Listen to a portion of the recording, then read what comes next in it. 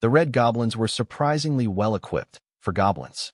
Each of them had an enchanted crystal dagger, and Ray noticed quickly that the magic on them was the same as the glowing moss in the room. I think we need to gather some of this moss. It has the same aura as the enchantment on their weapons. Karl informed the others. Lotus nodded, already inspecting the moss to see what was special about it. You're right. There is something special, and it's not a moss I know, either. This place is strange. There are so many things that I don't know, when I should know almost all plants and animals. She complained. Her voice held a pouting tone, but her face was hidden by her hood as she kneeled on the moss to inspect it more closely. Then she began to gather it, carefully pulling it up by the roots and holding it up in the air. Karl laughed and took it from her to place in Thor's space, where it would be safely stored until it was needed. While it was there, Karl decided to take a good look at it using his identification skill. Underworld Moss, usable by Karl, Ray Hawk, combines with Underworld Crystals, Commander rank or higher vital fluids. Core of Frost, potion grants a chance at the Paralytic Strike skill. That sounded pretty good if he could gather the rest of the ingredients. The crystals might be nearby, and the Core of Frost sounded like something they could find outside, so there was a good chance. Karl looked around the cave and realized that the crystals were closer than he had thought. They were what the daggers were made from, and there were dozens of them along the walls, embedded in the moss. Ray took that as her cue to go gather a few dozen of them, just in case the potion didn't work the first time. Then she realized that they were also good for weapons, and stuffed even more of them into her area. The glow was actually quite pretty, sparkling like a field of stars, so she added even more, until all the ones she could conveniently reach were picked, and half her space's floor was filled with a layer of crystals and moss. If I hang the bodies upside down, it will look like the night sky is above them once again. Ray declared proudly as she began to plan how to rearrange her trophies. I'm glad you like them. Is Ray planning to clear the entire room? Lotus asked as the bloodbath spider finished her work. She's got all that she wanted. She is making an art installation in her space, and it needed something to sparkle like the night sky. Karl explained. The spellblades looked a bit confused, but Dana reached over to brush moss off Ray's back, where it had fallen while she was gathering crystals. I'm certain that it is lovely. You'll have to show us sometime. The mage joked. Ray considered that for a while. She couldn't bring Dana in, but she could put some in the gazebo roof when they got home, and that would be good too. Hopefully, someone was taking care of their plants while they were away. There were plenty of pretty ones that should have fruits and flowers soon. The group got ready to move, and Corbin motioned for Karl and Ray to head to the front. They could see best, and again there was only one exit to the room, headed back not far from the direction they had entered. Ray went in front, not as concerned about threats now that she had lightning around her. The spider golems took up the rear of the pack, and they walked down the hallway, careful not to make any excessive noise that would echo in the tunnels. Karl could still hear them moving, so any beast with sensitive ears would as well, but it was better not to advertise their presence. Another room lit with braziers was ahead, and Karl became suspicious. Something was up with this place, and he wasn't certain what it was. It's the same, Ray noted as she inspected the room. It is, Karl agreed. Everything was the same. Size, shape, brazier placement. There's another room, he whispered to the others. Situation? Alice asked. It's identical to the last brazier-lit room. Alice called Corbin up, and the two discussed the plan for a moment. We want to try something new. Would you be willing to enter with Lotus and Tessa, then close the door behind you? Go with the group that's the strongest at their level, and see if it triggers the same sort of trap? Karl asked. Alice nodded gravely, and Karl turned to the clerics. Lotus shrugged. I think it's for the best. If it works, we get loot. If it doesn't, we just open the far door and have you stand in the doorway while everyone else passes through. Last time it didn't do anything until we were all fully inside. I would appreciate it if you could leave one of the healers here. Rose muttered as she realized what the plan was. Corbin sighed. She has a point. If we're attacked while they're gone, it would be best if we had a healer with us. The two clerics turned to face each other, and then began playing rock, paper, scissors. The first to win was Tessa, who smirked at Lotus. I will go with Karl. Lotus will stay with the rest of the group in case you're attacked. We will call for you if nothing happens. Karl called Ray into her space, in case there was some issue with her being commander rank to his ascended. The previous trial instances had recognized the beasts as individuals, so these traps might as well. Karl led the way, with Tessa right behind him. She closed the door once they were through, and they waited for most of a minute before she sighed and opened the door again, only to find that there was nobody there. I guess that means it worked. Now, where is the writing? Let's see what is going on, she announced. The letters appeared only a few seconds later. Welcome to the Mixed Group Challenge. Tessa read, then laughed. This one, we could have all entered together and fought together, but now they're going to either be short the two of us, or they'll be waiting for us to return. Karl suspected that the stress might have cracked the war priestess, but she actually looked overjoyed. It's a mixed group event, you can enter together. Karl tried calling out to the group, in case they could still hear him, though he couldn't see them. Then he found himself standing on the front lines of a massive defensive battle, with Tessa right beside him. There were thousands of soldiers around them in the formation, humans, beastkin, and even ogres. Charging toward them was a tide of elves, trolls, fairies, dryads, and creatures Karl had no name for. Mixed group battle, he muttered. It seems so. Tessa agreed. The surrounding soldiers gave them strange looks, and someone shouted as they moved forward to set a shield wall. Crap, they don't speak our language. Tessa just shrugged. War is war, we don't need words. Bring out the beasts, so the others have time to get used to them, and prepare to fight. Karl called everyone, and the soldiers smiled. It looked like beasts in battle wasn't that uncommon to them, and even when Ray called her golems, the soldiers didn't panic. The leader of this force called something, and the rank behind the shield bearers hefted spears, setting them on top of the shields as a brace against the impact of the incoming trolls that made up the front rank of the Fey force. The front lines were about to crash together when suddenly Karl realized they had reinforcements. The rest of the group had entered, standing behind him and Tessa. The sound of snapping wooden spears filled the air an instant before the sound of trolls hitting shields, and a battle cry that sent the humans' allied forces forward. Ray sent her golems, while Hawk took to the sky, but Thor stayed back, waiting for the first of the trolls to breach the line, so he could plug the hole. What is going on? We heard you call for us to come in. Prince Corbin called out. Humans and allies against Fey group battle. Tessa yelled back, trying to be heard over the din of the battle, as Karl began to hurl attacks at the taller Fey. I guess we're doing this then. Prince Corbin sighed. 3 hours later, Karl sat with his back against Thor in the ruins of the battlefield. The humans had won a Pyrrhic victory at best, and with the losses that they had suffered, if there had been any Fey left alive, it might have been counted as a loss. The town that the humans and their allies were defending had been half razed, and most of the civilians were presumed dead. Less than 1 in 50 of the original 1,000 or so warriors were still alive, and all of them were currently catching their breath. The battlefield smoldered where Hawk had bombarded it with fireballs to prevent the trolls from regenerating, leaving acrid smoke hanging over the plains, which were now largely devoid of life. After meditating for the last 10 minutes to recover some strength, slowly spreading the energy from the focuses in the beast spaces to improve their quality, before rebuilding the focus to improve everyone's strength, Karl opened his eyes and decided it was time to get back on his feet. Karl looked out at the massive number of bodies and slowly got to his feet, ready to go check them for loot and valuables. With that many, there had to be some good stuff there somewhere. However, as soon as he got up to go check the nearby bodies, those familiar magical words appeared on the ground. Trial successfully completed. Time 2 hours 47 minutes. Tessa read. Then they all waited to see what the next message would be. Would it send them to another round? It hadn't said failed. It did tell them that they were successful, despite the heavy casualties and the damage to the town behind them. Rewards granted.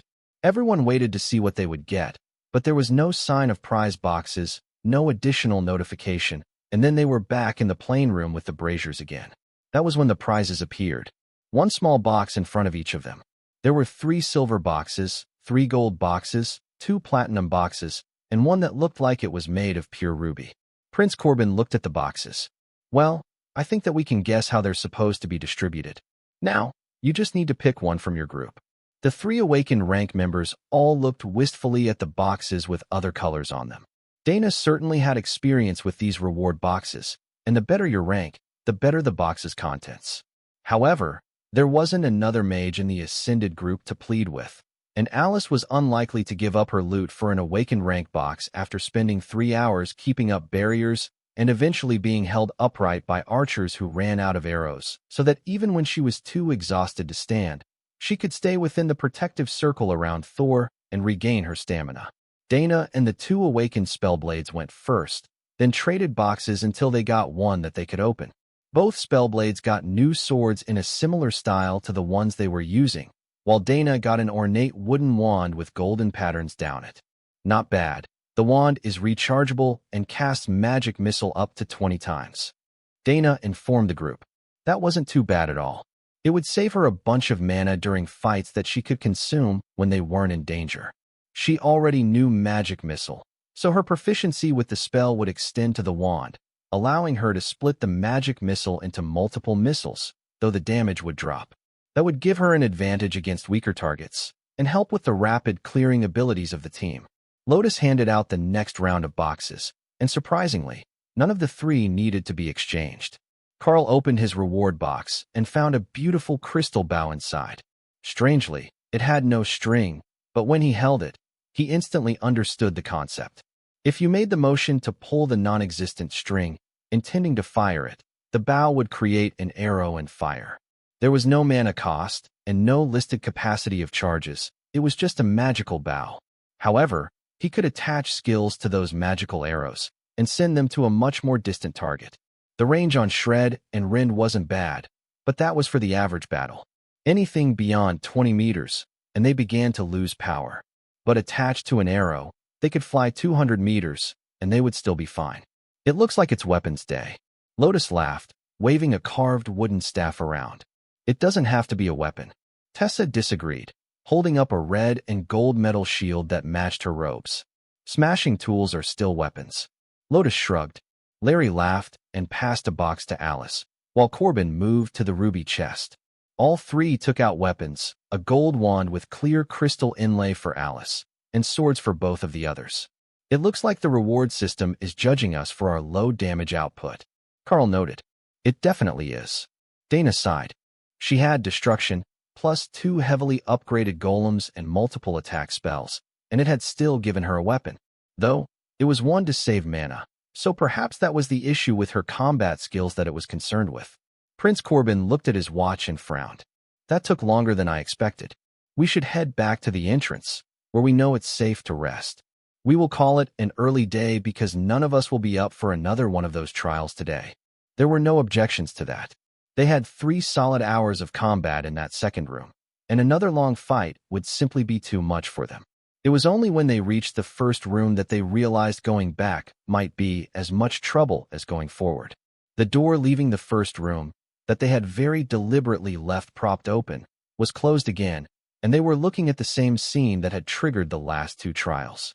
All right, we will set up camp for the night in the last trial room in case the goblins in the larger cave aren't the only ones around. They have a way of finding a way through the smallest cracks, and who knows what's hidden under that moss. If the way back is sealed, we're as safe here as anywhere, but we will keep watch, in case the trials reset and not just the doors to the rooms. What is the watch schedule? Karl asked as he prepared to head back into the second trial room. Prince Corbin gestured to Karl. We will use a 2-person watch, so one can defend while the other wakes the group. One commander with someone else. Karl, you and I will take first. Who wants second? Alice nodded. I will take second with Rose. And that puts me and Daryl third. Larry agreed. Everyone else has the night to rest, and we will cycle partners tomorrow if it's reasonable. Nobody wants the healers to be overtired. Karl couldn't argue with that logic. When things were bad, it paid to have the clerics on your side fresh and ready to work. So he set down his pack and took out his sleeping bag, wanting to have it ready to crawl into when he finished his watch. Dana sat up next to him while the clerics prepared dinner. The spellswords were about to take out ration packs when they noticed that there was a rather surprising amount of food available. Where did all that come from? Do you carry a whole kitchen? Rose asked. No need for that. We can both use advanced food creation blessings. This is all magic. It didn't exist 2 minutes ago. Just get comfortable, and it will be cooked in 15 minutes. Tessa explained. They were making some sort of stew with the ingredients they had conjured, so Karl offered up a large chunk of meat from one of the awakened rank reptiles they had fought that morning. Hawk had claimed the body, but it would take him forever to get through it all. Here, cut this thinly, and it should cook quickly enough, he offered. Prince Corbin looked dubious about the mystery meat from nowhere, but he didn't say anything, and decided to just trust the clerics not to poison them all. Even if they did, they were the ones with the cleansing spells, so it was in their best interest to be safe with the food. But they seemed to trust Karl's food supply, and as soon as he passed it over, Lotus began to cut paper-thin slices that would cook in seconds in the stew pot. After the meal was finished and the supplies were packed away, Karl sat down next to Prince Corbin, but facing the opposite door, so they could start their watch, which Karl honestly didn't expect to be anything but dull. They were inside what appeared to be an enchanted tunnel system, and the only other room down the hall was sealed. If anything happened, it would be this one resetting, and if it happened on his watch, it would be a real pain, as they were still exhausted and mentally drained. At first, neither of them said anything. They just silently watched their doors while everyone fell asleep. They had all zipped their backpacks into the sleeping bags with them, in case the trial activated, so they didn't end up leaving anything they might need on the outside.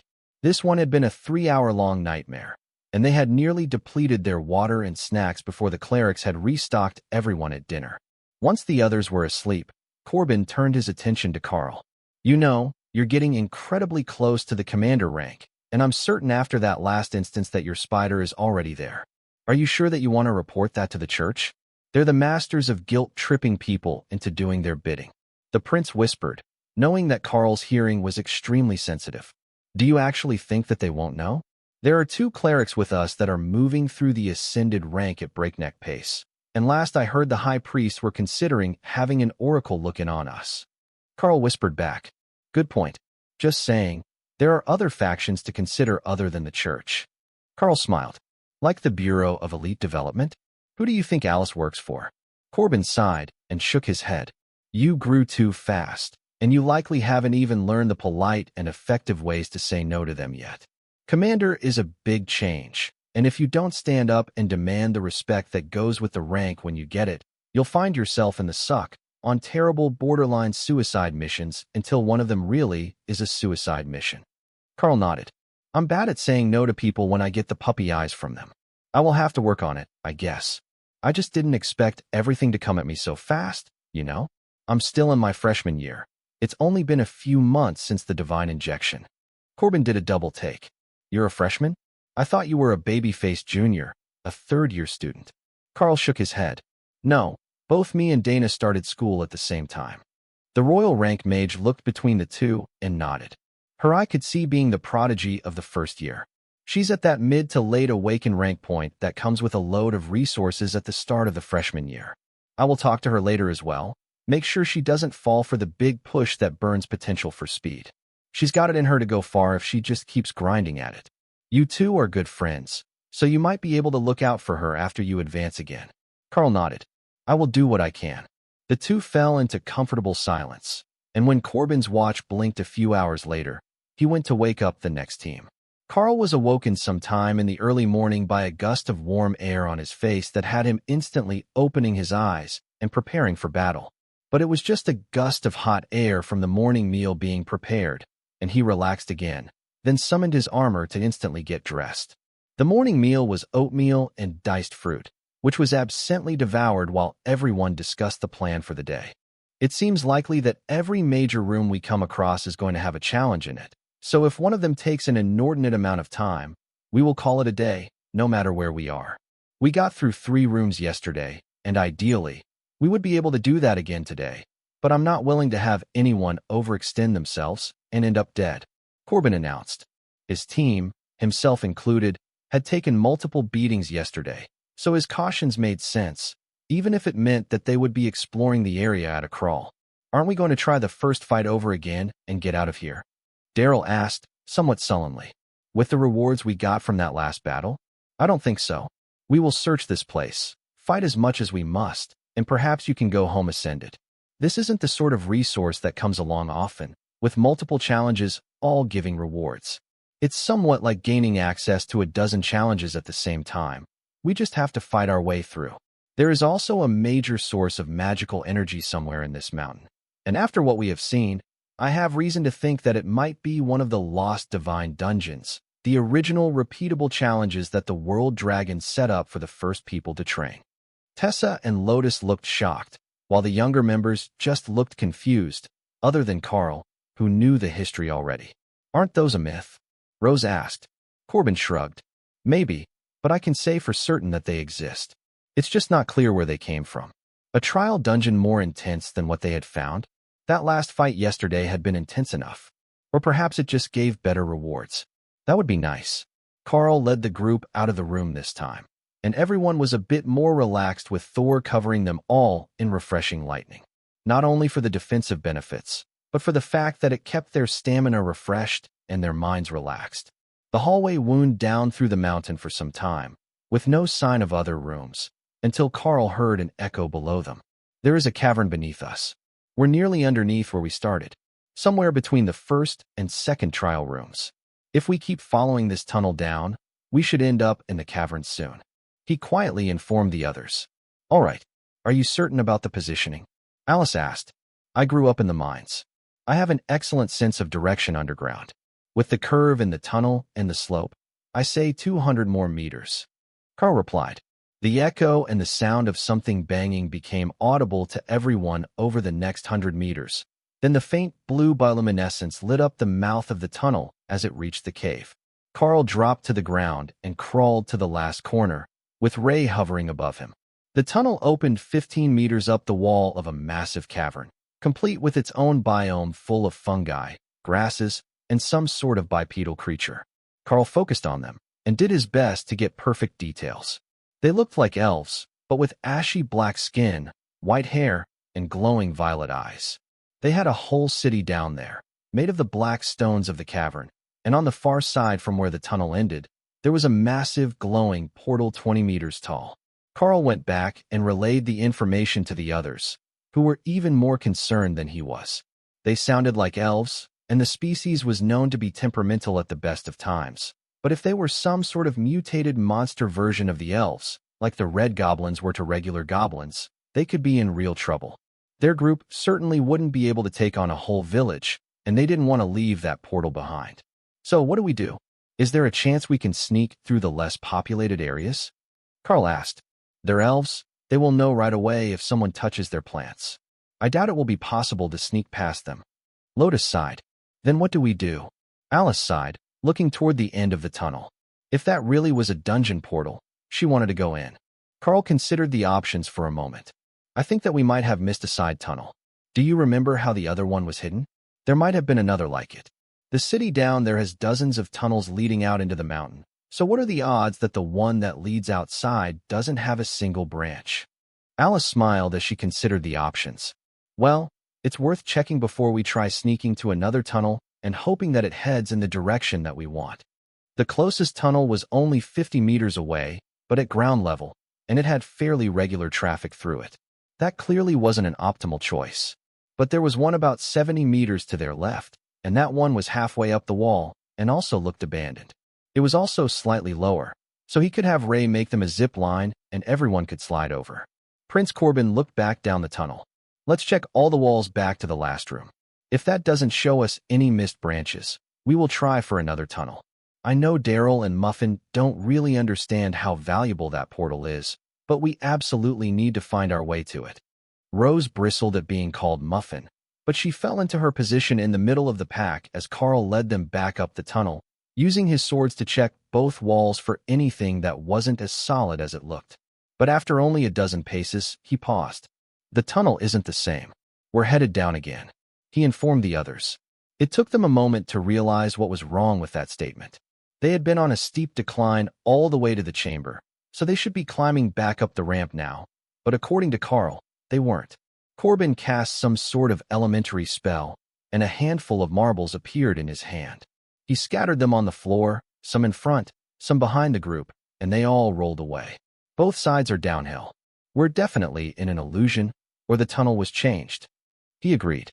Karl closed his eyes and whistled softly, letting Ray's echolocation tell him what was around them. This way. Behind us is still the chamber, but the real upward tunnel is on our left. In front of us is solid rock. Everyone hold hands and follow me for a few steps. He instructed. That sounded a bit foolish to the others, but they followed the instruction, and when Karl got 4 steps through what had looked and felt like solid rock, they were in a new tunnel. He took a few more steps, then pulled everyone to them, and called Ray to her space, then brought her back out again. She couldn't close her eyes, so she was unable to get past the illusion on her own, even though she could clearly tell that what she was seeing was not right. Once they were all in the new tunnel, Karl took out a strip of cloth from his bag, intended to be a bandana or dust mask, but it would do as a blindfold. He needed a bit of eyesight to use thermal vision, and the folded-over cloth made a hazy, but not completely impenetrable view, though he couldn't see anything in the dark with normal vision. All right, illusion-resistant eyewear engaged. I will lead us forward. Just warn me if there is anything strange going on with my actions so that we don't get separated. He informed the group. There was a short pause, and Karl turned back to the group, only to find them staring straight ahead. There wasn't anything there by his vision, though. Ray, what are they looking at? He asked. No clue. They all look pretty freaked out, though. Maybe swat at the air with your sword or something, she suggested. Karl did, and everyone started moving again, looking around as if expecting to be ambushed. I'm pretty sure we're still in the illusion. I didn't see what you do, and when I waved my sword around, you all came back to me, Karl explained. If it even got Corbin in its trap, perhaps we should find another alternate way, Larry suggested. It does seem as if they put in significant effort to trap this tunnel, doesn't it? Karl agreed. And there are elves in the tunnel behind us. I can hear them. Ray added. Going back is no longer an option. There is someone in the tunnel we came from. Stay close, and ignore anything that you see. Close your eyes and hold on to someone's clothes if you have to. Just keep following me, Karl ordered. He led the group down through a set of winding corridors until he sensed a door on the left. Then he pulled everyone inside and closed the door behind them. They were in another of the brazier rooms, and everyone was giving him strange looks. Sorry, the elves were catching up to us, and this was the first door I found, he whispered, motioning for silence. But they continued to wait, and nothing happened. There was no magical writing, and the sound of running footsteps and swearing in the corridors faded after a few minutes. Then it returned, as the patrol retraced their steps, but they didn't stop outside the door, and just kept moving back toward the tunnel mouth that Karl's group had stopped near. What do we do now? There's no second exit from this room, and there's a whole city of them out there, Dana asked. Prince Corbin sighed, then smiled. I have either the dumbest or most brilliant idea ever. When the guards passed by the second time, I managed to record them for my disguise spell. I can disguise everyone as the patrol, and we can just walk through to our goal. Alice chuckled. Definitely one of the dumbest. How are we supposed to get back out once they notice we've gone through the portal? You know they will have it under security, and the disguise spell doesn't last long, so we won't be able to spend time scouting, even if we spoke their language. How about we use the disguise spell to look for a way out? At the least, they wouldn't attack on sight if they mistook us for guards, Larry offered. Corbin raised his hand, and suddenly, everyone looked like the dark-skinned elven guards.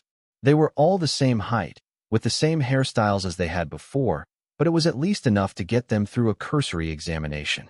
All right, let's go see if we can find a way to the portal, the royal ranked mage instructed. Karl sent Ray back to her space to help with the disguise, and opened the door, only to find that they were no longer in a hallway, but a large courtyard in the middle of a fantastic city. His first instinct was to close his eyes and let echolocation tell him the truth, but when he did, it still seemed to be real. He turned back to the group. What do you think the chances are that we stepped into a trial and didn't notice? We didn't get a notification in here, but what if that was because I was leading us blind through the illusions when we entered? Prince Corbin stepped up beside him and looked out at the city, which was made up of twisted black spires, with a bright blue sky overhead, and alien-looking plants growing everywhere. Well, we aren't in the underground city, that's for certain. Let me check with a locating spell, he whispered, in case something nearby could hear them. He cast the spell and shook his head. We're definitely inside a trial. Either that, or we're more than 1,000 kilometers from where we were yesterday. I can't locate any of our other clansmen, and there is nothing coming in over the radio. Alice took a device out of her pack and nodded. We're not in contact with any government signals. I would say that we're almost certainly inside a trial of some sort. What does the outside of the building we're in look like?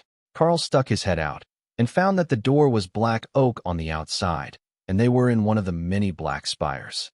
The same as the ones you can see across the road. We're on the main floor of a spire, Karl explained. Alice nodded.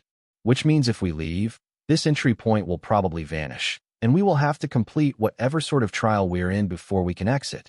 This sort of situation matches with the reports that we got from other elites, but they reported losing huge amounts of time while they were in strange trials, or simply didn't remember anything. Great. So is there any way to see what sort of mission we're on? Larry asked.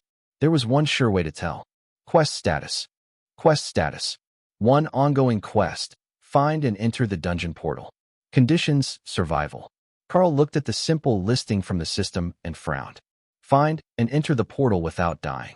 Yeah, that was basically what they were trying to do anyhow. There wasn't much of a reason to issue them a quest for it, unless they had been in one all along and misunderstood, thinking that they had exited. If they had entered a trial when they left the last room, or worse, hadn't left the first one that they had entered at all, and were simply moving around areas of it, their entire experience could be an illusion. Karl looked outside, using every form of vision that he could, but found that the only people around were a scattering of the dark-skinned elves.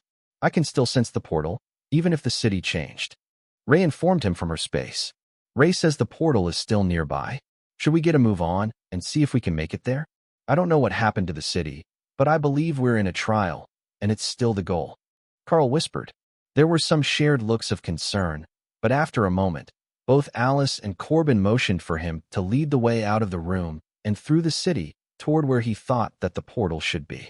Their disguises weren't perfect, but they blended in well with the locals, who had a very eclectic fashion sense, with the only rule seeming to be that it must be black clothing with white hair. They didn't speak as they moved through the city streets, headed for the center of town, where everyone could soon see the glow of the immense portal. There were more people moving their way by the minute, as if there were some type of big event going on, and Lotus was getting excited. I speak Elvish, and while their accent is archaic and harsh, I can hear them saying that the portal is open. That must mean they're going to let people through. She whispered. Alice laughed softly. If we can just walk through the portal, I am throwing a party when we get back. How well do you think you can emulate the accent? Well enough to get us in. Trust me. Lotus replied as she came to walk beside Karl at the front of the group. They just followed the flow of people to the portal, hoping that the disguise spell held and wasn't seen through. Everyone in town was going the same way, toward the man in the black and white patterned robe that was shouting something in ancient Elvish. He says they're an outreach program, and they are looking for volunteers who are willing to risk their lives to prove that they have what it takes to be the champion of the dungeon. I don't know what that means, but I'm going with it. Before anyone could speak, Lotus threw her hands in the air and waved at the man in the black and white robes. He smiled and pointed at her, while the elves all looked stunned that someone was volunteering without asking for any more details. Lotus made a gesture that they were all together in a group, and the man motioned them up onto the platform where the dungeon portal was. Only 9 you? The options are 5 or 10. The man asked Lotus in Elven. This will be good enough for the 10-person challenge. Have faith, she replied. The man in the odd cleric robes, black on the left, white on the right, smiled and patted her on the head, then gestured to the portal for them to enter. The first volunteers for the new dungeon are now entering. May the blessings of the ancients be upon them, the man announced as they walked inside, and Lotus almost stopped to ask him questions, but didn't want to give herself away with her foreign accent. Lotus and Karl led the group through, and they stepped into a strange swamp with crystalline trees and groups of snake monsters with vaguely humanoid torsos. Naga, Lotus announced in awe. Are they powerful? Karl asked. They can be. They're semi-intelligent, brutal, and they use magic. Hawk looked out over the surroundings from his space and gave a squawk of pure hatred in Karl's mind. Evil, they're pure evil.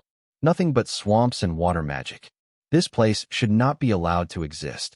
After his close call with the Yeti clans, Hawk's hatred for water magic seemed to have gotten more intense, but as Karl looked out over the swamps, he saw potential. There were leaders at the commander and high commander ranks, countless awakened drones and ascended warriors, as well as lesser subspecies that Karl believed were common grade and may or may not pose a threat. Lotus was the only one of them that knew much about the species, and she hadn't mentioned the others, so Karl assumed that they were most likely common grade creatures. though he could see them using simple water magic, so they weren't completely harmless. The scaled, almost human-shaped upper bodies of the Naga were throwing Karl's sense of scale off. Most of them only had 2 arms, but some had 4, and they all had fully reptilian heads, like a cobra's, with the widened hood. Only, theirs didn't only flare as a threat, it was held wide all the time, either on purpose or by evolution. They came in a huge variety of sizes, from torsos the size of a child to as large as that of an ogre. The Naga also wore some clothing and jewelry, while carrying weapons as needed, which convinced everyone in the group that they were indeed an advanced species. Karl didn't want to send Hawk up and draw the entire area toward them, but from the entrance, they could see quite a bit of the village. Karl focused on the quest status again, now that they were inside, and found that it had updated. Clear the Naga dungeon and eliminate the Naga King. That would definitely have to be done in order. But there was something strange about this place, other than the fact that it was full of Naga, or that it shouldn't exist in the location where they found it, or the weather in the swamp. Dana was the first to put it together. They can clearly see us standing here. Why haven't they attacked? She asked. Corbin smiled at her. It's a unique feature of the dungeons. I've been in a few before, and as long as none of your group leave the starting platform, nothing will attack.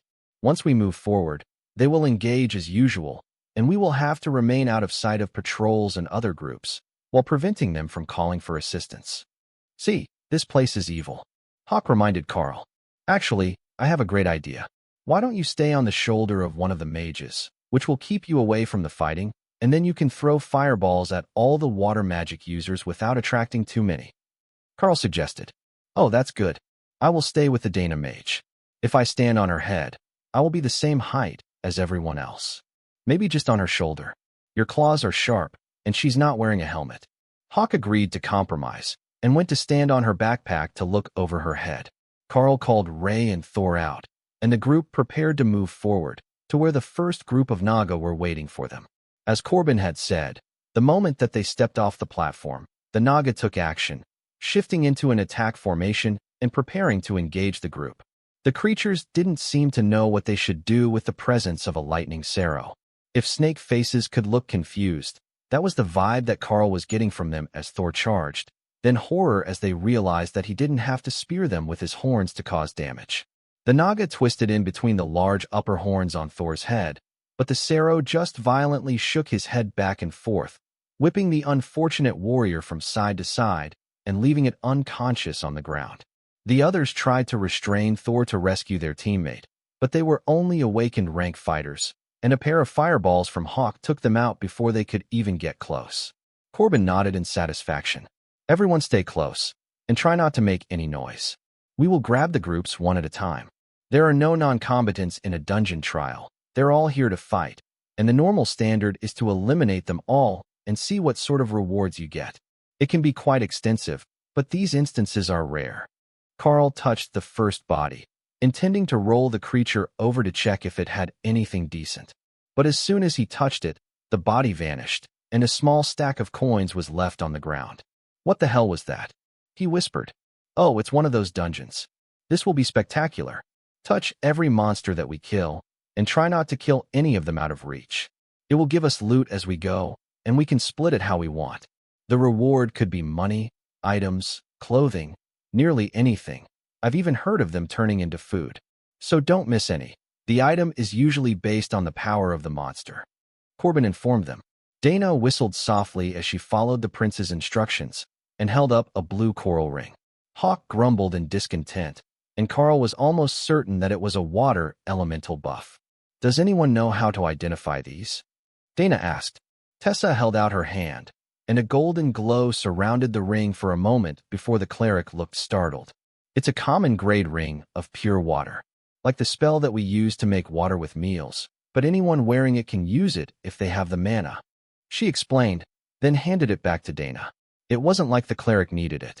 Dana took off her glove and slid it on her finger, then replaced the glove as the spell's words gave her envious looks.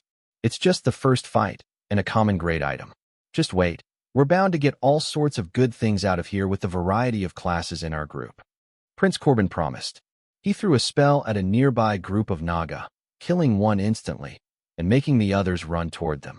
It was brilliant, and almost as if some of the intelligence of the monsters had been removed to make them respond in a predictably aggressive manner, even when they should have been smart enough to just run when someone was instantly decapitated. The Spellblades and Karl were on the group the next second, cutting them down, then tapping the corpses to see what happened. More coins, and a pair of black leather gloves that certainly weren't anything the Naga had been wearing were the results, leaving everyone impressed by the level of magic that it must have taken to create something like this. I believe that these dungeons are a creation of the World Dragon, a form of divine magic. The risks might be immense, as the enemy groups will contain opponents that can challenge Corbin because he's with us, but the rewards should be similarly great, as the World Dragon took care of the people. Tessa informed the group in a serious tone that reminded them she was a cleric first and knew all the essentials of church doctrine. Step back into the long grass. Lotus warned quietly, sending everyone scurrying for cover. Fortunately, there were no bodies left to give them away because there was a patrol of larger, four-armed Naga coming, and by Karl's guess there were 4 commanders and either a high commander or prince-ranked leader. Corbin gestured that he would take the leader with Alice's golem as his guard, which left Karl and Thor to hold off the others while the ambush worked its magic. Of course, Larry and Alice were going to have to help with the leader, but with Ray and her golems on the team, they weren't completely outmatched by the other 4 guards. The Naga were scaly, but not hard scaly like Thor. They were supple and flexible, meaning hard to hit as they avoided Karl's strikes. These guards also had a water barrier around them that had enraged Hawk, who was furiously hurling fireballs at them as his flaming body surrounded both him and Dana. Karl didn't think that Hawk had even realized he could do that. He was too focused on eliminating the water magic from existence, working through his trauma one charred corpse at a time.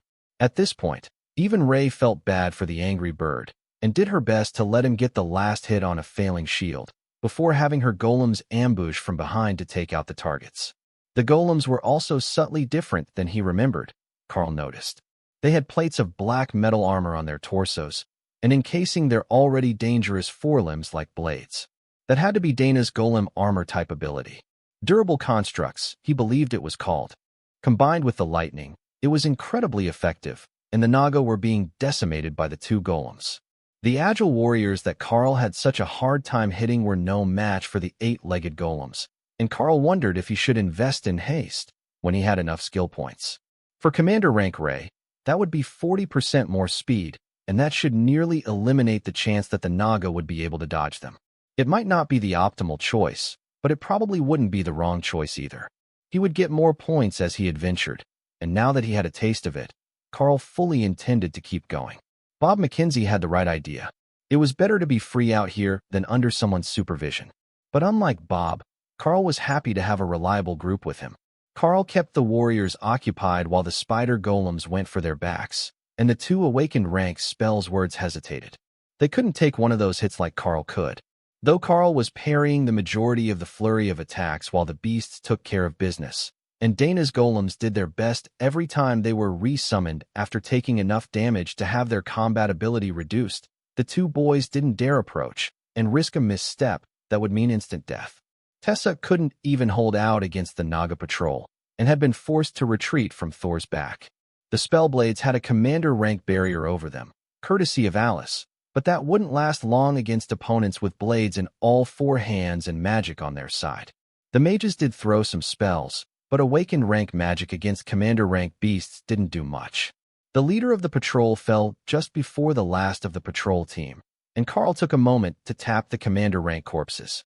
"Oh, there are more leather gloves. Tessa, what are those good for?" he asked, tossing them to the cleric. "Awakened rank gloves of watery death. Enhanced water magic damage," she replied, then carefully patted Hawk's flaming head as he glared at the item. "They're just gloves. They don't make their own water magic. Relax," she consoled him. Hawk was feeling better after killing a bunch of water magic users, but Tessa was pretty good at preening his head, so he kept up the act just a little longer. Karl suspected that he was learning bad habits from the others. "This is pretty good stuff," Dana noted as they prepared to move forward. Corbin shook his head. "That's the dungeon equivalent of trash. It's 2 full ranks below the monsters that dropped them. When these were originally made, The system users who fought in them would have had full sets of gear at their own rank, and they would be looking for rare items and specific benefits. Times were different then, and everyone was so much more powerful. After clearing 3 more groups without gaining anything but a water orb, which was a basic magical crafting resource, and some coins, the path led them to a large open area where a massive 4-armed naga was standing. It was wearing strings of bones and shells, and it carried a staff with a glowing blue crystal in one hand, with trinkets in the others. Some sort of shaman, Karl decided. It was also at the commander rank, and the lower-ranked members of the team side. They would be basically sidelined again, and the best rewards would predictably go to the strongest among them. All right, we know how to fight together. Dana, keep your golems back to protect the others, just in case. Prince Corbin announced as he activated a spell that let him leap into battle with a single stride. Karl and the beasts were a step behind him. Hawk had moved to stand on Thor's back, so he was closer to the action, and so he didn't draw attention to Dana. Ray was blended into the lichen-covered crystalline plants around the platform, encircling behind the shaman when the first strike landed, and the enormous Naga leader activated a spell that called out a dozen ethereal Naga spirits. Karl swiped at one, and it dissipated when it was cleaved in half. Dana, you guys are on the spirits, they're awakened rank. He called as he sent a shred toward the shaman.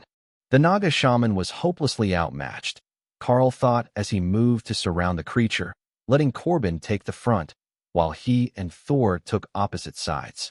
It was 6 commander rank attackers, including the golems, and 1 royal rank mage against a single commander rank shaman. But the creature didn't seem as concerned as Karl thought it should. Instead, it surrounded itself with a vortex of water, forcing Karl and the beasts back, then created water tornadoes that moved erratically around the platform.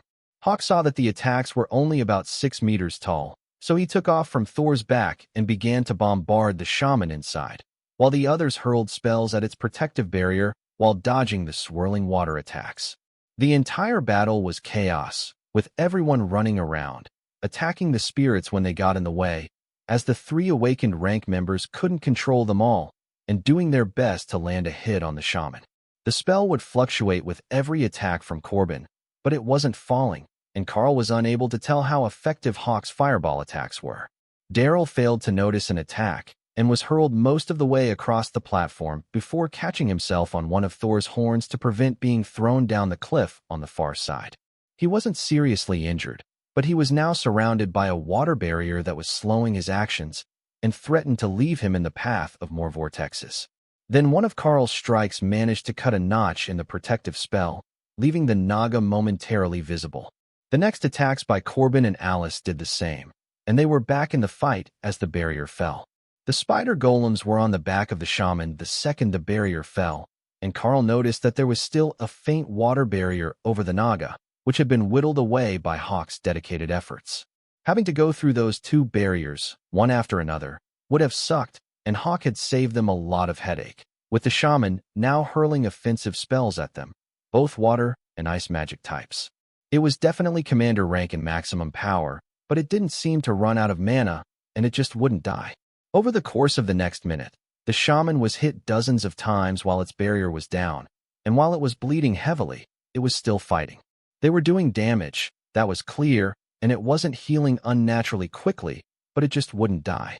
It was beginning to slow down, and the spells were coming more infrequently, but Karl got the feeling that this was not the end, but the build-up to a larger attack.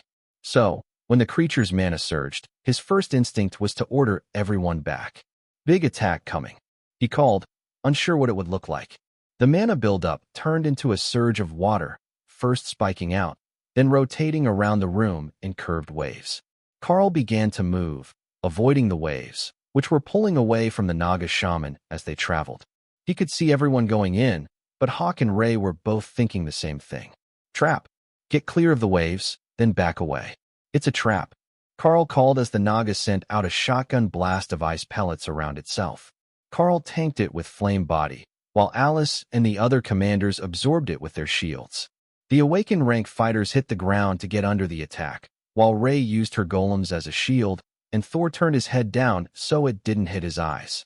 Then the spider golems were on the shaman's back again, and Karl drove his blade deep into the creature's belly as Corbin leapt over him to go for the creature's throat. The Naga shaman fell into a slumped pile of coiled body, with its arms toward Corbin in one last desperate attempt to grab and strangle him. Well, that went as well as expected. Are there any injuries? Karl asked as he realized the monster was truly dead and wasn't reacting to the golems continuing to stab it. Ray eventually called them off, and Corbin tapped the body, making it vanish, and a small pile of items appear on the floor. Tessa stepped up to cast her identification magic, but there was one item that caught Karl's attention. Core of Ice. It was a small crystal, unassuming among the dozens of other small gems, but it was one of the items Ray needed to make a concoction with the moss and crystals she had gotten earlier in the goblin cave. There were multiple piles of cloth, a staff with a blue orb that looked like the one that the shaman had been using, and an assortment of coins and gems. Alice picked up the staff and frowned at it. That's odd, I can't use it.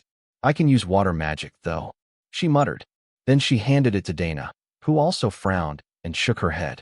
She passed it to Lotus, whose eyes lit up with excitement. Oh, this is pretty good. I like this stick, she announced.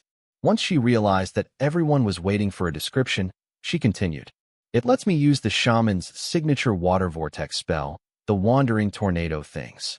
The other items were all ascended rank cloth armor, but the fashion wasn't bad, and the enchantments on them were strong, so they were split between Dana and Rose, who were the only ones who suited the fashion. It seemed that either because it was a female shaman or the Naga didn't have legs, the armor was created with a long skirt. When they put the armor, which was a significant status improvement over what they were wearing, which was mostly common and awakened grade cloth, which was all that the mage class could wear, Karl couldn't help but do a double take. The Naga style was somewhat modest and elegant, with full flared sleeves, but covered in gold and jewels for decoration, and the robes gave them both a regal look that made them seem more like fashionable debutantes and less like students on a mission. Rose's was shorter and slid up one side for mobility with matching cloth pants, while Dana's hung well past her knees, but was folded in the front of the skirt like a kimono, so it would expand as her legs moved. Wait, there's more. Corbin laughed as he held up one last piece of cloth. Dana laughed as she saw it, but Karl didn't realize right away what it was. An ancient-style cloth chest binding, the precursor to the modern sports bra, and it was enchanted. Corbin was holding it out to Rose, so it must be good for her stats, but Tessa was snickering. The spell's word put it on, hanging the cloth over her neck to let the item equip if it was able, and her chest went as flat as a board. The chest binding of smooth movement. Now, isn't that better than having to wear an uncomfortable binding and having your chest in the way of your swing? Corbin teased. Daryl has bigger breasts than I do in this thing. Do you have any idea what that will do to my fragile pride? If it didn't add melee range attack damage, I would trade with you. You're getting a bit spare in your old age. You could use it as much as I can. Rose retorted. Karl walked over and picked up the ice core for Ray, and quickly assembled the ingredients needed into a bowl, being careful not to mess up her art exhibit on the floor when he stole the moss and crystals. It could be used by her, Hawk, and Karl, with the chance to grant them a new skill of paralytic strikes, which Karl was eager to find out about. As the three ingredients settled into the bowl, they quickly turned to a paste, dissolving the moss and the crystals on contact. So, Karl split it into 3 portions. Each was a large vial, so it should be enough, he hoped. We will take a break here and regain some stamina and mana. I suggest eating some trail mix and getting a drink while we have time. Alice announced once everything from the last fight had been distributed. They were going to need the rest after that strangely durable shaman. Once everyone sat down to rest, the 3 beasts returned to their spaces, where they would recover the fastest, and Karl began to meditate, recovering his energy and mental focus, though his stamina had been recovered by the refreshing lightning. Hawk and Ray both immediately downed their potions, before Hawk began to splutter and curse in Karl's mind as the cold liquid reached his stomach. You fed me ice element, he complained. It has a chance to teach you paralyzing strikes. Karl explained, hoping to mollify the angry bird. The mixture did seem to have some effect on him, and Hawk's claws became a bit more crystalline and his body a bit more powerful, but it seemed he didn't gain any skills from it. Ray didn't complain about the potion. It had the comforting feeling of natural darkness, but she also didn't gain the skill. Karl considered giving her the last dose, but it did say that it was good for him as well, and there was a chance they could get more of the ice cores now that they knew what it looked like. They might even get another in this dungeon, as it was an ascended rank ingredient. So, he downed the potion and felt the cold flow through his veins, and then merge with the refreshing lightning that he had gained from Thor. New skill gained, stun. That wasn't what the identification skill said, but he would take it. A stunning strike was something that the group lacked, and as he was the one who knew it, he could use skill book to record it and earn himself some brownie points later, when he had gotten himself in trouble and needed a way out. It would also change his combat tactics. Stun was a melee range skill, which wasn't a big deal, but if he led with it, then switch targets, the spider golems could ambush the helpless target. He didn't know how long it would last, or how well creatures would resist it, but even a few seconds under their not-so-gentle ministrations was enough for the spider golems to take out most targets. After a few minutes' rest, Alice and Corbin prepared to move out again. They would be leading the group to attract the groups of Naga with their longer-ranged attacks, but Alice had an extra instruction this time. Let Thor rest for a bit.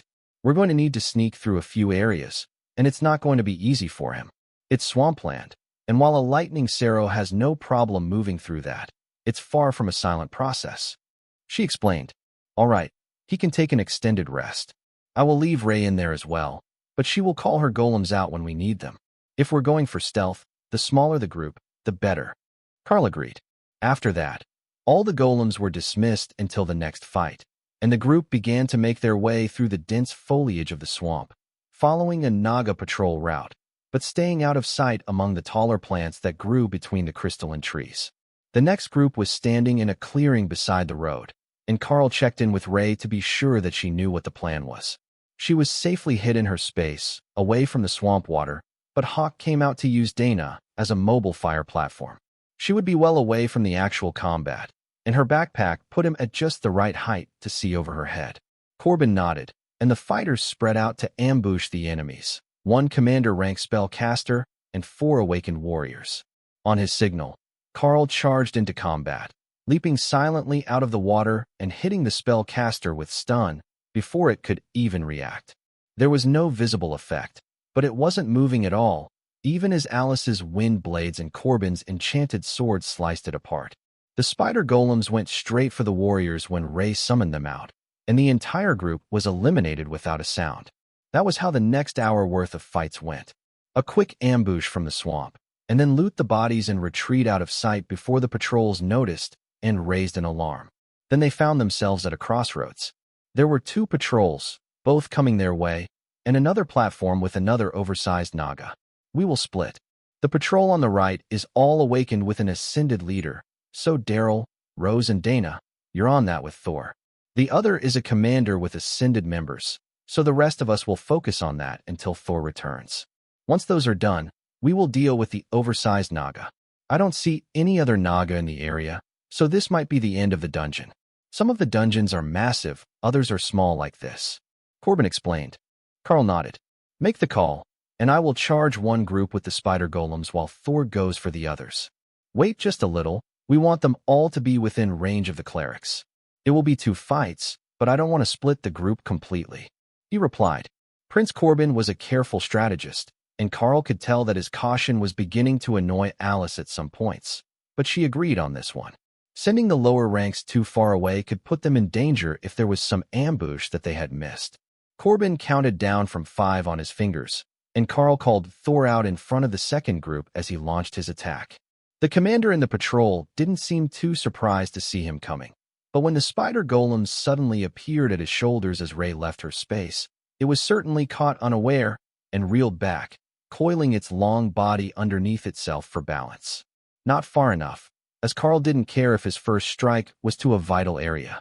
Stun hit the lower body of the commander, and it went lethargic for a moment, just long enough for the spider golems and Ray to swarm it. The commander had 4 arms, but the upper 2 were quickly immobilized as the golems stabbed at them and used their multiple limbs to pull them back at an awkward angle. Ray was more practical, and went for the long tail, slicing it as many times as she could with lacerate to make the creature bleed profusely. It was still trying to parry Karl's blade with its lower arms, and Karl mentally calculated that stun was only of limited effect on creatures above his rank, slowing them, but not completely immobilizing them unless he got a solid hit. He had expected the other patrol members to be coming for him by now, but they were occupied with Alice's golem and Prince Corbin's blade.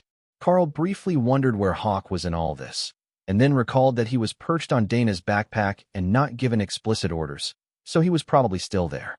That should be more than enough damage to deal with the second patrol. Karl didn't push for more attacks. He only kept the commander busy as Ray and her golems tore it to shreds, letting it collapse into Karl's arms and vanish into a pile of gems and a chain mail armor piece. The Awakened team had no problems with their group, and they were only seconds behind on the kills. That probably meant that Hawk was slacking, as there was only one Ascended member with the patrol, but there were no injuries, so all was well that ended well. Everyone turned to where the oversized Naga was standing on the platform.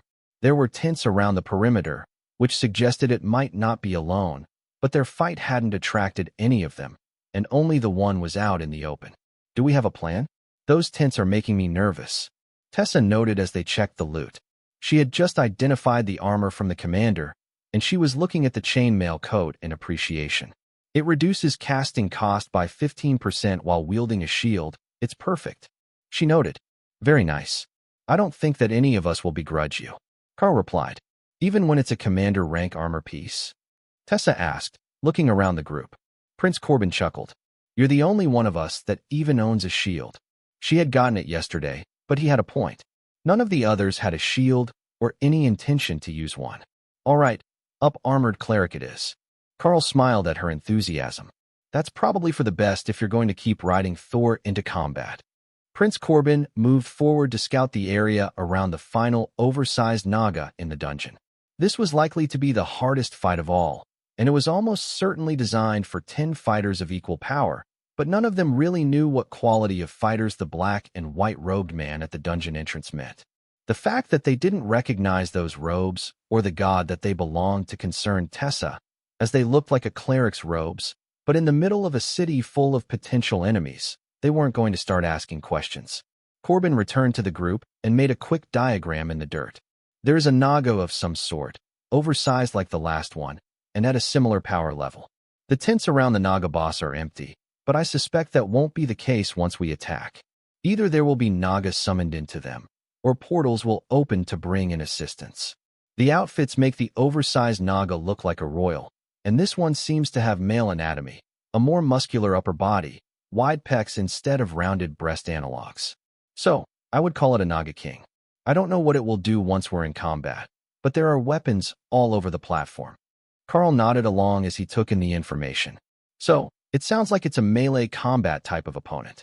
Avoidance will be key in taking it down. With 4 arms, it will be able to fight like multiple opponents, and the tail is likely to be dangerous as well. That shouldn't be anything that we can't deal with if it's near the same level as the last one. But the issue will be when more Nagas show up. We should try turning it around so that the mages and less armored combatants can stand near the stairs, away from the tents. Alice drew a mark on the diagram. If we're here, it should be good, provided that the Naga King can be turned around. We just need to worry about the reinforcements coming down the road instead of from the tents. But will the 2 of you be all right at the far side? 3 of us. I will take Thor with me and Corbin. That should be enough to keep it facing us, I hope. If the reinforcements come from behind you, withdraw your golems to hold them off. Karl suggested. Corbin smiled. Good planning skills. I hope that your skills match up to your confidence. Karl chuckled as he looked at his skill points. He had enough for another upgrade, so if things got really bad, he would grant himself another skill to make up for what he was lacking. Alice looked toward the sky. We should send Hawk up to scout the area and make certain that we didn't miss anything. Now that we're almost out of enemies, it should be safe enough. Karl motioned for him to comply, and Hawk took off, circling the swamps searching for opponents. Nothing, just that big one. He confirmed. Stay up high, and you can join the fight after we get him turned. Karl replied.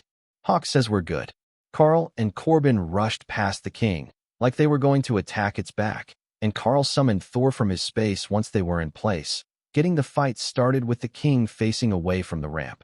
The others joined from the steps, with Ray's golems moving forward to engage from the sides, far enough forward that the king wouldn't have to turn around to look at them. That made it look like a 5-on-1 from its point of view until the mages and lower-ranked spells words began their ranged bombardment. The wounds stacked up at an insane rate as Corbin focused all his energy on parrying all 4 swords and keeping the king from landing a single strike. It was becoming a lopsided battle, and Hawk's fireballs were searing away scales all over the creature's body. As they had expected, the king eventually cast a barrier over itself and let out a battle cry that made dozens of Naga appear on the path toward the platform and from the tents. The spider golems turned to face the ones from the nearest tents, while Karl dealt with the few that were behind them. The mages would be engaged for a while, but between Ray and the spider golems, the Naga warriors who were summoned weren't a major threat. It was the steady stream of enemies coming up the ramps that was the real issue. At the moment, Corbin was stuck on defense, so the only ones landing any hits on the boss was Ray, while Thor and Karl dealt with the additional fighters. Lacerate was doing its job, and the floor was covered in Naga blood, but the boss wasn't showing many signs of weakening as it threw down its small swords and grabbed 2 larger ones from the ground, holding each in 2 hands from the same side of its body. Even Corbin couldn't properly parry those with the brute strength of the much larger Naga King, and Karl was forced to roll out of the way of a downward slash. The moment that the last of the warriors from the tents fell, the tents were blown back by a wave of water magic as a spectral version of the shaman boss joined the fight. "Take this, evil water snakes," Hawk called happily as he dived. Bombed the platform. It took Karl a second to realize what he meant. There were what appeared to be Naga eggs in one of the tent sites, and Hawk was going for them. "No," Karl called out an instant too late, as Hawk tossed his prized snack into the mental space. It landed in the 4th beast space, which immediately filled with the strange swamps and long grasses of the dungeon, while the eggs sunk into the mud and waters. "My snack," Hawk wailed as he realized what had happened. "Get your brain back in the fight. We're not done yet," Karl reminded him. He would remove the egg later, and the space should reset. Or at least he hoped that would work. He managed to take Thor and Ray's eggs back out after putting them in the space. But now the ghostly shaman was building up to their wave attack as the spectral form entwined itself in a defensive formation with the king. Karl launched himself forward, narrowly avoiding an incoming strike from the king, and hit the shaman with a stun attack. The building attack stopped, and the mages unleashed a wave of attacks on it, accompanied by Hawk's frustrated fireballs. With its major attack interrupted, the specter needed time to recover, and this form was far weaker than its original body had been. It was already beginning to become incorporeal under the weight of attacks that the spider golems were sending its way. The king slammed the ground with its blades, sending an earthquake in all directions as the specter was eliminated by the concerted efforts of the group. Karl jumped, and Thor counterattacked with his own earthquake to keep himself stable, but the others were thrown to the ground as the king was surrounded by a red barrier. It was going berserk, and its attacks were increasing in speed, shattering the barriers over Corbin, who was on one knee. Karl attacked from the other side to draw its attention while the spell blade recovered, but even his magically enhanced strength and large blade were no match for the enraged boss, and he was tossed to the ground on the 3rd strike. He threw himself to the side to dodge and continued his defense, keeping the king facing away from the mages, who were slower to recover and who had taken a fair bit of damage from the earthquake. The bleeding was taking its toll on the boss, and the red barrier was fading, along with the king's attack power, by the time that it turned back to Corbin. Karl had bought enough time for the spell blade to find an opening, and he drove his blade deep into the creature's chest, where a human's heart would be. Blood flew everywhere, coating Corbin and the platform around him as the boss collapsed, and then the corpse vanished, leaving behind a large golden chest.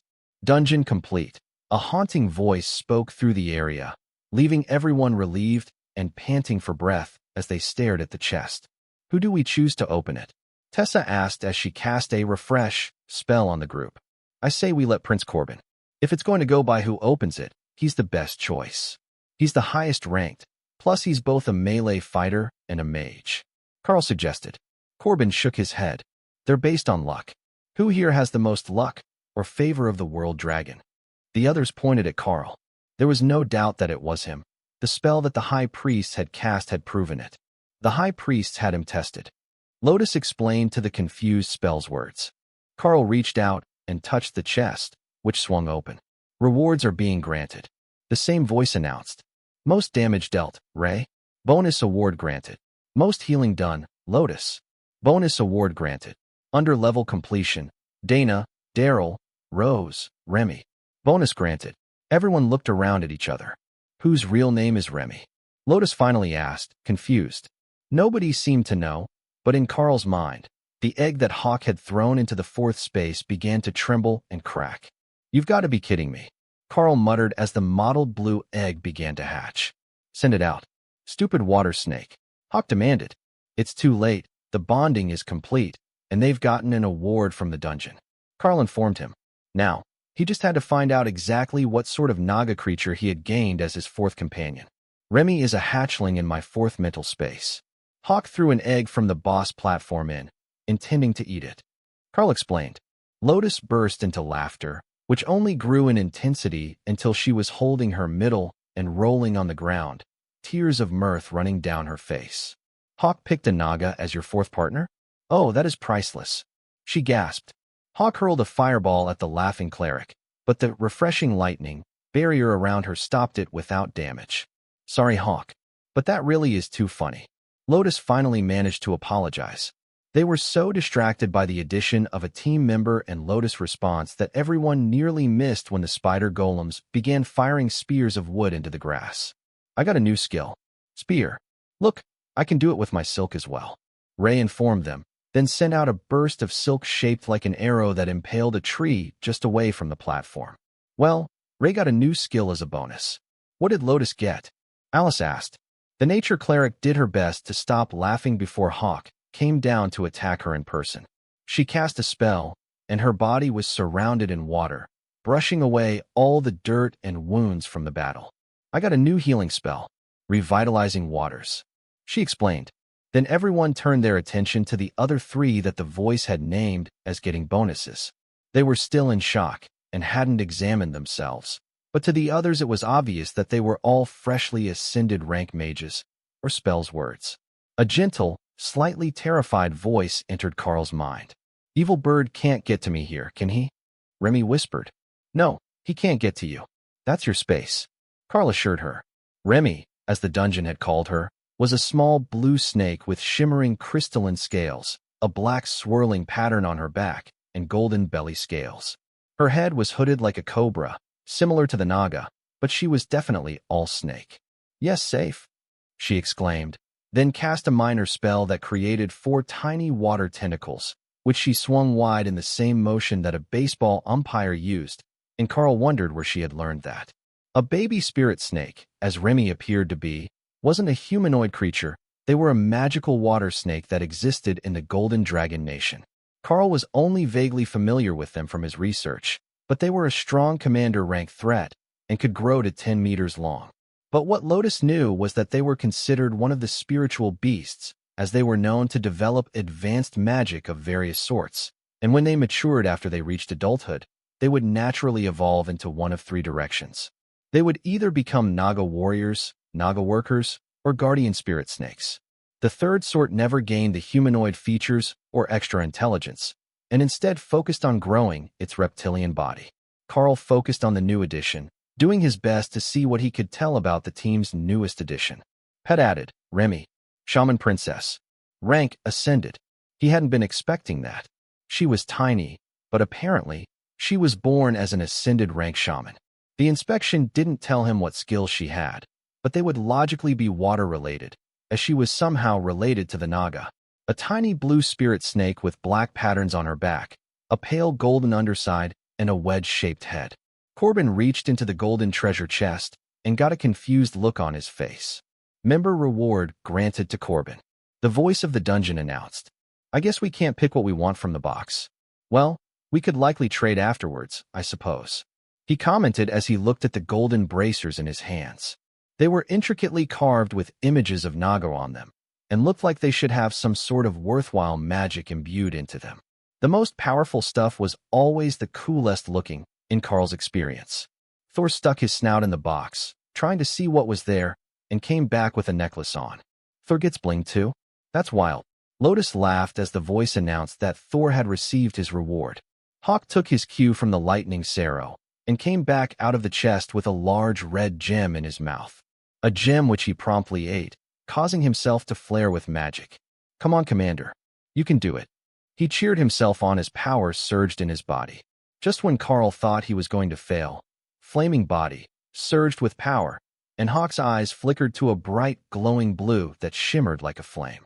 That's a commander rank advancement for Hawk. Karl stated the obvious as the others cheered him on. One after another, the others reached in to grab their rewards and came back out with gear. Ray got a shadowy gem that she also ate, though it didn't propel her through an entire rank. Karl was last up, and Remy appeared on his hand as he reached into the chest. Member reward granted to Karl. Member reward granted to Remy. Hawk screeched in annoyance. She didn't even do anything. She wasn't even born when the fight ended. Karl sighed. Look, you two are going to have to get along. I also know that you ate the other eggs from that nest already, so don't pretend like you lost something precious. He sensed Remy's smug attitude. Hawk had eliminated the competition for her. Now, she just had to eliminate the Hawk, and she won. Won what? Karl wasn't certain, but he mentally chastised the baby monster. That means you two. Get along with the others. Karl made it an order and felt the two beasts' wills bending under his order as they reluctantly came up with ways to do the bare minimum to comply. Remy now had a spear in 2 of her 4 water tentacles, while Karl was looking at a simple golden coin. Skill token grants 1 random skill. What is that? It feels like holy magic. Tessa asked. It grants a skill when used. Karl explained. Wow, so like a skill book. What skill? She replied, eager to see what new power Karl would gain. It, doesn't say. It says it grants a random skill. Corbin whistled in appreciation. That's quite the find. It could either be the most valuable item you'll ever hold, or the most disappointing bonus you'll ever get. I've seen something like that before, and when it says random, it means random. Completely random. In that case, should I hold off? Karl asked. I don't think it matters when you use it. Corbin shrugged. The only problem was that Karl didn't know how to use the coin. He only knew what it did. The magic of the coin told him that much. Flip it, Tessa suggested. If it was random, a coin flip made sense, Karl supposed. He looked at the coin, which had the World Dragon logo on both sides, so there were no heads or tails. He just flipped it and caught it, then flipped it onto the back of his hand, the way you always did for a coin toss. Skill gained. Silent movement, the dungeon voice announced. Not a bad ability for a scout. Alice congratulated him. Agreed. Tessa informed him with a satisfied nod. Prince Corbin looked around at the group, who had long since reverted to their natural human forms. I should cast the spell on us all once we get to the entrance. Then we will have to find a way out of that city and the trial that it was in. We did well here, but there will still be challenges ahead of us. He reminded the others. Karl put all the beasts away in preparation to head out, and Corbin prepared their disguises. Lotus, you're up at the front again. If they have questions, you're the only one likely to understand. Corbin instructed. With a nod from the spellblade, the group made their way through the dungeon, retracing their steps. They stopped at the entry platform to check their gear and make certain they hadn't dropped anything, before stepping through the portal in a group and directly out onto a snow-covered hillside. They were out of the mountains, near the edge of the abnormally cold anomaly zone, nearly 50 kilometers from where they had started. For a moment, everyone's expressions went blank, while refreshing lightning surged, as if they were under attack, and then they recovered. Alice looked around them. How did we get here? Karl shrugged. When we left the dungeon, this is where it brought us. For a second, the others looked confused, and then realization came to their faces as refreshing lightning fought off whatever status effect was placed on them, and their memories returned. Nice save, Thor. Karl congratulated his partner. I told you I was the healer now, Thor declared, which made Remy giggle. Prince Corbin snapped his fingers. I get it now. That's what happened to the others. They entered an instance, and when they finally escaped it, their memory was wiped. But we were all under the same protective spell when we left the dungeon, and we managed to remember. Larry patted him on the back. Good work, boss. We couldn't have done without you being mauled by a Naga King for 10 straight minutes. But we've got more to celebrate. There is a new commander in the group. Corbin turned to Karl. So there is. As they stood in the snow near the foothills of the mountains, Karl checked his body for obvious changes and immediately noticed the differences. His power had made a notable jump, likely when Hawk advanced, at least 20% from where he was before, and the feeling of his power was slightly different, the same way that Hawk and Ray had changed when they advanced. How can you tell that without a test? Rose asked skeptically. She still viewed Karl with a level of distrust, but it didn't seem personal. She treated all men the same way, just not as obviously as with Karl. He feels like a commander rank beast. If I wasn't familiar with him, I would think that one of the local monsters had just advanced. Prince Corbin explained. That was what one of the nearby elite groups had thought as well, and they came running into the area, searching for the beast that had just advanced, hoping to catch it while it was still vulnerable during the aftermath, the way that Ray had been when she shed her chitin. Where did you all come from? We were informed that everyone else had evacuated from the mountains. We're just here to prevent the spread of the anomaly monsters. The team leader, a commander-rank warrior, asked. Karl's group was larger than usual, 9 people, and the Spellblade outfits suggested that it was 2 groups mashed together for safety. To the patrol, that meant their information that the region was clear of elites was incorrect, and they needed some answers. We were on a mission in the mountains. Dispatch code 025678. Prince Corbin replied. The team leader punched the code into his phone, sending a text message to someone, and promptly got a message back. I see the issue. You've been gone 10 days, and were presumed lost when the monsters surged. It's good to have you back, Prince Corbin. The commander replied. Not it, Karl shouted as the man finished speaking. Not what? He asked confused. I'm not taking the blame or doing the paperwork for this one. It's someone else's turn. Karl laughed. There were definitely going to be questions about what they were doing for 10 days, though it only felt like 2 in the minds of the group. I will call for an extraction team. Where will you all be returning to? The commander asked. My team will be going to the Golden Divine Academy, and I believe the others will be going to the capital. Alice announced. That would be a change. Karl hadn't been back to his room in ages, and he could use a nice long rest. They simply waited as the extraction helicopter came to pick them up. Karl knew there would be all sorts of questions when they got back to the academy, like how he made it to commander, how Dana made ascended so fast, where all this new gear came from, and what they were going to do with him now. That reminded Karl of the warning that Prince Corbin had given him. Once he was back, he would have to learn to stand up for himself. Even if he was still a student, he was also a commander rank elite, and theoretically on the same social standing as the professors of the academy or even Alice. He might not have the usual record and accolades to go with it, but he did hold the rank. Their ride was one lone helicopter, a smaller one, and not one of the larger cargo helicopters that would transport 50 elites at a time to multiple locations. Everyone piled in, and the co-pilot made a motion for them to buckle up. The large sliding doors on the sides were open, so they could attack out of the vehicle if there were flying threats or ranged attacks, but the pilot was keeping fairly close to the treetops. That wasn't normal, from what Karl knew. It was safer to be way up in the sky, where attacks from the ground couldn't get to you, and this only made sense if you were hiding from a threat in the air. They were unable to hear anything being said over the noise, but the helicopter was headed straight for the academy, if his sense of direction was correct. Karl was in the middle seat at the back, so he chose to meditate while they flew, establishing the power level of his newest space and getting to know Remy. So, you're a shaman. What sort of skills can you use? Karl asked the tiny spirit snake. Her rich blue scales faded to pale gold along her belly, with black swirling patterns on her back, making her look a bit like a python. Though the pattern of the black markings wasn't right for a python, and the blue of her scales was more like a gemstone than the camouflage of a common snake monster. I know minor water control, and chain lightning, and blizzard, and healing splash. It's not a big healing spell like the clerics use, but it closes cuts well, she announced proudly. Hawk was glaring at her from the moment that she said blizzard, but he wasn't trying to break into her space, and he wasn't hurling mental insults at her. At least, not anymore.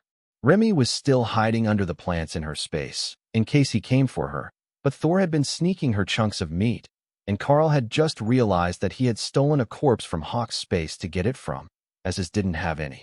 Remy made sure to dip them all in the water and wrap them in leaves from one of the tall grasses before eating them, like she was making sushi rolls out of meat bits that she chopped with her spear.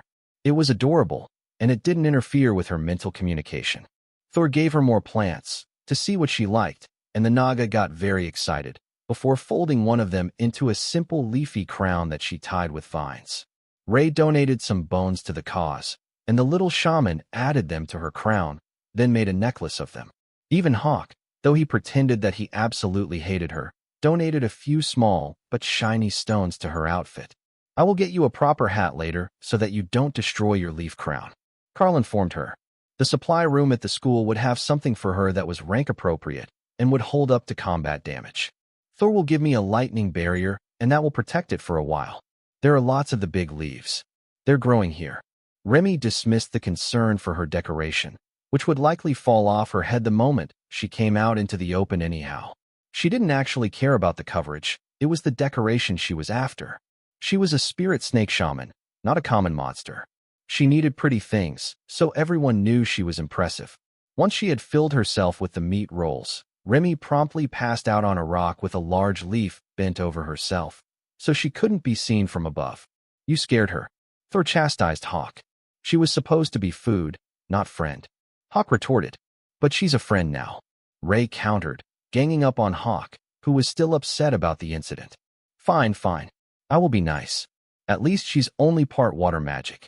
She's got lightning as well, and lightning is warm. Hawk reluctantly agreed. Karl meditated the next 4 hours away, waiting for them to reach their destination as everyone rested. The amount of power flowing both into him and into his spaces was twice what it had been a few days ago, when he last had time to properly meditate. The feedback from the 2 commander rank beasts had proven to be a real boon to his development. The energy level in both Thor and Remy's spaces was growing at a noticeable rate, as was the newborn snake. She had been absolutely tiny when she hatched, and the influx of food and energy had grown her by about 1/3, to the point that she would actually fill Karl's palm now. She was still no thicker around than his pinky, except at the base of her head, where the hood flared out like a cobra or a naga. When she was asleep, the hood of scales around her head was gone, tucked flat, instead of spread to make her look larger. Or perhaps it was more than a threat display and worked like ears for a naga? Karl didn't know much about their biology. Hopefully, Sergeant Rito would be here already. He couldn't wait to tell her about all the things he had seen. But any side quests would have to wait because there was a large group of government vehicles sitting next to the helipad on the academy grounds as they approached. Karl hadn't really had to deal with them before, other than Colonel Valerie and her people from the Bureau, who wouldn't need to assemble a group to greet their team, unless there was some formality to welcoming Prince Corbin and the Spellblades. The helicopter landed, and the co-pilot motioned for them to wait inside until the blades spun down. That gave them time to see who was waiting for them, and it appeared to be a rather illustrious group of dignitaries from every branch of the government. Remember what I told you. You're going to need a backbone here, firm but polite, or they'll walk all over you and treat you like an unruly child. Prince Corbin whispered to Karl. Alice gave him a questioning look, wondering what he was talking to Karl about. But before she could ask, the royal rank mage stepped down from the helicopter and greeted the crowd. Ministers, Chief Researcher Davies, generals, what brings such an illustrious group here today with their assistance? Corbin asked as he walked toward the crowd. Corbin had been seated next to Karl, who followed Alice out of the door, with Larry right beside him. As he turned, Karl could see that the staff were holding the others back, having everyone disembark by rank, so the ascended would be at the back of the group. When they reached the gathering, they held those ranks. Prince Corbin was in front, with Larry and Alice flanking Karl, and the others in behind. Lotus and Tessa didn't stay there long, and went to greet a high priest in the crowd personally. That gave the teachers the opportunity to whisk Dana away along with Rose and Daryl, leaving just the 4 senior members to greet the politicians. Oh, have you found a promising junior to introduce to us today, Corbin? One of the men asked. Who? Commander Karl? Yes, he is quite promising, but hardly a junior anymore, ascended Minister Gerald. From the look on the young minister's face, you would think that Corbin had slapped him. Karl guessed that bringing up the fact that he was ascended was considered to be an insult, despite his position as a government minister, which was among the highest of appointed positions. Oh, a young commander, is he? I'm certain that we can find some suitable work for him. The minister simpered in an unsightly display of sucking up that made Karl's skin crawl. I will see where I can fit you into my schedule, minister. Thank you for the offer. Karl replied politely, and saw the split second where Corbin's neutral look flickered to a smirk. In his peripheral vision, Alice was doing a much worse job of hiding her amusement, while Larry was stone-faced, simply standing there like a statue, perhaps hoping that they would forget he was present. A man in a general's uniform stepped up and shook Alice's hand. "Agent, good to see you again. Tell me, how is the colonel?" Alice gave him a genuine smile. The last that I saw her, she was dealing with an incompetent forward operations base manager. She wasn't in a good mood, but her health has been well. A rather fragile-looking person in a vibrant peach-colored suit stepped up, holding a clipboard. "Prince Corbin, would you like to sign up for one of the assistance groups? I have all the paperwork prepared for you, ready for signature." They asked, with a tone of demand in their voice. "No, thank you. I am quite busy with the Spellblade training program, you see." Karl was beginning to see what he meant. If you didn't say no to them, they would monopolize every minute of your day with their pet projects, using your power and reputation to earn themselves bonuses at work. Alice was relatively safe as a member of the Bureau, and Larry had Prince Corbin as a shield, but Karl would have been thrown to the wolves if anyone had known in advance that he had made the commander rank. "Should we proceed to the official commander rank testing, Elite Karl?" A deep voice asked from behind him. The voice was familiar, and Karl turned to find Tank, the Berserker training instructor, standing there with a smile on his face. "That sounds good. It's best to get the little formalities out of the way first." Karl agreed. Tank smiled as Karl made his escape, headed back toward the warrior training grounds. "You don't need a mage area, do you? I don't know what you've been up to since you left here." The big Berserker asked. "No, a warrior training area should be just fine." Karl agreed. He must have called ahead because they were already setting up the energy measuring equipment when the pair arrived. "You know the routine? Power up, no summon creatures. Then activate your skill against the target, and we will measure the energy output." The instructor who was manning the station informed them in a dry tone. At first, Karl thought that the man didn't know or care who it was that had made commander. Then he realized that there were whole lines of students awaiting tests. It was exam week, and he just happened to be here for it. The examiner didn't even look up as Karl grabbed the two-handed training sword and activated Refreshing Lightning and Flame Body. "Pass, low commander." The man informed them in the same bored tone. "Respectfully, I haven't even activated an attack skill yet." Karl informed him. That made the man look up and see the energy-coated weapon still tipped down against the ground. He gave an odd look for Karl being in armor, with a backpack on, instead of in school uniform, but didn't comment on it before getting back to business. "Oh, sorry. Please, proceed." Karl focused and added Shred to the ability stack, then realized he had gained new abilities from Remy. He could use her Chain Lightning, which seemed as if it would go better with Refreshing Lightning than Shred did.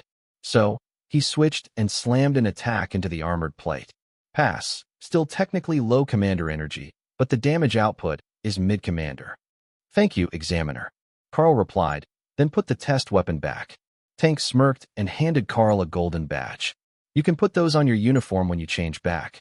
You will need a fresh set, by the way, as commander rank students wear the teacher's business suit around the academy, not the plain black school uniform. If you make it to Royal before you graduate, you get a cape." "Well, I'll try to escape to my room and get changed." "What time of day is it? It should be almost dinner, right?" Karl asked. It had been daytime since they got out of the portal, so he wasn't entirely certain what time they started their day. "It is almost 5 in the afternoon. We got the message that your team members were coming back just after lunch." Karl smiled. "Perfect, then I will be done changing just in time to eat." Tank shook his hand and looked toward one of the other testing areas. "I will go register your results. You go get changed." Wandering around the school in armor and a backpack attracts attention. Karl made for the supply room and found the halls of the dorm building curiously busy with gawking students. Sure, class would be out, but nobody hung out in the hallways like this. The rumors didn't take long to reach his ears that he was the next famous prodigy of the school, reaching commander in the first year, and that he was the reason all the government people were here for the exams. Of course, that was unlikely to be true. They had gone straight to trying to wrangle Prince Corbin into deals when they arrived, but that didn't change the students' rumor mill. "Hi, I'll need a new uniform." Karl greeted the older man at the counter. "Wrecked one during exams, did you?" "No worries, I've got plenty." He replied, "Actually, I passed the commander rank test, so I need a change of uniform." Karl replied, holding up the golden school badge. "Oh, easy peasy. They might be dusty, as I don't go through many, but they're always in stock." The old man took out 2 bags, then looked over Karl and changed them for 2 others. "There you go, a new uniform plus a formal suit. These ones will bond once you wear them, so do take care of them, as they'll cost you to replace. The daily wear uniform is black, and the other one is the formal white for official events." The clerk explained, "Thanks. I will see you again soon. I will need a few equipment pieces when I have a bit more time to talk." Karl replied, with a subtle nod toward the students openly eavesdropping. "Of course. See you soon." Karl checked on the plants that filled his balcony and found them freshly watered, then changed and showered quickly, before trying on the 2 new suits. As promised, they bonded the same way that armor did, allowing him to dismiss them with a thought and get dressed again just as easily. Now, he wouldn't have to worry about the spare clothes in his bag, as he had something to change into other than armor for when they got back to town. But he did notice that there was one oddity about these 2 outfits. The badge, the golden emblem of his commander rank, bonded separately from the suits. He could take it out and show it to people without changing, or put it on whichever outfit he wanted. That was truly convenient. It still marked him as a student of the Golden Divine Academy, which should be no shock to anyone, given his youth. However, the mirror on the wall was showing him a much less childish face than he was used to. That babyish peach fuzz was becoming a proper beard, and the childish look was fading toward what he would call young adulthood. Like his beasts, the advancements had helped him through the adolescent awkward phase, and he was looking more like a proper adult. He quickly shaved and put a bit of pomade in his hair as he brushed it, keeping it in place now that it was beginning to grow out from the crew cut that he had finished middle school with. His parents would be proud of how far he had come, so Karl sent a message to them, as both would be out of the house at this hour of the day. When he went downstairs in his suit, none of the students recognized him right away. They simply nodded politely as he walked by, mistaking him for one of the part-time teacher's assistants that came and went. But the cafeteria ladies weren't nearly as easily fooled. "Student Karl, welcome back. We've got some ascended rank bear meat in, if your wee beastie would like to give it a try." Hawk wasn't feeling enthusiastic about the prospect with all the meat he already had, and Remy wasn't sure what a bear was, so Karl shook his head. "We were lucky enough to stock up on meat while we were out, but I could use a double serving of your shepherd's pie and a coffee." The worker nodded happily and gestured toward the seating area. "You can take a seat, we will bring it out. Or are you going to be in the staff lounge?" "I'll sit here. I must say, I'm getting all the special treatment today." Karl replied, "You're all fancy now, you get the privileges." She laughed, then waved him over to the tables. The students were beginning to realize who he was, and the excitement to talk to him was building. To prevent utter chaos in the cafeteria, Karl picked a table in the corner where he would be able to talk without being surrounded. Having to turn around to answer questions from behind would be a pain, as well as blocking most of the room, so it seemed like the best option. At first, it was the generic congratulations on having made commander from people whose faces he barely recognized. Then some of the mages from Hawk's training class came in to have dinner and saw Karl in his suit with the gold badge. "What the hell? How is that even fair? I haven't made it to Ascended yet, and he already made commander," one of the water mages complained. Karl felt Hawk's smugness in his mind at the man's comment. The victory over that particular bit of water was complete. "What are you going to do now? I mean, once you are as good as the teachers, is there really much that you can learn in the academy?" One of the other mages asked. "There's always more to learn, and combat isn't the only subject that we need to know. Sure, I could and will likely spend a lot of time doing mercenary hunting jobs because I have beasts to feed, but the other courses, martial arts training and theory classes, are all still valuable." Karl replied. The mage laughed. "I suppose that's right. They'll expect big things of you now. But did you hear the news while you were away? There's a big thing happening with the Frost Giants nation. Apparently, they've been using some sort of ice magic to attack neighboring countries and spread their borders. I saw it on the news the other day." That got Karl's attention. When they were sent, the thought was that the anomaly was what was causing the cold in the region, but the anomaly ended up being some sort of dark elf village trial in a Naga dungeon. Neither of those was of the ice element, though there were frozen battlefields in some of the trials that they faced. Finding out that it was most likely the beginning of an attack by the frost giants along that border made sense of a number of things, like the fact that when they came out, the mountains had been evacuated, and the people left behind were feared dead. With an ongoing conflict between them and the frost giants, it wouldn't be safe to go train there for the foreseeable future. The staff brought his dinner while Karl answered questions, and after a few minutes, Dana came to join him at the table. So far, nobody else had been brave enough to take a seat, but Dana looked more concerned about the meal on her plate, while her curly hair slowly dried and turned into a giant mass of frizz. "We've been in the field too long. It's weird seeing a meal with no rice and beans," she commented as she began to eat. It was actually. They were such a common staple in Lotus and Tessa's cooking that he didn't even think about it, but they were missing from the academy meals. Karl cut up a bit of roast chicken and wrapped it in lettuce, then brought Remy out of her space to say hello to everyone. The baby spirit snake was growing fast, now over 30 centimeters long, and starting to take on more of a dull sheen, which Karl suspected meant that she would be shedding her skin soon. "Is that Remy? The baby Naga spirit snake, or whatever she was?" Dana asked. "She is. Remy, this is Dana. Would you like to say hi?" he asked as Remy grabbed a chicken ball and maneuvered it toward her mouth. Remy flicked her tongue in greeting and used minor water control to make a pair of tentacles to wave at the mage before filling her mouth to prevent any more questions. "Wow, I didn't think that you could bond a spirit snake. They're technically magical beasts, since they can't speak a language, and they're not much smarter than dogs, but still, when they evolve into Naga, they grow up to look partially humanoid." A mage from the morning training commented. Dana looked up. "The ones we saw in the dungeon could communicate well enough." That startled the mage. "They were speaking? Like hissing at each other to coordinate attacks?" "I grew up near the swamps, and there is a theory that in ancient times, Naga were semi-intelligent beings, but now they're basically snakes with arms. They can't even be trained to perform labor tasks." Dana nodded. There was a whole village full of Naga in the dungeon, complete with tents and furniture. "That's wild. I wonder if Remy will be that smart, or if it was just the magic of the dungeon making a home for them." Remy looked up at Karl. "Slap him for calling me a snake with arms," she demanded. Karl chuckled, catching the mage's attention. "She is quite insulted to hear the Naga called snakes with arms.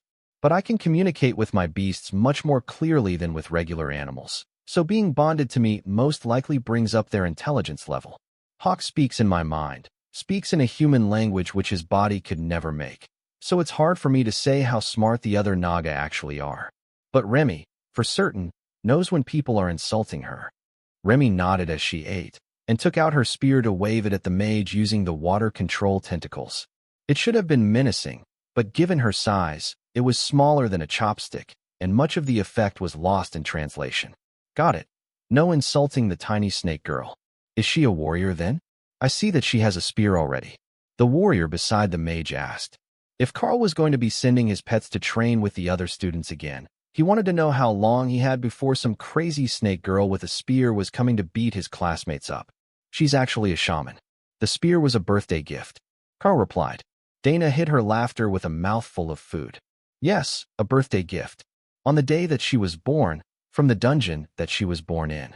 Once dinner was done, Karl took Dana back up to his room to relax, away from all the excitement of the academy on exam day.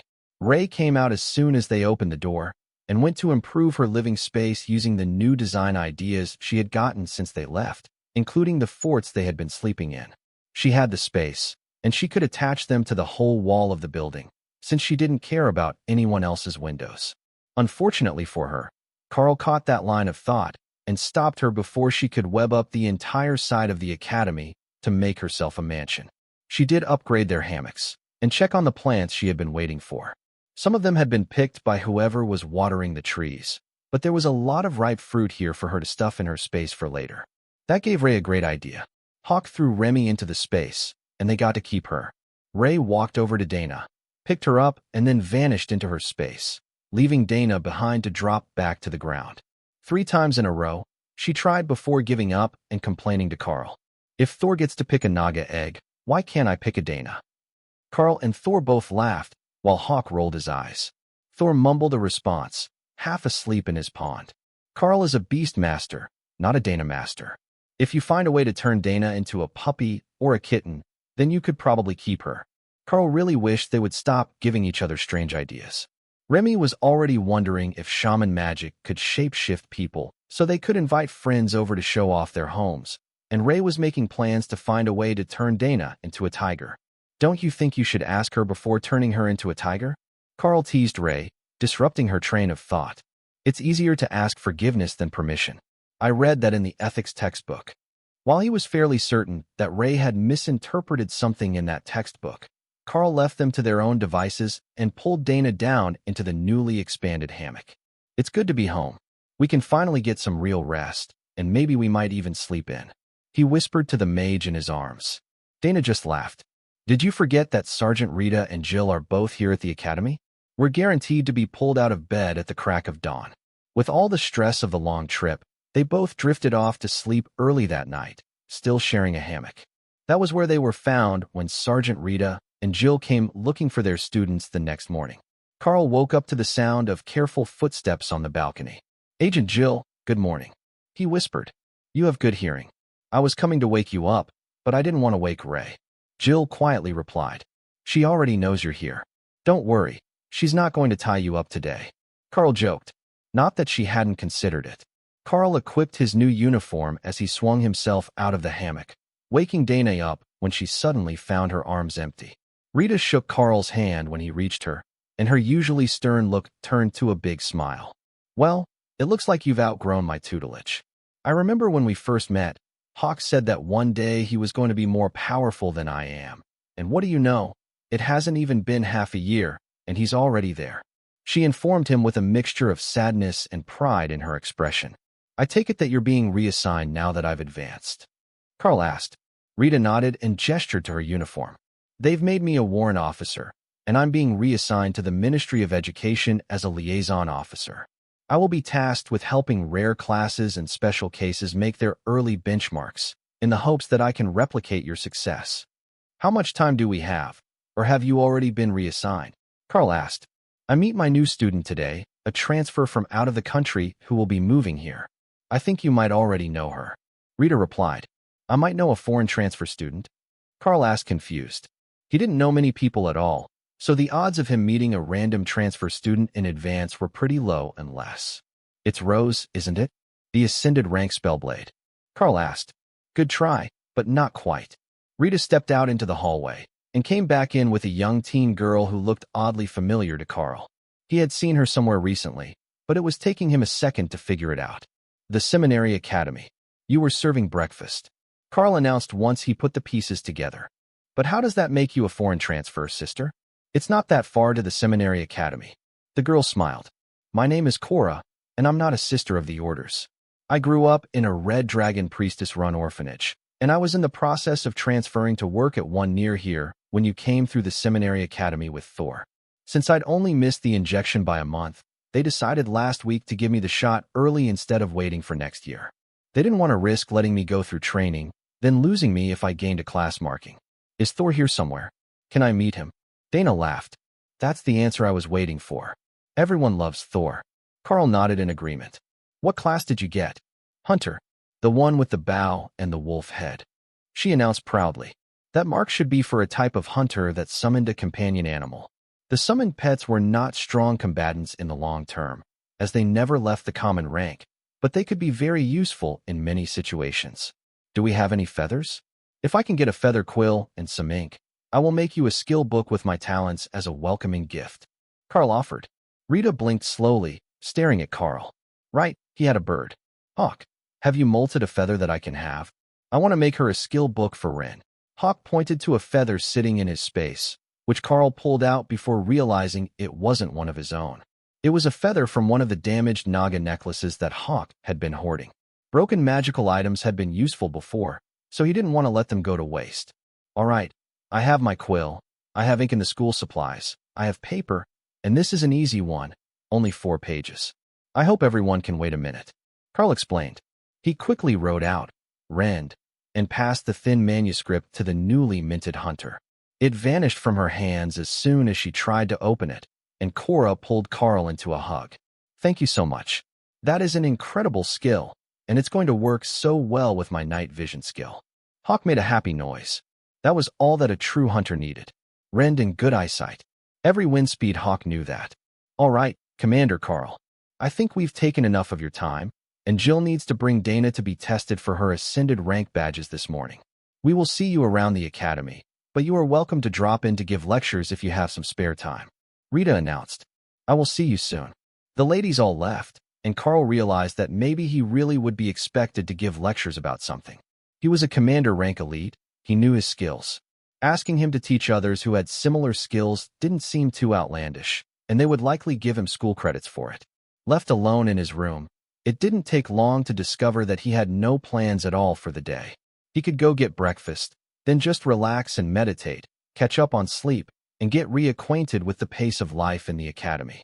It didn't sound half bad, and Thor was on board with the idea that there was no harm in a little more sleep. Of course, simply sleeping the day away when you were the talk of the academy was easier said than done. Karl hadn't even had time to sort through his gear to see what was depleted and what needed replacing before there was someone knocking at his door, then another, more insistent knocking. Good morning.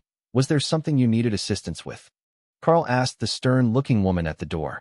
She was wearing a visitor's pass, which she would have needed to get up the stairs without being redirected by the spell, and she was holding a briefcase in one hand and a clipboard in the other. Wonderful, you are still here. Come with me, and we can get started. She announced. Started on what? Perhaps you can explain what you were talking about over breakfast. Karl responded. I'm afraid that our time is short, so if you would, we need to be going. She replied. Madam, I have no clue who you are or what you want. If you wish for me to go anywhere except to the dining hall for breakfast, you are going to need to provide more details. Karl retorted, exasperated by this stranger, who wasn't even authorized academy personnel. If she had been clergy, or from the Bureau of Elite Development, she would have gone to the headmaster and had herself put on the staff list, so she would have a staff badge and wouldn't need the visitor's pass to get around. It didn't take long to realize what she meant by time being limited, though. Karl could already hear running down the hallway, and it was hard-soled shoes, which only an office worker would wear. The students wore running shoes or boots, and the staff wore either soft-soled shoes or military boots, depending on their preference. The woman looked annoyed as a half-dozen more government workers ran up, all wearing visitor passes with their clipboards and briefcases. One night was more than enough time for their departments to find out about the new commander and come up with a plan to try to rope him in. Karl looked at the massed group of recruiters with his best fake smile. Wonderful, we can all go for breakfast together, and you can make your pitches, he announced, closing and locking his door behind him. He started to walk, and one of the men in the back, with a nasal voice that made even Thor wince, asked the question that was on all their minds. Who might we be competing against? Has anyone already made a pitch for your time? Karl turned to smile at him. Indeed. One high priestess of the Blue Dragon clerics, no fewer than 2 bishops, 1 Spellblade clan, and the Bureau of Elite Development have all beat you to the punch and are in consideration. If you don't think that you can compete with what they are likely to have offered, I won't be offended if you choose to withdraw politely. All but one of them looked a bit nervous at that list of names. They were from smaller special interests. They couldn't provide the sort of benefits that the church or the bureau could. The best that they could hope for was that one of their projects caught his interest.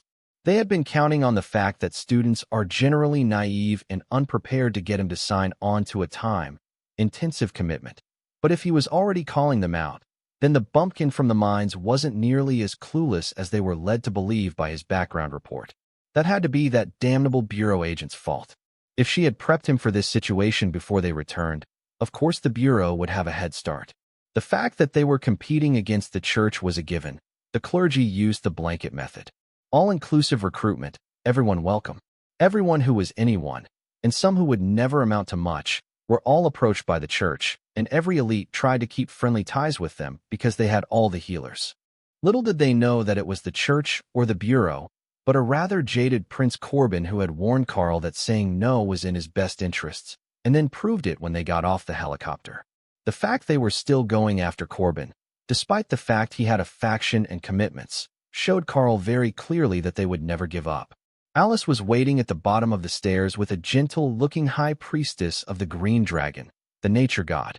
The high priestess smelled heavily of giggleweed smoke and incense, and her eyes were slightly glazed, but her smile was warm and friendly. Alice nodded to Karl as he came down.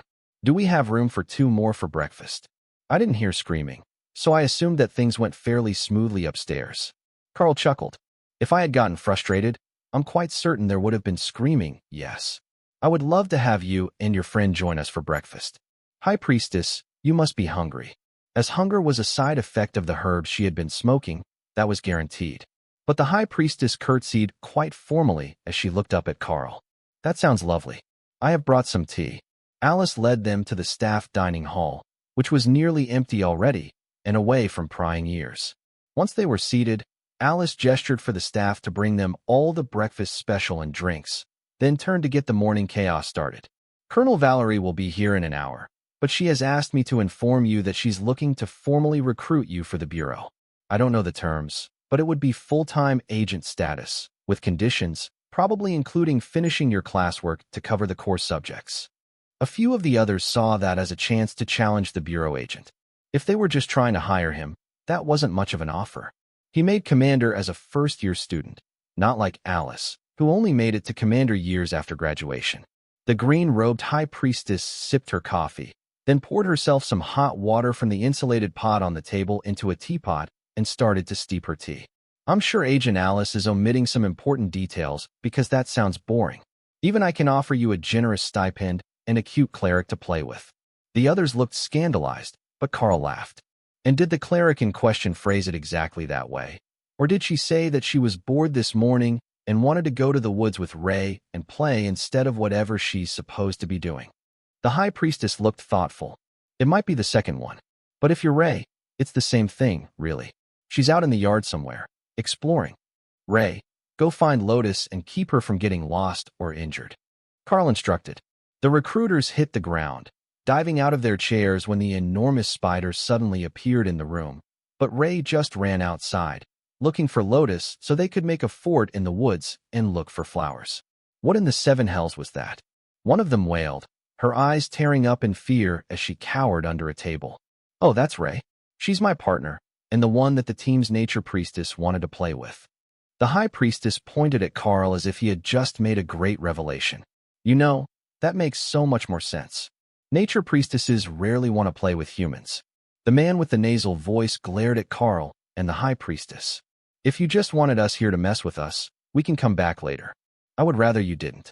Now, please, feel free to make your presentation, and I will give you some warning before more giant monsters appear in the room.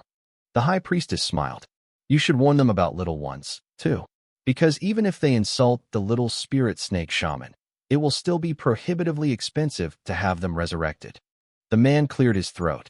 As I was about to say, I represent the 7th Bank and Investment Conglomerate, who are working on an expansion into the southern wilds, and we think you could be just the person to head security for our new facility. A banking conglomerate could likely put up some decent pay, but full-time compound security for a southern outpost? No thanks. Sadly, that might have been the best out of the 6 proposals, but they only got through 4, as 2 of the others excused themselves to take a call and didn't return. I appreciate you all taking the time to make your presentations today, and if you will leave a copy with me, I will look them over at a later date, when my time is not so limited and I can properly consider their merits. Karl informed the remaining 4 recruiters once the final pitch was done. Thank you, Commander. We look forward to your positive response. A young woman, who had tried to sell Karl on spending 3 days a week being the spokesperson and security chief for their exclusive gated community, replied. The others offered similar sentiments as they left, and the Green Dragon High Priestess turned a smile on Karl. Well, that's the nicest way I've heard to tell someone to go FCK themselves all day, she announced, which implies that you've heard less polite versions today. Karl replied. The aura of inebriation suddenly vanished, and the woman's sharp eyes turned on him. You know, we really did suggest that Lotus should stay and entertain you to keep you aligned with the church. Alice cleared her throat. For legal reasons, I am going to pretend that I didn't hear any of the questionable implications behind that comment. But I don't think that he's ruled out keeping the clerics around yet. They work very well together, and they have both made good friends with his beasts. The high priestess shrugged. They're too young for what you're thinking that I'm thinking. Dirty-minded elite. But where did that spider go? Did you really send her to find Sister Lotus? Karl nodded, with instructions to take her to play in the woods, but not to let her get lost or harmed. The High Priestess sighed. Great, now we're going to have to look for them both at the end of the day. Karl chuckled and did his best to imitate his uncle, who had 7 children of his own. They'll come back when they're hungry. They relaxed for a few minutes and finished their coffee before anyone came up with another good reason to bother them. That ended up coming from the church, in the form of Tessa and a red dragon high priestess. Good, we found you together. Have you come to an arrangement? The muscular high priestess asked. Karl had never seen muscles like that on a woman before.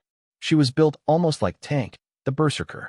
Her arms were the size of Lotus' torso, and she was wearing her robe parted up one leg, showing off a massive, muscular thigh. Sort of. Ray and Lotus are out playing in the woods. The nature dragon high priestess replied happily. I should have expected that it would end up like this. I will make our proposal much simpler. The red dragons would like to leave a war priestess with you to assist your adventures. Specifically this one. If you agree to take the deal, you will be responsible for ensuring that she has the chance to serve her goddess, while we will provide her with the standard stipend for her living expenses. With this, you will get priority access to church missions you wish to take. The Red Dragon High Priestess explained. Church missions with no forced dispatches, so we can take them on my schedule and at my discretion? Karl asked.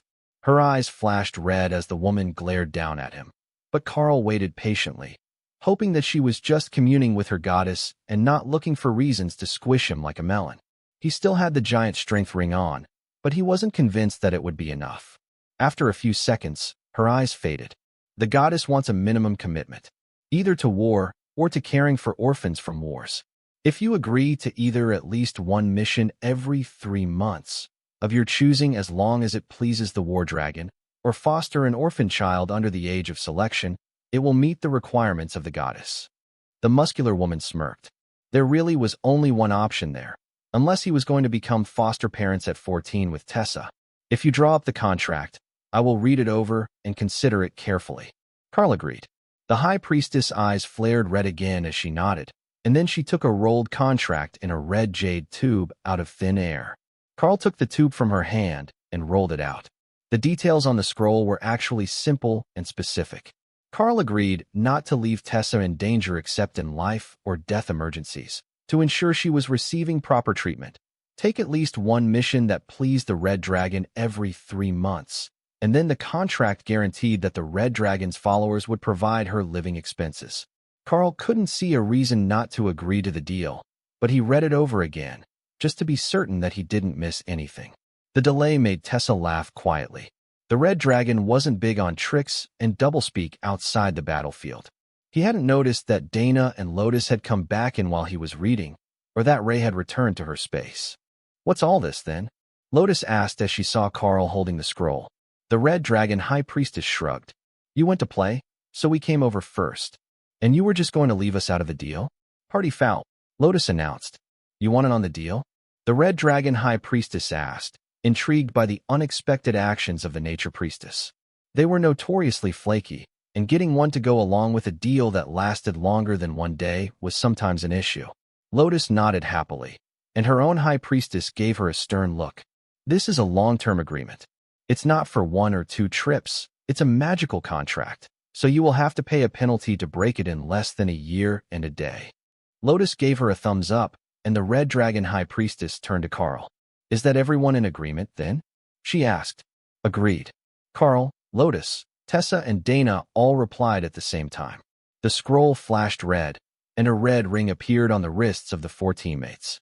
Dana smirked, as Tessa and Lotus realized that she wasn't just here to watch, and that she had gotten herself attached to the deal. Now they couldn't leave her behind to train with the other students, or to be reassigned to other missions. Karl looked at the 3 girls and smiled. Well, it looks like we will be working together for some time. It's a pleasure to have you. Lotus giggled. How about you show us to our room? I want to see the plants. Our room? I'm fairly certain that the Academy can manage to find you a room of your own. Karl reminded her. But it wouldn't have silk hammocks or a balcony full of magical plants. I don't really care where I sleep, but I want to see the room. Lotus countered. That was when Alice, Colonel Valerie, and what looked like half the staff of the academy burst in. "Stop! Before you sign, let us see that contract." One of the professors shouted. The Red Dragon High Priestess laughed. "Too late, we got verbal agreement. But it's not a work contract, at least not in the conventional sense." She turned over the magical contract, which Colonel Valerie grabbed from her hand and rolled out for the others to see. "No leaving them in danger. Ensure proper treatment." "All right, it's not as bad as we had feared," the professor who had shouted replied with a sigh. Colonel Valerie glared at Karl. "I thought we had something going here." Karl smiled back. "I think we do. There's nothing in that which prevents us from having an arrangement. Only that once every 3 months or less, it must please the Red Dragon." Colonel Valerie smirked. "Well, isn't that a coincidence? Because what I have in mind just might please the Red Dragon. How would you like to lead a team back into the anomaly area and find out what the frost giants have been up to and where the extra ice is coming from? It might take some time, but it will please the god of war. They made a formal declaration of war less than an hour ago." The words that Prince Corbin had spoken to Karl while they were on night watch suddenly came back to his mind. "If you don't learn to say no, they will keep sending you on nearly suicidal missions until one actually is." That advice seemed to fit this situation very well, and the pressure to please so many important people and go along with their requests was strong. "I am going to need some more details about this mission and the situation in the area before I can agree to go anywhere. The last I saw, that entire region was unfit for human habitation, and that was before the frost giants showed up," he replied. One of the ministers gave him a disgusted look. "Refusing your first mission as a commander doesn't portray your character in a very good light. Cowardly, some might call it." Karl rolled his eyes at the man, who was no elite, just a pencil pusher. And what words do they use for a commander who takes his team into a war zone without a clue or a care in the world? The minister stammered for a second before Karl continued. "A martyr, that's what they call them, because they wind up dead. Now, who has the details? Or am I headed to the church's mission board to occupy my time?" For a second, he thought that he saw respect on Colonel Valerie's stern face, but when she motioned for someone to bring forward the map, that was long gone and her standard working glower was back in place. The official who brought forward the map rolled it out on the table between Karl and the high priestesses, and Karl immediately noticed that there was almost no detail on it. "This is the most recent official map," the man insisted. "With no troop deployments or enemy combatant numbers?" Karl asked. Tessa looked over at the map and shook her head before turning to her order's high priestess. "Do we have numbers for this? If they're not cooperating, it might be better to go through you," the war cleric asked. "We were speaking to the commander," the official informed her in a dry tone. Karl shrugged. "And we operate as a team. Now, are you going to quit messing around, or are we going to have to decline your request? If you want us to deploy, you're going to have to share enough intel for us to make a proper combat assessment." Colonel Valerie raised her hand to stop any more arguments and took out a small box from her pocket. Inside were 2 sets of rocks, one in light blue and one in green. First, she set out about 100 blue stones near the border. Then she began setting out green stones of various shapes and sizes. "This is the current deployment situation as of my last meeting. The stone sizes are the maximum detected rank within the enemy formations. Each stone represents roughly 100 frost giants. The round green stones are elite teams, the diamonds are military elite companies, and the squares are conventional artillery batteries." Karl looked over the map and did some basic math. They were screwed. There were more stones measuring frost giants by the 100 than commander rank led teams in the area, and Karl wasn't certain how useful artillery was going to be. It was great against common grade and awakened threats, but there were royal rank giants in the frost giant nation, and they were commanders when fully grown. The teams that are already there, are they being sent 10 or 20 at a time? Tessa asked. Valerie remained silent for a few seconds while the cleric waited. It was the official who brought out the map that cracked first in the tense atmosphere. "They're being sent in 5-person teams." That was just an all-around terrible idea, in Karl's opinion. But they could link up once they were in the field and make stronger teams for actual operations, the same as they had to do last time. Why are we so pressed for numbers? There are far more commanders than this, and there aren't even a significant number of soldiers. When is the rest of the army being mobilized? Tessa asked. The official looked to Colonel Valerie. as he wasn't approved to give out that information. The other giant clans have been pushing the borders as well. They have declared a grand alliance of the giant tribes, and we believe that they intend to take the entire Golden Dragon Nation in one offensive push. Valerie informed them. Then Prince Corbin? Karl asked, digging for deployment information, as there were no larger stones along this border. Has been deployed next to the Stone Giant Clan's border. That is where the Spellblade Sex Towers are, so he has chosen to defend his home territory along that stretch of border. You couldn't fault him for that. The lithium mines were near the center of the nation, so they would be one of the last spots to defend, unless there was some massive breach. Karl's family would be one of the safest. Colonel Valerie took out another map that had hundreds of marks on it and showed the entire nation's borders. There were only 3 spots that they weren't under attack. The magical nation had marks noting that they were deployed along all the borders they had with monster-populated nations. The Beastkin nation appeared to be in full lockdown, and the Divine Beast nation had no marked forces deployed anywhere on either side. That was still the vast majority of the border under attack at once. If they were using this angle to guilt the more powerful elites into fighting, they had a pretty good sales pitch, now that they actually started to show the details and not just try to demand that he help out without any information. My team will need a 5th if we're going to agree. Karl sighed. If things got any worse, there would likely be an official draft, and then he would really get thrown into the worst of it along with all the bookish sorts like the ones at the last deployment with the Mackenzie family. Alice nodded. You have your pick of the ascended rank students to fill your team with whatever role you think that you need. She already knew that Karl had a fairly well-rounded set of pets, so they weren't particularly short on anything if the 2 clerics and Dana were all going with him. She assumed he would pick another mage to take her place, as she would be taking care of more official government business and arranging deployments of their agents with Colonel Valerie. Can you give us a few minutes to discuss this in private? Karl asked. Of course. We will be waiting here when you return. Colonel Valerie agreed easily. Karl led everyone up to his room, and Lotus immediately flopped on his bed. Well, this is a cluster of CK, isn't it? We will all be fighting soon enough, so it seems better that we pick the spot we want to fight from the start. The tiny nature priestess announced with a deep sigh. Dana nodded. She has a point. I definitely didn't expect to be sent straight to war the minute that we agreed to stay together, but if we were going to have to go, we should pick our spot. Tessa smiled at her. You're still a student, so it would be an option to stay here for likely another year before you got too close to the commander rank, and they started pushing for you to go wild with the supplements. Sure, stay here as the second-string genius, falling further behind by the day while the other students only look up to me because the one with real power is gone. I don't think so. There was definite bitterness in Dana's tone. It made Karl wonder how often she found herself compared to him and his insane growth rates. It was just unrealistic to expect any other elite to keep up with this pace.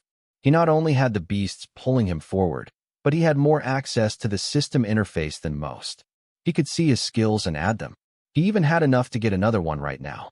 He could actually get 2, if he picked from the defensive side, or the first rank of the offensive side, but he wasn't sure what they would need yet, and he didn't want to leave his team unbalanced.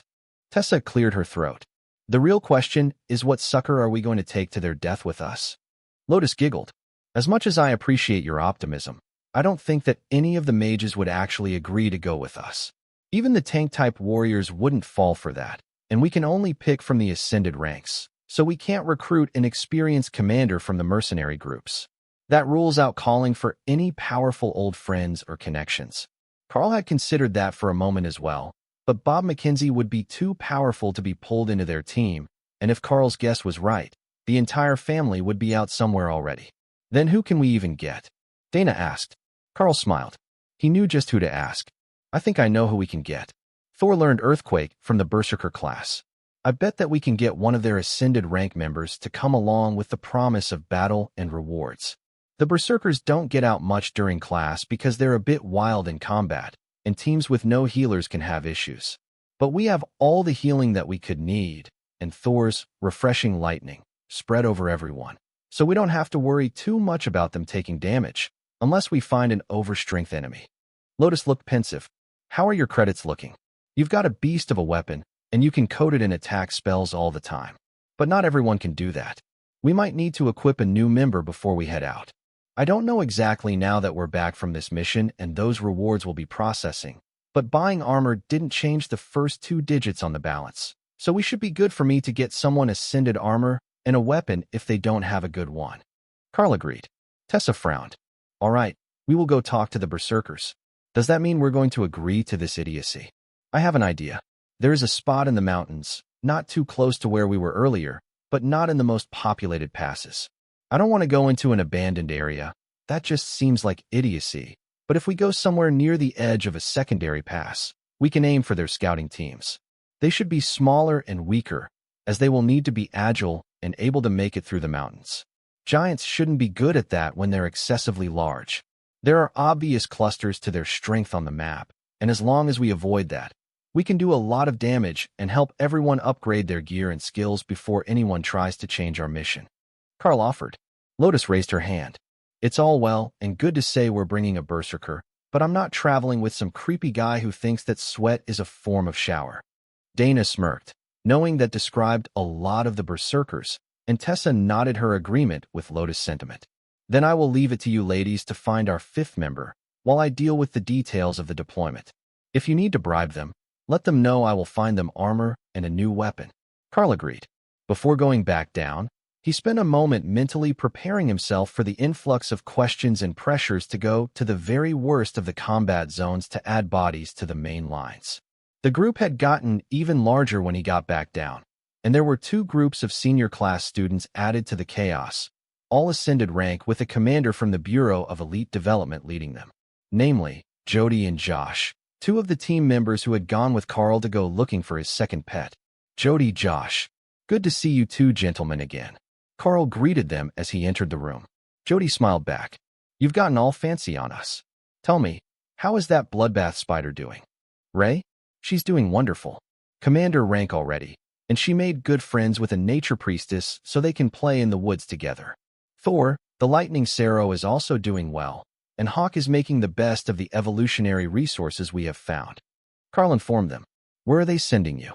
Josh asked, concern obvious in the blue eyes that looked much too old for his youthful face. We were just about to discuss that. I have a particular spot in mind, where my group composition would be well suited to hunting scouts from the frost giants, and to prevent the movement of surprise forces around the main battlefields. Karl explained. And what makes you think you have a choice in your deployment? An older bureaucrat, decades past his prime, demanded. Who are you to think that you get to tell me what to do? Will you be joining us on the front? I don't think so. Now shut up and let the warriors speak. Karl replied. The room fell silent as the man's face turned red in rage. Even Alice backed away from Karl, seeing that this was going to do downhill fast. I am the Undersecretary to the Deputy Minister of Defense. The man shouted. Then, dear Undersecretary, get your boss's boss here, and we can speak on even terms. Karl replied, emphasizing the man's junior role. That was a bit harsh.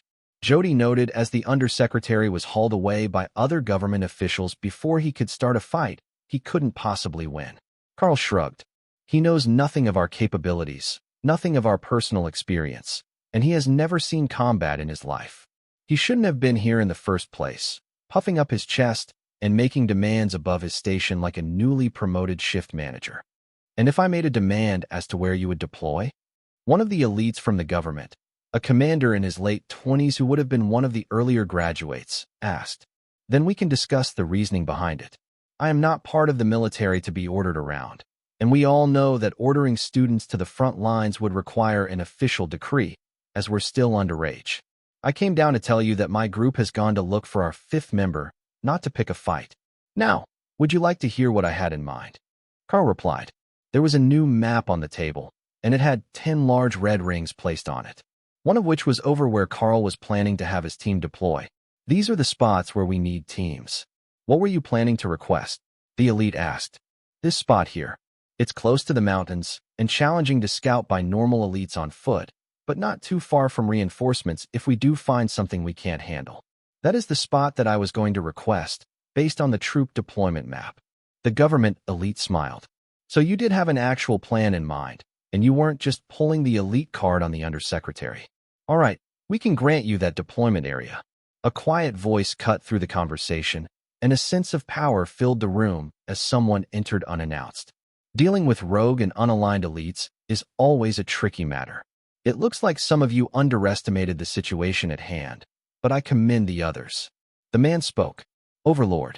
Alice greeted the man, while the other elite bowed. Minister of Defense. The man who had shown Karl the map greeted their new arrival. Like Drake, he must have been one of the early test subjects for the divine injection, as he was at the Overlord rank and well into his 30s, meaning he was much older than usual for recruits when the injections were made public.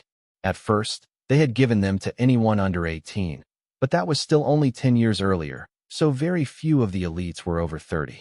The minister held out his hand to Karl. Congratulations on making commander while still in the academy. I don't believe that we have met. I am Defense Minister Orleans. Karl, first-year student, originally from the lithium mines, and the academy's newest headache at the commander rank. That made the minister smile. I got a missive from Prince Corbin asking that you be assigned to his battlefront, so I had the Mage Council send me over to see what was so special about you. That man lives to be a pain in my ass, but his clan has the skills to back up their arrogance. Do they need us over there? Karl asked. Overlord Orleans shook his head. They have 3 times as many defenders per likely enemy unit as this front does, and the Spellblade clan has a number of old masters who they can pull out of retirement if they are in real danger. So he was still on the worst front, just in a decent spot along it. That should be all right. From what he remembered of the Giants, they should be near his own team's power level, mostly ascended, with commanders leading larger teams on occasion. But there was one more question that needed to be asked. Other than what was on the map, what is the strongest frost giant that has been seen in the past few years? Not what we know is deployed, but what could be coming at us unexpectedly? Karl asked the defense minister. There are royal rank frost giants, nearly 30 of them within the nation, and 3 known monarchs, but their immortal king, as they call him, is a totem rank monster, 1 step above the overlord rank. He has been alive for hundreds of years, and we are unsure of his combat power these days. But there is a theory that they organized this alliance with the other giants to eliminate the threat of the humans before the immortal king succumbed to old age. The leaders of the other giant nations are similarly impressive, though the stone giants are taking the majority of our strongest warriors, as they have dozens of overlords in their ranks, and their average warriors can grow to royal rank in later adulthood. Karl nodded and made notes as Defense Minister Orleans outlined the issues. Now it made sense that there weren't any overlords on this front. They had all been deployed to keep the stone giants and hill giants at bay. The frost giants were more numerous, but not as domineering at their peak strength. The other 2 teams looked a bit relieved at the news that there weren't many frost giants above commander rank, but Karl had already seen the deployment numbers, and no matter where they went, it was not going to be an easy battle. What are the chances that they are going to stand down after a prolonged stalemate? Should we be aiming to push them back, or just to limit casualties on our side? Jody asked, distracting the minister from his explanation about the difference between giant nations. Limited losses are the aim right now. If they make a full offensive against the artillery lines, that might change. The artillery is powerful enough for the awakened giants, and will have some effect against the ascended beasts as well. But if they make a full push, none of our conventional weapons will be able to hold against them, and it will be up to the brothers of the church and their blessings to allow our line infantry to fight back. He was obviously trying to push them to do as much as they could to keep the giants from attacking, as the casualties involved in regular infantry fighting giants were guaranteed to be catastrophic. That was just basic history, and for millennia, that was how the less magical nations of humans had survived. During those times, even when the average family had 10 children, the nation had barely managed to increase its population after casualties in the wars against the monster tribes. In the last 10 years, they had made huge strides in the stability of the nation, and it was honestly surprising that the giants had waited this long to start to team up to eliminate the humans' power base. The rest of Karl's team came in with a rather unassuming-looking girl in an ascended rank school uniform. He had thought that they were going for a berserker, but if she was their choice, Karl would work with it. The most important thing was that everyone got along, and she didn't look like she intended to cause any friction among the team members like some flirtatious male warrior might. Karl, this is Bear, an ascended rank berserker from the senior classes. Lotus introduced their new member. Bear? Karl asked. I am a bear totem berserker. I transform when I use the enrage skill, and the nickname kind of stuck. My name is Ophelia. Good to meet you, Ophelia. Now that our team is ready, we can head to the supply room and start packing. I have arranged our deployment point already, and the government sorts will inform us when our ride is ready. Karl explained. He led them out of the room, along with Dave, Jill, Alice, and Daniel. The 4 agents from the Bureau who had been looking after Karl and Dana were rightly concerned to be seeing them going to war so early into their training. But they were also going out to make sure that other promising talents had a bit of extra protection when they were in the worst spots. So, this would be the last they would be able to see each other for a little while, unless the situation near Karl changed. It looks like you've formed an enviable group. Take care of them while you're out, and we might see you soon. We're all being assigned to strike teams to rescue elites in trouble. That's one of the primary duties of the Bureau. It's difficult to have elites develop if they're dead, but you're in a good position, so as long as you don't get into the main lines of the Frost Giant army, you should be alright. Don't try to play hero, and I'm sure there was something else I wanted to say. Alice ranted. Daniel patted her on the back. They will be fine with Karl along. I have read all the reports, and I don't know many who have more skilled scouting abilities than him and Hawk. When it comes to avoiding ambushes, they're top-notch. He comforted his partner. Jill smiled at Dana while pulling her blonde hair back into a ponytail. Are you certain that life as a pop music idol sounds that bad? It's not too late to back out and find a replacement to go to the front lines. The mage joked. Dana nodded enthusiastically. Anything sounds better than that. As Daniel said, we will be fine. I just hope that Jody and Josh will be. They're taking student teams out, and it sounded like they weren't going to get to pick the good locations. They will be all right. They're going to be attached to military units, so they're not out alone. The lines are dangerous, but there is support. Most of us have been there before. That's how Rita got all but her last promotion. It's not as bad as the historical battles were. Alice assured them. A call from inside the meeting room drew the agents away, and Karl led the team to the supply room, then looked at their newest member. Does your transformation preclude wearing armor? He asked. The berserker shook her head, knocking some of her straight brown hair loose from its tie. Not if it's bonded. Sister Lotus said you would splurge and cover some bonded armor for me, and a new weapon. Karl smiled. Of course. We all need to be equipped to go to battle, and I will check on the others as well. What is your transformed shape like? Ophelia made a vague gesture upwards. I'm about 250 centimeters tall, standing on my back legs, half bear, half human. I can still hold things, but I've got claws on my hands and a bare head. It's the rage that causes problems because I can forget who is an ally if they look too much like the enemy. That shouldn't be a problem while fighting frost giants, but we can put you on the far side of Thor if that makes you more comfortable. I don't think anyone has ever mistaken him for a frost giant. Karl laughed. There is another member? She asked. Karl turned to Lotus. Did you forget to give her details? The nature priestess just shrugged. We got the important parts. Karl sighed as he turned back to the berserker. Thor is a lightning Sero, one of the 4 beasts I am partnered with. He's full-grown, bright green, and provides everyone a lightning barrier that refreshes stamina, as well as providing basic healing. Then we have Hawk, our scout, who is a form of dragon hawk, and Ray the bloodbath spider, who usually fights with 2 spider golems made of vines at her side. She nodded along, then counted on her fingers. You said 4, that is 3. Karl called Remy out into his hand. The little blue and gold snake looked up at Bear, then activated minor water control to make herself a pair of arms to wave hello. Oh my goddess, she is adorable. But I can see why you don't count her as a combat pet. Why did you pick a common grade water snake? She asked. Remy is a Naga spirit snake. When she grows up, she has a high chance to evolve into a Naga, but she is an ascended rank shaman already. Her skills are limited due to her age, but she isn't entirely incapable. In fact, as she can cast Blizzard, she might even help us blend in with our surroundings on this mission. Karl explained as they reached their destination. Commander, what brings you back so soon? The supply room manager asked when the group entered the room. We're heading out on a mission, and one of our team members needs gear.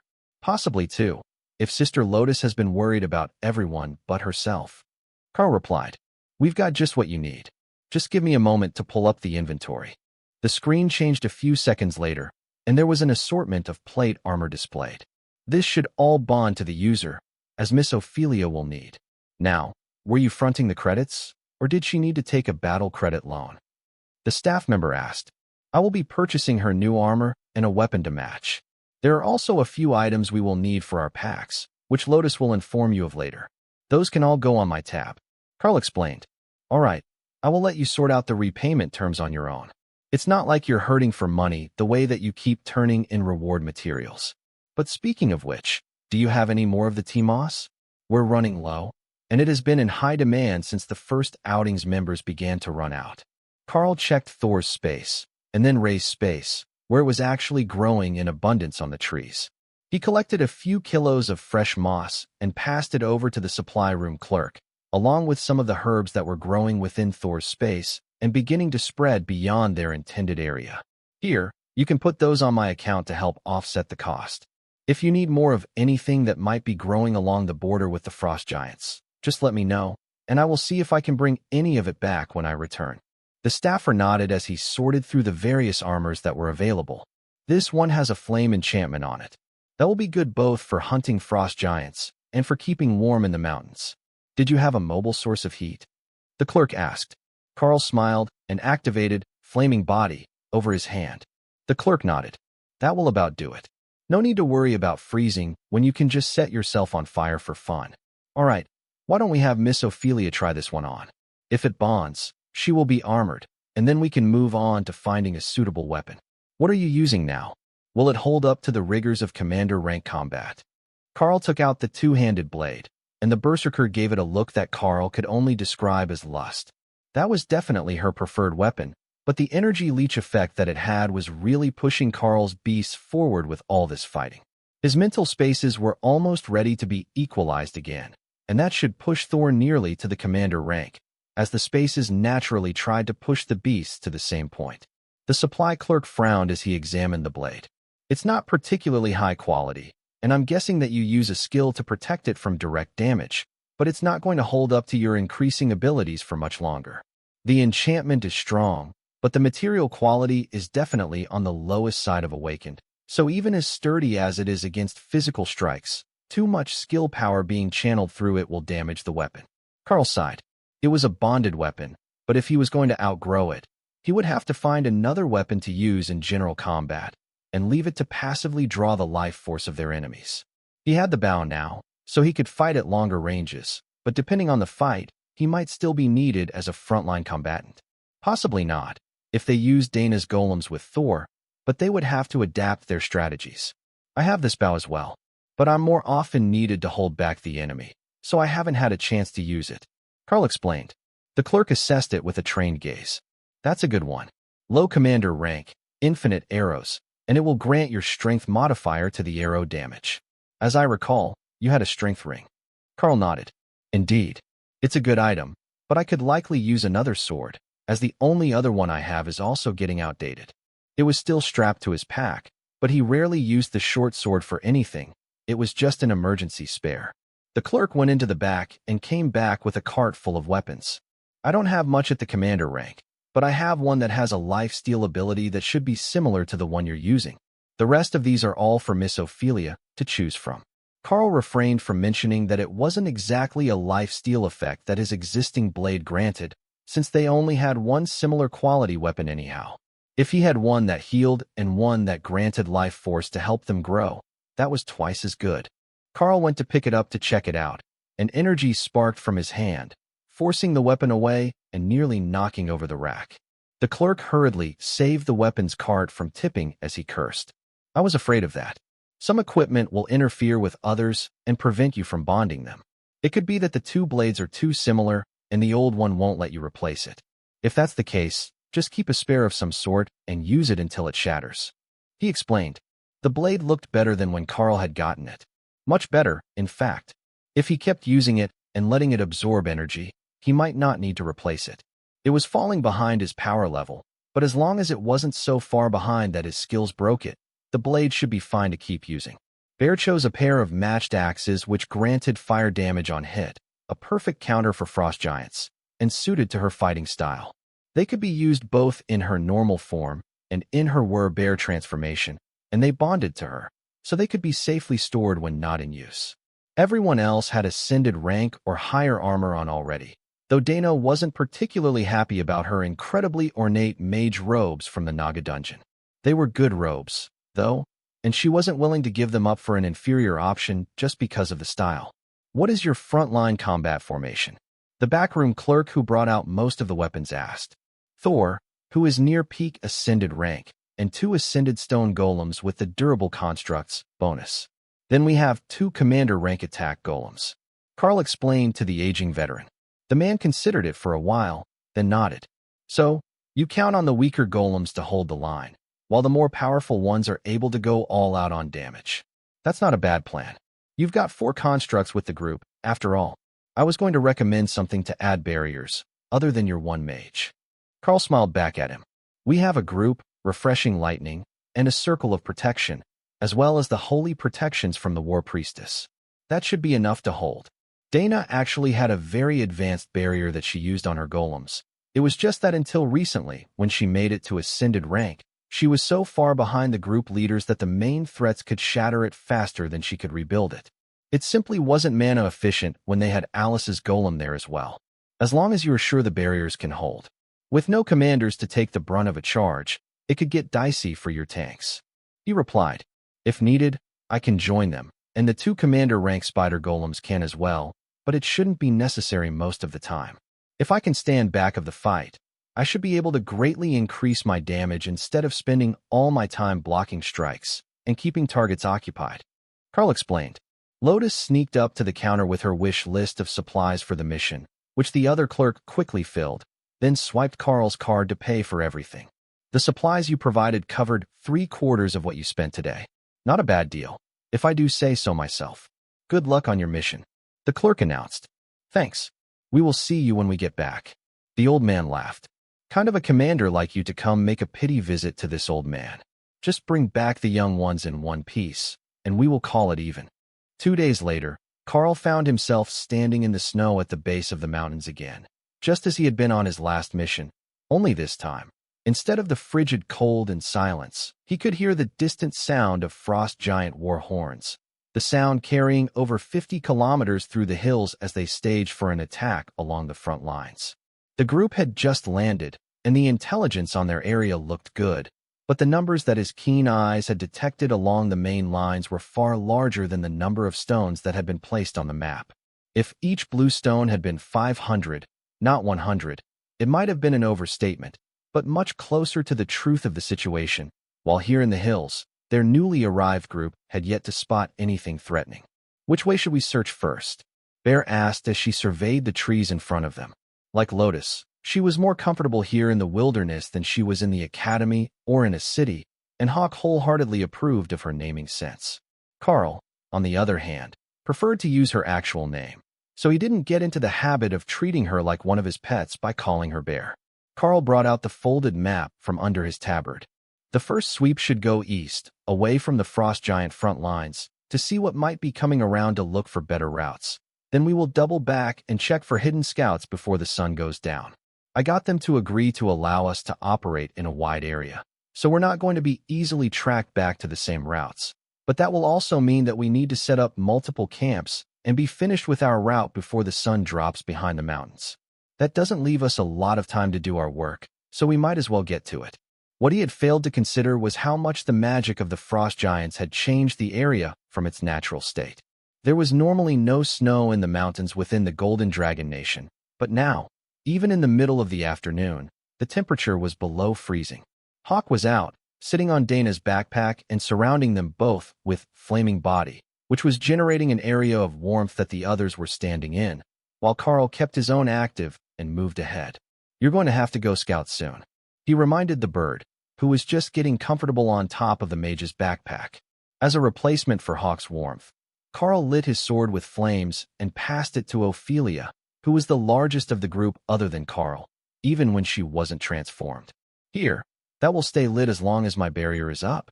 The effect should be enough to keep the team warm if you hold the blade in the middle of the group, and you're the only one in the group that has superhuman strength other than myself. Karl quietly informed her. Got it. I'll take good care of your sword. We're going to have to work on something for the future, though. My armor keeps me plenty warm, but the others will need regular breaks, even with the winter gear they packed. She replied. The Golden Dragon Nation did not have great winter gear, Karl would admit that. But he hadn't mastered the art of spreading the flaming body ability, which Hawk could only do by touch, so they were going to need to stop and warm up every few hours. I will think of something. If there are caves nearby, perhaps we can set up in one of them to make it easier to sleep at night. Karl agreed. Hawk disappeared over the trees, and within minutes he was sending back reports of frost giants moving near their path. 3 ascended and 7 awakened in this group. They look like trainees. Hawk reported. Anything else nearby? Hawk paused for a moment. 1 commander and 2 ascended about 4 kilometers past them, moving south along a trail. All right, we have our first targets. A training patrol with 3 ascended giants and 7 awakened rank juveniles. If we can make a quick and clean job of it, there is a commander-led smaller group a few kilometers beyond them. Karl explained. Thor and the golems were all being held in reserve, only to be brought out to fight so that the group could move silently through the woods. Karl had gained the skill, silent movement, which allowed him to lead from well in front of the group without alerting the frost giants, whose sense of smell was no better than a human's, but the sound of a serum or a stone golem in the woods would give them away far too early. Karl paused and motioned for the group to come forward when the patrol came in sight. Ray will move up on the left flank with her golems. Ophelia, prepare to rage and charge with Thor and Dana's golems toward the pack. Sisters, you are with Dana. Just get close enough to keep them in healing range. I will circle right and keep them from running when they realize they're in trouble. Karl whispered. He didn't have much training with a bow, but this one didn't need it. Once you activated it and drew the magical string, it gave you a mental impression of where the arrow would strike. Karl silently raced through the trees, getting in position as Tessa rode Thor into battle, with Ophelia in her half-bear form running alongside them.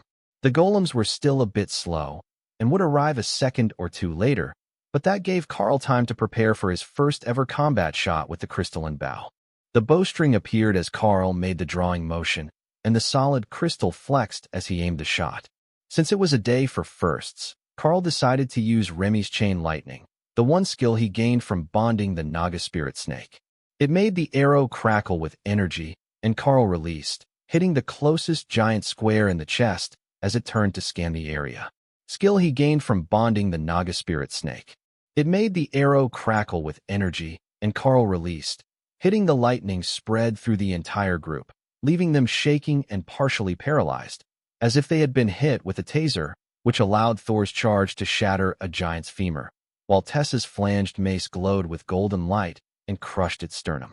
Ray was there before the giants had realized what was going on, and Ophelia only had time for one swing of Karl's sword, cutting deep into a frost giant's chest before everything was dead.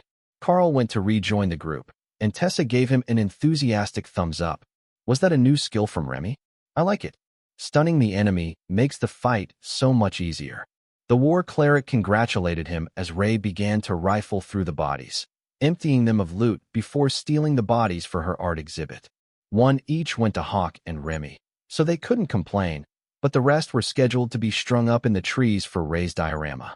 I didn't know that it would stun them. I was just going for the damage. That arrow hit a lot harder than I expected, though. It punched through armor and all the way through the frost giant. Sure, it was awakened, but still. Karl replied. There was a lot of blood on the snow, but Remy had a plan to fix that.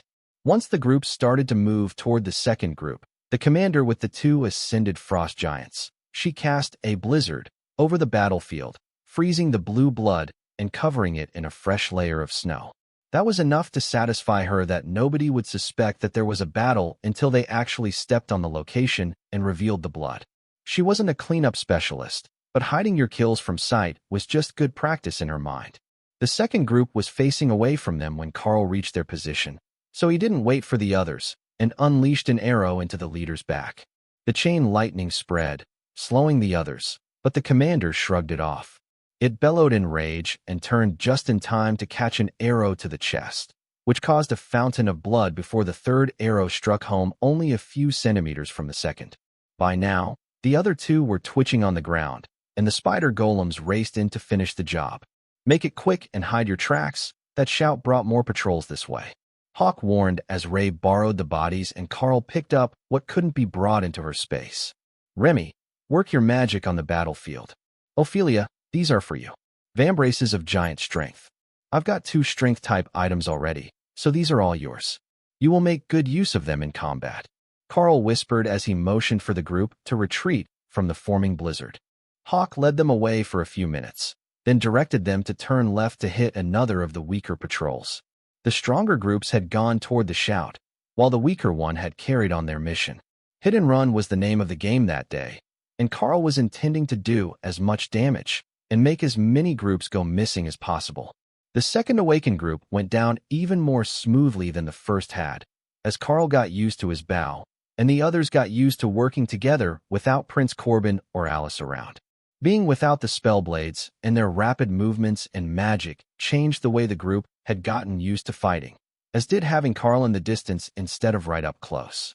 Interestingly, while Ophelia couldn't store the blade the way that Karl did, it had no resistance to her using it in combat, and it happily transferred Karl the energy from the monsters that died near it.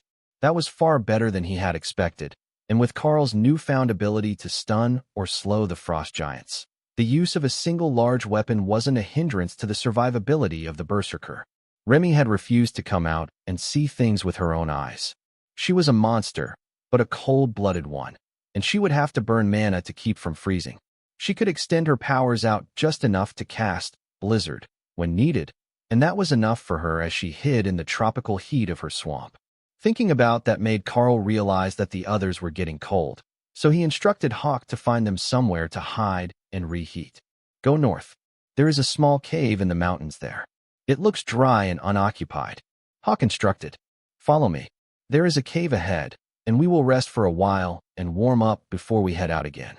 This cold is unnatural, and I don't want anyone getting frostbite. Karl instructed. Hawk settled into a tree outside as they hid in the cave behind one of Dana's barriers. It didn't have the illusion factor that Prince Corbin's did, but there had been vines partially obscuring the cave entrance, and the barrier would keep any nearby monsters from smelling them inside. Karl turned up the heat from the sword to warm the small cave, and took out his map to note the battles that they had been in. The instructions were to make reports no more than once a day, and only right before you moved on from a location, in case the frost giants had found a way to track communications. They weren't known to have any such technology, or really any technology at all, but if they had gotten their hands on one of the military radio phones, they might be able to decrypt all the nearby messages or even track the source of the signal. That could be disastrous for the teams who were operating in the field, so the standard procedure was to send the message then move on, leaving the area where they might be able to track the team to. Of course, this didn't matter to the main lines, as they weren't hiding from anyone, but for Karl's team, anonymity was their friend. Even just being able to collect the bodies of the fallen frost giants and have Remy coat the area with new snow would make it incredibly difficult for the enemy to track their movements. They would know that their teams were missing when they didn't sound the horns at the next random interval, but they wouldn't easily stumble across them either. Hawk, what else do we have in the area? Karl asked once the group was beginning to get warm again. Nothing close.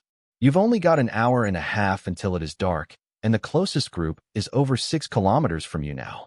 All right, you can come into your space to rest, or stay in the tree, whichever you prefer. We will stay here the night, and then go hunting again in the morning. Karl agreed. Short day, everyone. There is nothing close enough to hunt before dark, so Hawk recommends that we stay here. We will head out in the morning and get back to work. Karl explained. They had 2 communication devices on this trip, the emergency phone and the standard open-channel radio. The first was safely stored in his pack, but the second was tucked into Karl's armor, with the earbud in one of his ears. That way it wasn't loud enough for anyone else, or any nearby enemies, to hear, but he could keep up to date on what was going on around them. The battle lines were active, but there were no major changes that day, just a few skirmishes. What he was waiting for was a report of an enemy troop drawdown, or a redeployment, which would likely mean more enemies coming through their patrol area. As long as the frost giants were busy on the main battle lines, he would only have to deal with scouts here. But there was a second part to their mission, and it was to try to determine how they were spreading the frozen area out of their nation and into the Golden Dragon Nation. The hope was that it was some sort of device that could be destroyed, forcing the weather back to normal and putting the frost giants at a disadvantage. There wasn't any sign of that within the patrols, and they were deployed well within the frozen area, so if it was something that happened near the edge of the advance, it would be beyond their reach. But what they could do was keep hitting the frost giant scouts until they started to send more troops into this area, weakening their front lines and giving Karl and the others the chance to earn a massive amount of rewards once they were back home. Dreaming of being able to advance beyond Commander in one deployment was insane, but that didn't mean that they couldn't gain anything. For one, there was the credit for the kills that they could trade for resources, and the other was the Skill Master upgrade that Karl had chosen during the dungeon hunt. Skill Master Rank 2, usable only by those with the Skill Master ability, allows learned skills to improve to one rank above the bonded partner's current rank with practice. That was his goal on this mission. The beasts were going to be using their skills nearly constantly and finding new ways to expand their combat skills. That meant abundant practice opportunities and the chance that one of the commander rank skills might actually improve in power by a rank. If Ray's golems improved, they would have something akin to low royal rank combat power, without having to wait for Ray herself to improve. Then, when she did improve, the skill should improve along with her, and she would become even more deadly. Or perhaps it would be Thor's refreshing lightning or Hawk's flame body that advanced first, as both were in constant use. The condition of practice wasn't all that clear, so it could mean just keeping it active, not actively trying to improve it. Though Thor had proven that he was improving it, when he learned to expand his skill to everyone and step into his desired role as the team's healer. Tessa laid the sword flat on the floor of the cave and gestured for Karl to turn up the heat. It was already reasonably warm inside, but she didn't want to waste their precious fuel canisters, and there was no wood in here to create a cooking fire from. All right, I'm not going to do anything that will mess up the dinner schedule. We've got a long night before we have to move again, but while you cook, we should come up with a better plan for dealing with these groups. I am thinking that we have Hawk scout a larger area tomorrow during the early morning hours, and then he can inform us of their general movement patterns and where they are likely to be so that we're not wasting time looking for them. We will be able to go out, hunt, and then return somewhere warm to rest before we go out again, Karl suggested. Lotus nodded. That's not a bad idea. We could also have Ray set up a spot in advance if we knew that we were going to be circling back to it later. It would allow us to go straight inside without waiting around. I'm not sure the forts will be the best option, though. The cold is getting insane out there, and spending the overnight in a cloth fort, even with the blade for heat, might not be the most comfortable thing ever. If we can keep returning to caves that we can properly heat, that might be best. But like a heated tent, it is possible to keep the forts warm. Ray thought about that for a while. If I double the layers used to make the fort, we can keep the wind out, and the floor will stay warm under everyone's bodies. That will keep the wine down, and the blade will keep the inside warm. Ray says she can make a fort that will be warm enough. Once Hawk scouts in the morning, we will start making plans for where we will rest tomorrow. I think that switching between caves and forts hidden high in the trees would be a smart move, so the frost giants don't have as easy of a time guessing where we might be hiding. A few more days of eliminating their patrols, and they are going to start trying to do something about it. The next morning's scouting report revealed that the frost giants had caught on to the problem much faster than Karl had been expecting them to. They were not known for being particularly bright, but this morning there were no fewer than 20 teams in the area, and it appeared that they were doing a methodical search for the missing teams. From Hawk's report, they had spread out along a ridgeline very early in the morning, and they were moving south through the valley and past the cave now. If the team moved out in 20 minutes, they would be attacking the giants from behind, and they could kill multiple groups quickly before retreating. That seemed like a good plan to Karl. If they picked one of the stronger groups to eliminate as a group, Ray could use her golems to take out a weak group nearby, starting with their ascended leader, which would leave the awakened giant trainees helpless. I can play too, Hawk suggested. True, but you're our scout. I don't want them associating you with the missing giants. Can you do it cleanly enough? Karl asked. No problem. I will wait for them to get close enough to you that I can throw the bodies in my space. We're going to need to do something about all the excess frost giants before they start getting in the way, Hawk reminded him. Oh, don't worry about that. I have just the plan to get rid of them, which will ensure the giants are in chaos when the main line decides to advance. Karl led the group out of the cave toward the closest powerful group, which was flanked by two weaker groups. The patrol line went on like that all the way across the valley they were working in. One group with a commander leading it, and then two groups of ascended and awakened. That should realistically give the commander and his smaller group time to react to any attacks on the weaker groups. But with Karl's divide and conquer strategy, it was about to become a feeding program for the beasts. Remy was already overjoyed by the amount of commander-rank food that she could gorge herself with as she waited for her body to grow up to fighting size, where she could crush and swallow her prey whole. That was an odd bit of logic for a venomous snake, but that was how she preferred to eat, even after biting them. Biting was actually a last resort for the spirit snake, as she insisted that it made the food taste funny, but if she was threatened and her magic wasn't doing enough, she had no problem getting physical.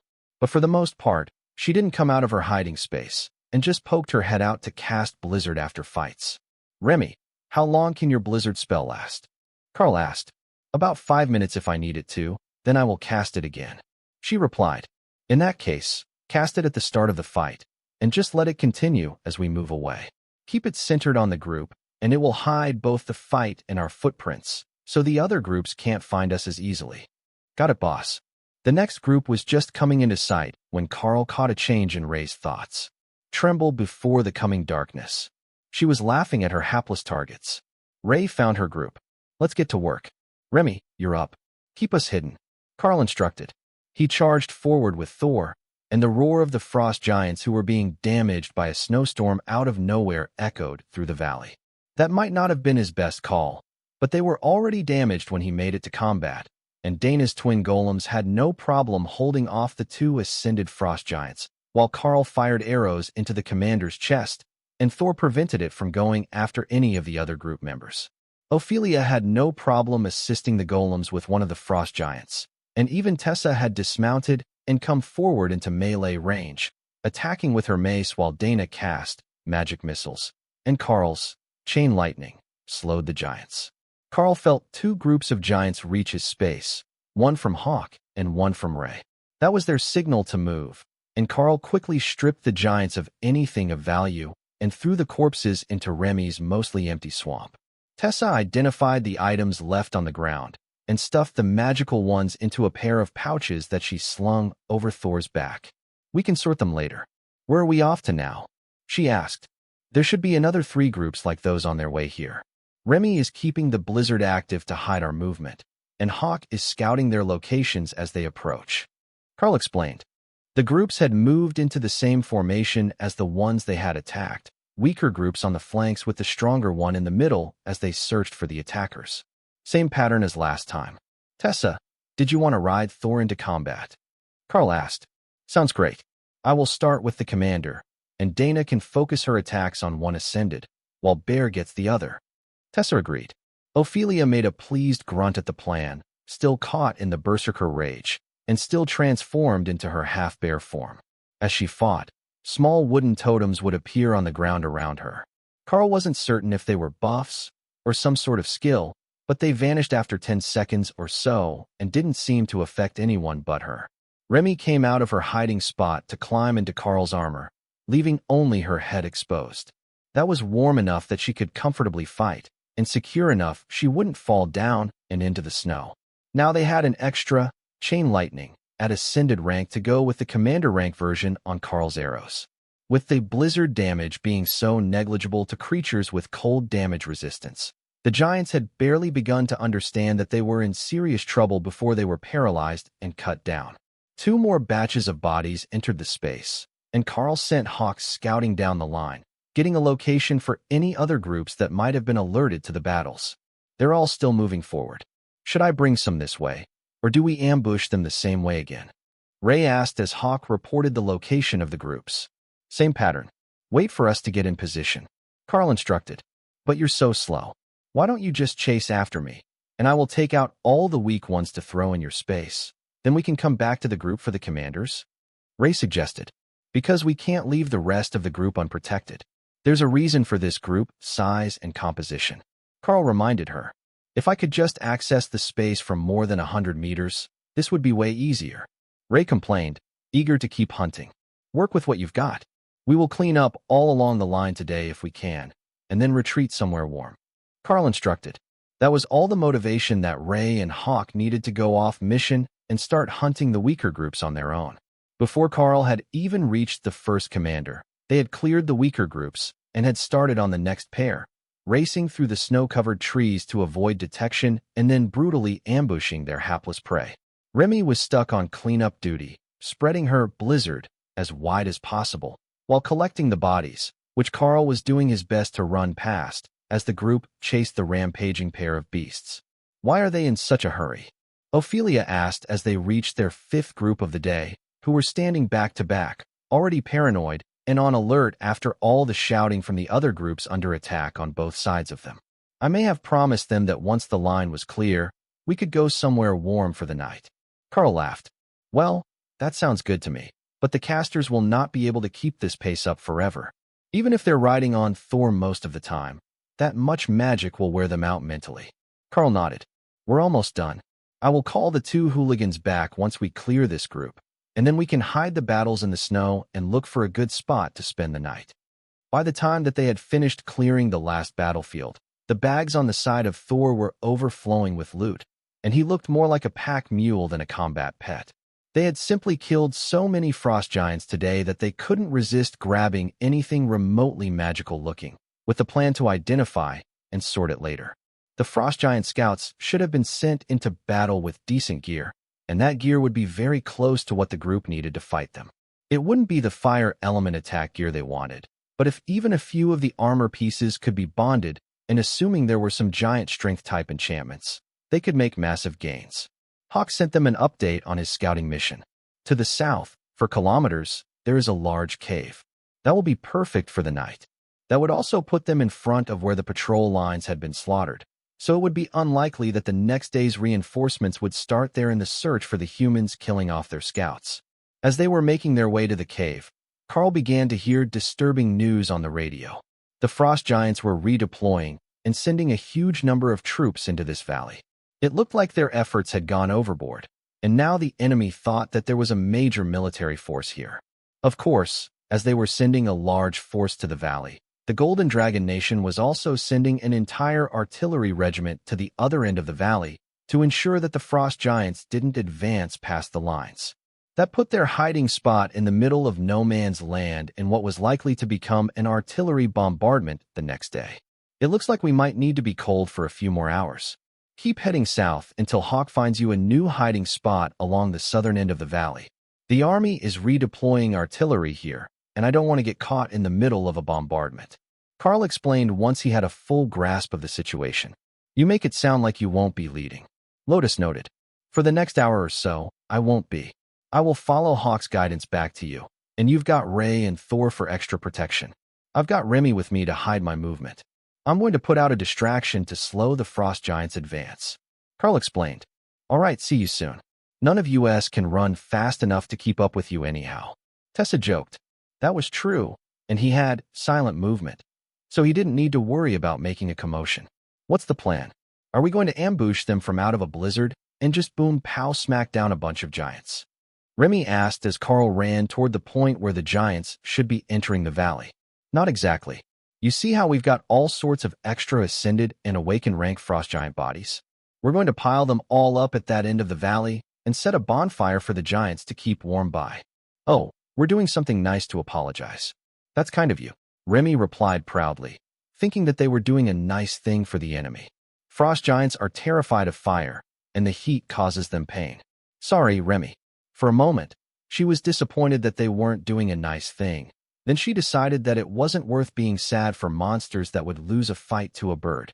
Well, they get back most of their dead, so they can't be too mad, right? Even if it's not their usual ritual. That is true, they're getting most of the bodies back. That was enough assurance to make the naive young snake play along with the plan and keep her blizzard active on its lowest setting, creating a snowstorm that would only really damage common rank monsters. It did dump a lot of snow, and the winds were high over a large area, so it would hide their movement once they were gone, as Karl was leading them right to the mouth of the pass. "This is the spot. You start piling up the bodies into a huge hill, and I will cut down some trees to get the fire started," Karl instructed. Starting a fire when you were whittling deadfall logs for kindling with a flaming blade was a simple task, and within minutes, Karl had a good, hot fire burning, and Remy was piling bodies all around it as Karl hacked down more trees to place in a second layer around the outside. The smoke was billowing up into the clouds, thick and black, and it would be impossible to miss the smell, which reminded Karl entirely too much of wetwork socks drying by the fire without being cleaned first. Once the outer logs were burning steadily, Karl headed south at a run, hoping to catch up to the group before they made it too far. Remy's blizzard was reactivated as soon as they were out of range of the bonfire, hiding their tracks. But even the howling winds couldn't hide the rage of the frost giants when they realized that the fire they had come to destroy wasn't a human army camp, but a massive funeral pyre. The army wasn't sure what to make of the situation, so Karl sent a brief message, letting them know that it was a diversion. Regional Command, I can confirm that the fire is set by our side. Repeat, the fire is a distraction to slow the frost giant advance. Karl informed them. Understood. Report all sightings for ongoing bombardment as the line is extended. That was terrible news. He had deliberately picked a deployment spot well away from the main battle line, but they had already expanded to meet him only a few days into his mission. Worse, there was no real reason for it, other than a single day worth of increased activity. There was something going on behind the scenes that he wasn't aware of, and it wasn't making logical sense based on what he had seen of enemy deployment strategies during their flight in. If they were going to bombard the area, he couldn't scout it. But the mountain ranges further from the line were too inhospitable for either humans or frost giants to traverse in large numbers. The best bet was for Karl to take his team behind the enemy lines, where he would still be within his appointed zone, and they could attack frost giant supply caravans. Hawk would like that. They farmed monstrous boars and giant goats. Hawk, where are you leading the team? Karl asked as they began to turn toward the human military unit. There are soldiers everywhere. Unless we're going to take a cave near their camp without talking to them, Tessa thinks we should say hello before we move on.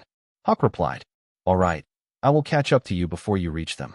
Karl had Remy stop the blizzard when they got close enough to see Hawk above the trees, and then caught up to the group just before they reached the outer patrols of the incoming military camp.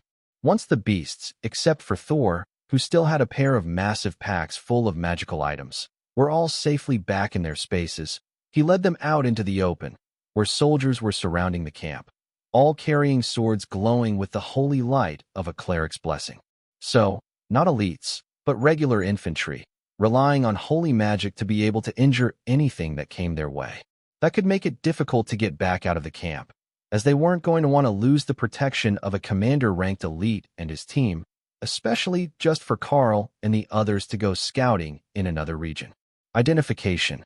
The patrol guard requested, with a hint of reverent respect in his tone. Commander Karl, 95988. Deployed to the region with my team to control scout movements away from the main lines. Karl replied. And how did that go? The patrol leader asked. We're up by about 70 frost giants for the day. Lotus cut in with a smile on her face. The man froze as if she had slapped him. Did you say there were 70 frost giants in the zone today alone? I will need you to report to the battalion commander ASAP. I don't think that they are aware of the threat level. Karl and the team were quickly escorted to the battalion commander's tent, where they found a commander-rank soldier with his secretary bent over his desk when the scout burst in unannounced. Karl stopped the team and let the scout be the only one to go inside, while the tent flap swung closed, and Tessa did her best not to laugh out loud. Damn it, knock! The man shouted, as the secretary, who was in civilian clothing, hurriedly rearranged her skirt. It's a cloth door, sir. We have a report that you need to hear. A commander-led mercenary scout team took out roughly 70 frost giants in the zone just today. It has given us reason to believe that the deployment orders understated the severity of the threat. The scout announced in a dry tone as Karl and the team waited outside. Hawk and Ray had kept a bunch of the heads for just this reason, and they quickly piled them up outside the command tent, creating a 5-meter-tall mound of giant skulls still dripping with blood. The scout and his commander stepped outside and saw the massive pile of heads, then turned in shock to Karl. Where the hell did those come from? The commander demanded. I have a skill to keep body parts from defeated monsters in a separate space for the day. I use it to provide proof of kills, as we are on commission, not salary. Karl informed him. Someone count those and do a rank check on them. The commander shouted. Nobody was hurrying to do that duty, but they would get to it, Karl was certain. The battalion commander gestured inside. Please, come in. I need a report on the situation and anything you know about that fire burning at the other end of the valley. Karl took a seat across from the other commander, while the rest of the team sat in the chairs along the wall. The fire is easy. I used frost giant bodies to light a bonfire and slow the enemy advance so that they wouldn't follow us toward you.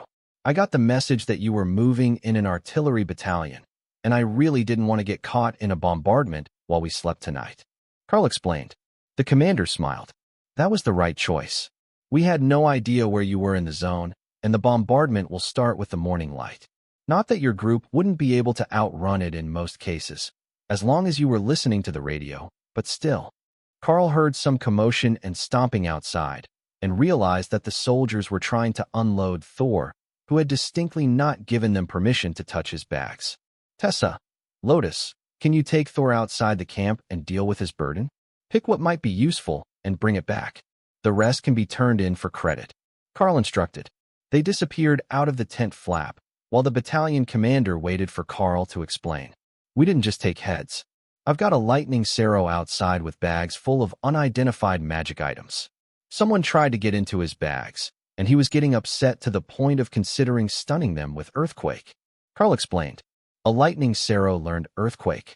The commander asked, completely confused.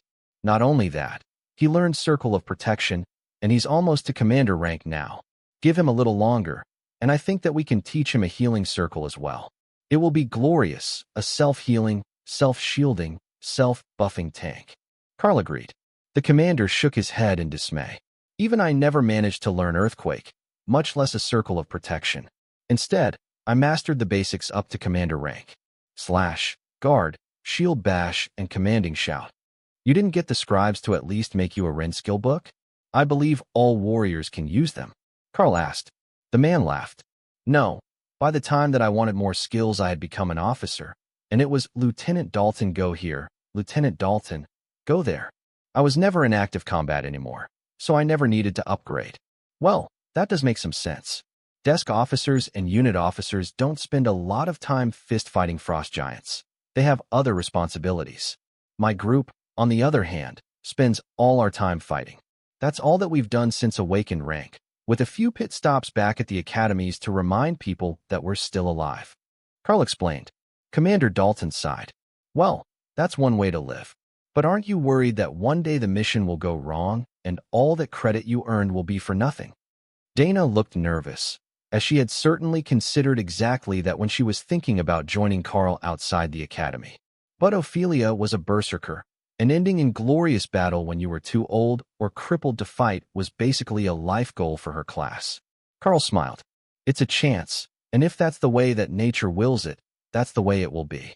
Nevertheless, I have faith in the world dragon that we will live to a ripe old age. Dana smiled. That was precisely the sort of non-answer that Lotus would have given. The two clerics came back in with one large bag of stuff, and Thor retreated to his space. Done already? Karl asked. Yep. There were only a few truly good things in there, since we were already stocked up. We have a ring and boots for Bear, Lotus and I have taken a bracelet each, and there is a brooch for Dana. The other boots are for you, if you can use them. Tessa explained. They were commander rank leather boots with fur trim at the top and an increase to his cold damage resistance. But most importantly, they were warm. Karl also noticed that she had a bundle of weapons behind her back that she wasn't speaking about, possibly just so that the soldiers wouldn't get upset that they took all the best for themselves and didn't leave anything exceptional for the base to skim off before it was officially submitted. Will you be needing space within the camp, or do you prefer to camp outside? Commander Dalton asked. Karl thought of the nearby caves that Hawk had found. I think that we will set up not far from your position, within the caves. They're easier for our group to keep warm and comfortable than a tent, and they're sheltered from some of the sound of artillery. Dalton nodded. I will leave you to it then. Remember to inform me of your patrol route before you leave again, so that we can avoid shelling your position. That won't be a problem. We will likely leave later in the day tomorrow, once we know how the frost giants are reacting to the presence of an artillery battalion in the area. They sent reinforcements yesterday when we started to target their trainees, so there is a chance they will transfer even more, or even retreat entirely once your teams get to work. Karl explained. Commander Dalton ran a hand through his short brown hair, then replaced his cap. Understood. We will call for you over the radio if they decide that an offensive is the answer. We're a bit short on actual fighters, as you might have noticed, and we only have 4 clerics with us to keep the weapon enchantments active and do part-time healing duty. Karl nodded. All right, if we're still around, we will see what we can do. We're not a front line, stand and fight head-on sort of team. It's better to just let us work from the shadows. We can go through quite a few frost giants that way without them finding us. Dalton smiled and gestured to the door. Good luck. We have space if you can't find somewhere comfortable. Karl led the group out of the command tent. It wouldn't be a problem to find a spot. Hawk had already scouted them. They were just too close to the military camp for them to arrive at undetected. But since the battalion knew that they were there, they didn't have to put up a tent. They could just have Ray make a cover for the door and keep the interior of the cave heated. It took time to get a cave properly warm, but once the rocks were holding heat, it would stay warm for quite a while. Warm places to sleep were in short supply in this unnaturally cold region, but Hawk was getting quite skilled at finding them. The cave that Hawk had found today turned out to be fairly deep and ran nearly 10 meters into the cliff face, where running water had cut away the limestone over the years. That would work out well for them. It was protected from the elements, but there was still plenty of ventilation and an easily defensible single entrance. With Karl, Hawk, and the sword all adding heat to the cave, it warmed up quickly, and they were able to comfortably hang the hammocks using Ray's web to attach them to the walls. There would be no sleeping on the cold floor for his group, and they could get away with a minimal watch, as there were artillery battalion patrols 10 meters outside their door. As they finished dinner, Karl noticed that the patrols were lingering outside the entrance to the cave, which was located about a meter above ground level and 4 meters above the cavern that they were in. The stone walls of the cavern were already warm, not frozen by the suddenly frigid air outside, but with the flames they were using for heat. Karl suspected that the guards were lingering where the warm air was venting before moving on with their patrols. It had to be torture to keep walking by while the group was roasting meat and cooking up a stew, but the majority of the scent would go up the air vent in the chamber and be filtered through the trees instead of flowing out the main entrance to torture the patrols. Ray took the entire night watch, ostensibly because she was sleeping most of the afternoon after they arrived at the base. In reality, it was mostly because she enjoyed watching everyone gently sway in her web hammocks. The hammocks were comfortable, and with the flaming blade set against one wall, the room was luxuriously warm all night until Ray fell asleep as Lotus started breakfast to the accompaniment of the sound of artillery fire. As promised, they had started the bombardment of the frost giants promptly at dawn, so Karl turned up his radio to listen to the morning broadcasts. They had a scout team in the mountains, looking down at the valley with high-powered binoculars, and they could see the majority of the region well enough to target the shells. They had also determined that the number of frost giants had grown again overnight, but mostly on the weaker side of the spectrum, trainees at the awakened and ascended rank, not their commanders.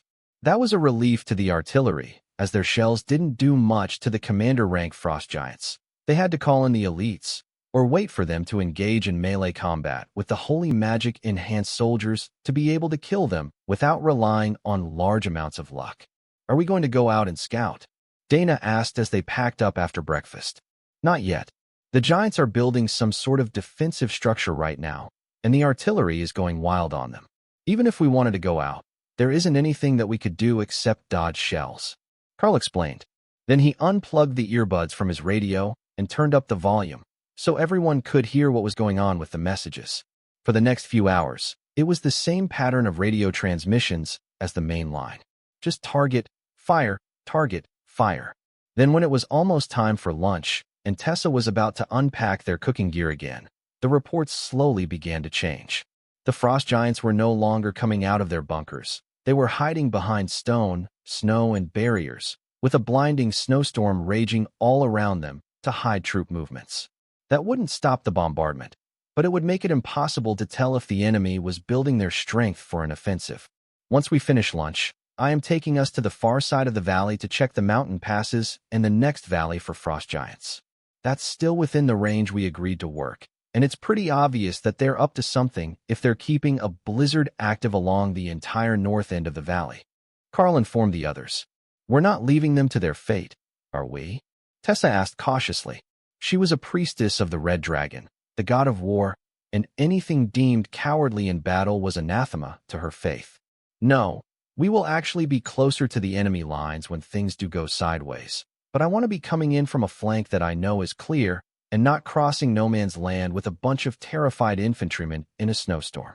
With lunch finished and their gear packed, Karl headed to the camp after stuffing bits of moss in his ears as earplugs against the noise of the artillery. He stopped at the supply tent and got a notepad and pen so he didn't have to remove his own from his pack, then wrote a mission description for the battalion commander to read. There was no way they were going to be able to have a discussion here beside the artillery, so Karl just handed him the letter with the crude map on it and patted him on the shoulder to say good luck. Dalton nodded and waved him away, letting Karl rejoin his team and head into the hills.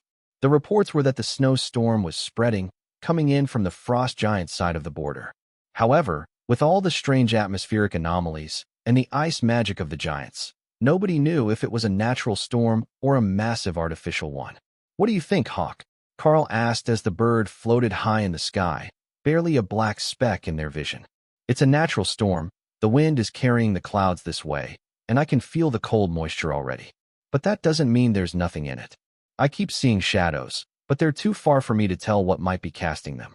Keep an eye on them and let me know when you can tell what is casting shadows in the snowstorm. It might be nothing. It might be something important. Chances are, human eyes can't tell that there are even shadows to begin with. Karl reminded him. Their route quickly took them into the hills, and that was where their smooth progress ended. The paths were narrow and steep, winding along the side of cliffs, while a river gorge made up the bottom of the canyon. Do you think that something might try to move down the river? I mean, they could freeze it over, right? Dana asked, directing her question at Lotus, who would be more knowledgeable about the weather than anyone else here. They probably can with their ice magic. But we can see the river from here, and this path would be a nightmare for frost giants to navigate, so it's better that we don't follow the river ourselves. I mean, we will because that's where the canyon goes, but not along the river itself. Lotus explained, with a gesture along the path. They walked at a careful pace, not wanting to lose anyone down the hill if the path under the snow was loose or icy. And by the time that it got dark, they still had an entire kilometer to go before they had made it up the valley's length. All right, there is a path between the mountains ahead, according to Hawk, which will lead us back into the other valley close to the frost giant lines. There are no caves on this side of the fault. It's slate and not limestone like the other side of the hill, but Ray can make us a double-walled tent in the trees, and we will call it a night. Karl instructed. Ray was happy to run ahead of the group and test her theories on a double-walled fort. You couldn't see out of it, so her and Hawk were on night duties in the cold again, but it would be warm and sheltered from the increasingly frigid winds. They were just about to finish their scans and head into the fort when Hawk sent a final sunset update. I can see what's casting the shadows. It's frost giants in white suits, hundreds of them. They're hidden in the snow, but they can't hide their shadows. Where are they headed? Karl asked. For our valley. The one that the artillery is making a mess of right now. An exceptionally loud mess, Karl noted, now that they were so close to the edge of the bombardment zone. I will call it in. Battalion Command, this is Team 95988. We have spotted reinforcements on the other side of the mountains, headed for your bombardment zone. 200+ frost giants in snow camo outfits. Strength unknown. Karl broadcast. Receive. It was probably better that Dalton let go of the mic button at that point. It would never do to curse that much over open airwaves. The sound of artillery shelling the area continued all night, and then just after dawn, the sound of frost giant war horns blared across the north end of the valley, interrupting breakfast and causing the radio communications to go crazy.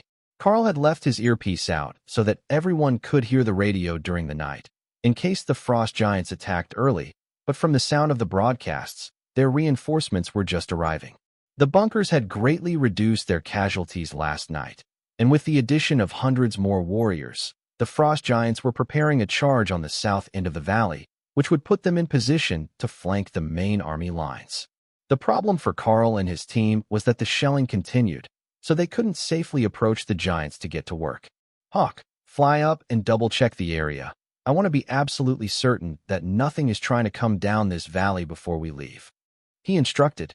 First, Hawk flew south to make sure that nothing got by them in the night, as unlikely as that was. Then he headed north up the valley, where only 10 kilometers from the camp, he found a large group of the giants in white building rock hurling siege weapons and building barricades. Karl checked that against his map and found that the location should be the Golden Dragon Nation side of the neutral zone, or contested zone, between the two countries. The lake that was directly behind their barriers had been the boundary marked on the map. The army almost certainly wouldn't want to push that far, and if they were setting up artillery, the frost giants weren't going anywhere. The river wouldn't support the weight, and it was too much trouble to have to disassemble and reassemble them for half a morning's march. But as Hawk circled back, he saw that the group at the lake wasn't the only one that was digging in for a long battle. On the other side of the ridge, the frost giants were building a massive ice fortification within their raging blizzard, visible to the keen eyes of Hawk only because they weren't trying to hide it from the back. Karl sent in the message and got back a quick response. Not from the battalion commander, as he had expected, but from the main line's regional command. "Please remain on site to secure the secondary valley against enemy incursion. Reinforcing troops have been delayed," they informed him. "Understood. We will be holding our monitoring position." Karl looked at the others and shrugged. "Well, we're up the side of a hill, in the trees, where we can see half the valley. I would say that's a good enough position for what they want, and we can just wait here where it's warm. Until we get other directions, Hawk and Ray can take turns watching for movement, and we can all stay well rested. I know that we're not military, so we can theoretically decline the order, but it wouldn't hurt to wait here and see what happens next." Tessa laughed. "If we move and something comes down the valley to cause problems for them, you know that we're going to hear it from the high priests as well. They despise it when they get messages complaining about the actions of their clergy, and they're already stressed by the current situation. Lotus might be used to getting yelled at all the time, but I prefer to avoid it." Lotus giggled at the insinuation, but Tessa was right. She got yelled at on a fairly regular basis for getting sidetracked when she wasn't with a green dragon or other type of nature priest. They got sidetracked just as much as she did. The artillery never slowed, only staggered its rhythm so that the enemy wouldn't find it as easy to predict. The sound carried through the mountain valleys, impossible to escape as the battle raged on. The frost giants were active on the main line, charging forward to eliminate artillery emplacements and scout bunkers. But in their valley, the enemy line was stationary. The big fear of everyone, both in command and in the fort with Karl, was that this was just a build-up, that the main line would get fully engaged, and that would be the signal for the troops that had built up along the secondary valleys to move into combat. But they couldn't put that over the radio, or they would be accused of trying to damage morale, so they had to wait and watch as the hours passed, and the two positions that they could scout remained patient, and the battle along the main lines intensified. At dark, Hawk returned to the fort to rest inside and out of the cold, while Ray went out to scout and made herself a secondary fort, up near the ridge and built into a tree. It kept the wind off her and allowed her to see both the end of the valley and the main valley's access route, though she couldn't see the actual fortress built there. It was enough to be able to see if anything was moving in their own zone, as the army already had scouts all over the hills lining the other valley. To Ray's eyes, the frost giants were the opposite of what most living things should be, a mass of cold in the distance, not freezing, but much colder than most living things. If the weather wasn't so frigid, they would be hard for her to spot, as they would blend into the background temperature variation, but as it was, she was certain she wouldn't miss them if they moved. Near dawn, right when night patrols would be switching for morning patrols among the human armies, the radio reports of massive movement among the front lines began. The frost giants were beginning their full offensive, accompanied by ice magic enchanted boulders that smashed apart artillery wagons and brought area, freezing magic with them that both damaged the infantry and caused blinding snow. With the blinding snow, the rest of the forces couldn't see what was coming for them, and the reports were rather grim, with an entire armored battalion reported lost in the first hour. That was 70 kilometers from where Karl and the others were, too far for them to do anything about it, but close enough that it made them paranoid about what might happen to their positions. If the main line was breached or forced to retreat, That would put the unit under Commander Dalton behind enemy lines. That was not where an artillery battalion wanted to be, and he would have trouble even retreating with such a large unit and so much heavy equipment. If they leave one behind, I want an artillery, Thor announced, thinking of ways that he could pull one of the wheeled cannon batteries for long-range combat. What's this? You've gone for tank position and the healer role, and now you want to be artillery too? Karl joked. Remy is just a tiny snake. How could she take up our ranged combat role all by herself? Well, by herself or with Hawk if he doesn't have to scout? Thor asked. Hawk silently laughed at the thought of an overgrown afternoon snack becoming their ranged damage member, but refrained from saying anything that might make Thor sad. He was excited about helping, so Hawk let him have it. Thor's idea made good sense to Remy. She wasn't even big enough to see over people. She had to hide in Karl's armor or in her space, just so she could see to cast her spells. If she was a flying snake, she could do like Hawk and target them from above, but her minor water control only allowed her to make simple appendages, not wings. But one day she would be big, and then she would be able to see everything in her swamp. We just need to teach her a new skill, so she can see further. If she could find targets when they were further away, Remy could be our tiny blue artillery snake, Hawk suggested, hoping to keep Thor happy even if they couldn't get an artillery. That didn't sound like a bad idea to Remy. She just didn't know how she was going to do it. Maybe if her water control was better, she might be able to sense what her blizzard was hitting, and then she could target more spells without needing to see them. As an added benefit, she would know where everything in her swamp was. She just had to find someone who knew how to teach her that skill, or have Karl torture one of the frost giants until they told him. The frost giants should know. Only, nobody spoke frost giant. Learning was hard, Remy decided. For the first few hours, it almost seemed like they were going to be able to repel the frost giant attack, but then the units that had arrived in the snow made their move. 300 white-robed and hooded commander-rank frost giants appeared from the storm and rampaged through the main lines of the Golden Dragon Army's formation. All secondary units, this is a general retreat. All secondary units, this is a general retreat. Form at checkpoint Bravo for counterattack. The radio repeated. Hawk, is that causing Commander Dalton to move? Karl asked. They are already packing up their gear. It doesn't look like they are planning to leave a cannon for Thor, but we might get lucky. Hawk replied. Cannon, cannon, cannon.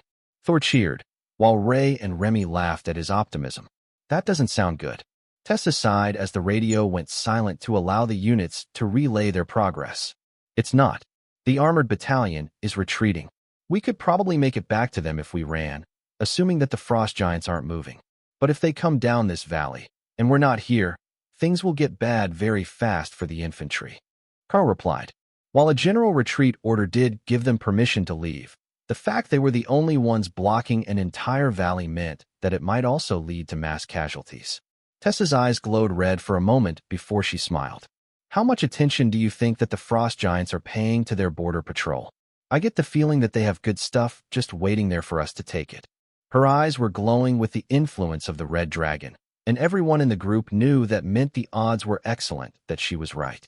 Either there was good loot or a strategically beneficial fight. The war god wouldn't be interested if there were neither of them present. I will send Hawk to see what the next valley is doing before we move. If they're advancing, we will move north toward the border. If we're lucky, it might make them hesitate and save some of the artillery battalion. Karl agreed. Hawk soared out over the mountain peaks, looking down over the next valley, where the frost giants were beginning to get up out of their bunkers now that the artillery had stopped. They were forming up for a charge, which would be faster than the infantry, which didn't have enough transport trucks to leave except on foot. They're forming up for a charge. If we leave now, they should be about halfway down the valley when the alarm goes up that we're attacking the border defense teams. Karl informed the others. Dana gritted her teeth and nodded. Let's do this. How bad is the battle at the border going to be? Karl thought back to what Hawk had seen. Bad, but nothing that we can't handle. Just keep your shields up so that the ranged team members don't eat a boulder to the face from the catapults. They all grabbed their packs, and Karl led them down to the river. There was a bend just 50 meters from the frost giant lines, which would hide them from view until they were close enough to attack. That was when he would start the charge, and with a bit of luck, their shields would hold long enough. There was no cover in front of the line. It was all knocked down and removed, so they would have to come through the open, no matter what tactic they wanted to use. Lotus caught a ride on Ray, while Dana hopped up behind Tessa on Thor, which brought the speed of the group up to Thor's full running speed. With her strength enhanced, Ophelia had no problem keeping up with the lightning Serum, and Karl was faster than either of them. The deployment would put everyone in the right spot when the fight started, with Dana's golems forming up around Thor, while Ray brought her own out a little further down the line as a distraction. They were the most deadly in the group, so the frost giants wouldn't be able to ignore them, and that would turn them away from Thor and the others. A few extra seconds should be all they needed for Karl to stun the more vulnerable members and give them an early advantage. I will distract them away from your advance. Good luck, everyone, and I will see you in a minute. Karl instructed as they got close to the final corner. While the group went left, he moved to the right through the woods and prepared to shoot the frost giants that were immediately in front of the main group. He was the first one out into the open, and his arrow was loose before anyone had seen him, plunging straight into the heart of an unprepared ascended rank frost giant. Stun hit the creature's heart directly, and the giant twitched as it hit the ground, dead. That wasn't quite the plan, but Karl already had another arrow in the air, going for the giant beside the one that fell. To the defenders, it looked like he was taking out the reinforcements before he charged a weak spot in the line, and they began to shift positions while the rest of the group charged out of the woods. The distraction was just enough, and only 3 catapults managed to hurl ice magic-infused boulders at the group as they charged. None of them were close enough to damage the group. Firing hastily had cost the inattentive giants their advantage. Ray's golems appeared in their ranks, attacking without hesitation, while Dana's appeared a second later, flanking Thor as he knocked his target to the ground. Karl sent another round out, hitting the closest giant to him with chain lightning, which slowed the giant's response even further. Remy took that as her cue and cast a blizzard over the far side of the defensive line, while using her own chain lightning on the closest giants. The ice element attack would do very little, if any, damage to the giants, but it would block their vision and stop them from using ranged attacks against the much smaller human attackers. The risk of hitting their own people while firing blind was too high.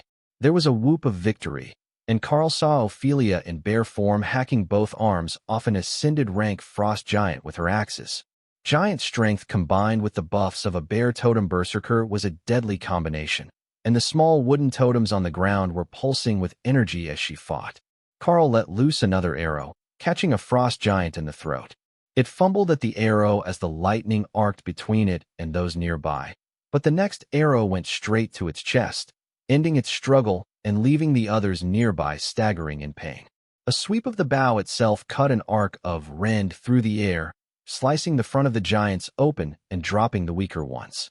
For a moment, Karl had a clearing around him, so he turned his arrows on the frost giant commander headed for Thor. The creature moved with surprising speed, catching the arrow. Then it howled in rage as chain lightning activated, and Karl smirked in his direction. That was what Karl was after, drawing the leader to himself. Even with Ray around, the others would have enough trouble with the frost giants. They had far too many commanders in their ranks, and Ray wouldn't be able to take them all out fast enough for the clerics to keep everyone healed indefinitely. Hawk's fireballs were raining down from above, causing immense pain wherever they landed. But he had learned his lesson, and he was far above the battle, out of range of any ice spike-type attacks that might knock him out of the battle. Karl started to retreat toward the remainder of the group, intending to give Thor some reprieve while he could. But it appeared that the Serum didn't need it. The frost giants were having a hard time getting to the battle, with Thor casting constant earthquakes and Lotus using her water vortex staff to create spinning water funnels that pulled them off their feet and knocked them to the ground. Ray's golems were showing no mercy, making full use of the spear skill that they had gained in the Naga dungeon to turn anything they couldn't reach into a pincushion. As it was their only active skill, they didn't seem to have any issues firing them while fighting. 8 eyes that never blinked were a spider's great advantage, as they could see everything going on around them in a 270-degree arc and fire spears at anything showing vulnerability. That's nearly 2 minutes to rejoin us, Lotus noted as Karl rejoined the group. But I saw you a minute ago, so it still counts, she added. Tessa's eyes were glowing red as she buffed the group with holy magic, adding damage to all their attacks. even Karl's lightning and the golem's blades. With the golems in place, Karl didn't have to switch back to his sword, but it was still transferring energy to the group from its spot on Ophelia's back, while she used her twin axes to block and attack at the same time. The giants were beginning to reform their lines, and Karl was considering giving the order to retreat as they worked together for a group spell. His stun couldn't deal with that many of them, and he wasn't certain what they were casting. He fired as fast as he could, targeting different areas of the group, but at the last second, a surge of golden holy energy surrounded them all, and the power radiating off Thor surged. The lightning Sero had made it to the commander rank, and with it, his circle of protection and refreshing lightning barrier had improved a rank. Karl noticed that the golden streaks on Thor's scales were becoming more pronounced, and now his horns were beginning to turn golden from their natural ivory. "Looking fancy, buddy." Karl laughed as a barrage of icicles slammed into the hastily erected barrier Dana had placed in front of them, and then shattered against the barriers on their bodies. None of them took more than minor wounds, and these icicles weren't as insidious as the attacks of the Yeti clans, as they weren't trying to freeze them now that the damage was done. Tessa shouted in victory as the giants roared in frustration, but the battle was far from over. Karl's group was still vastly outnumbered, and most of what was left was the commander rank and the stronger ascended rank frost giants, who hadn't been annihilated by chain lightning or Hawk's fireballs. The water-hating bird was going insane overhead, launching fireballs as fast as he could, 3 at a time, into their ranks. They had ice barriers erected over themselves, but the fireballs weren't weak, and the barriers were having a difficult time keeping up with the incoming damage. Karl wasn't ready to rest yet. Even with the barrier refreshing them, Thor would run out of mana eventually, and they had to have the frost giants dead before then. Tessa was fully focused on offensive buffs and was mostly out of combat and not attracting attention, while Lotus was focused on keeping Thor and Ray at full efficiency. That meant Ophelia had the worst of it, with Dana not far behind, though the clerics were keeping them both fully healed, and they weren't showing any visible injuries, despite the splatters of red blood on Ophelia's armor. The enraged berserker knocked both of a frost giant's arms wide, and Karl put an arrow into its forehead, shocking all the enemies gathered behind it with chain lightning. The berserker laughed as she charged into the body and tossed it backwards to get at more targets. But Karl noticed that she carefully stopped before she got out of range of Thor's circle of protection. The giants had no problem coming to her, and now that the group was getting surrounded again, it was getting easier to shock large groups, slowing them to the point that they were barely effective fighters against the speed of the spider golems.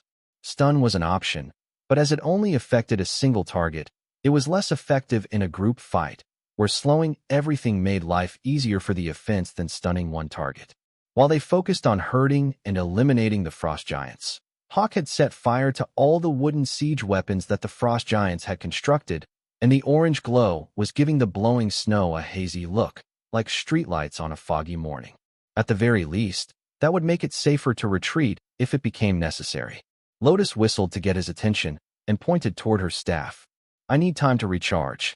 That meant no more water funnels, but the number of enemies was dropping rapidly. Karl realized that something had changed, and the enemies were dying much faster than they should have been, given the group composition.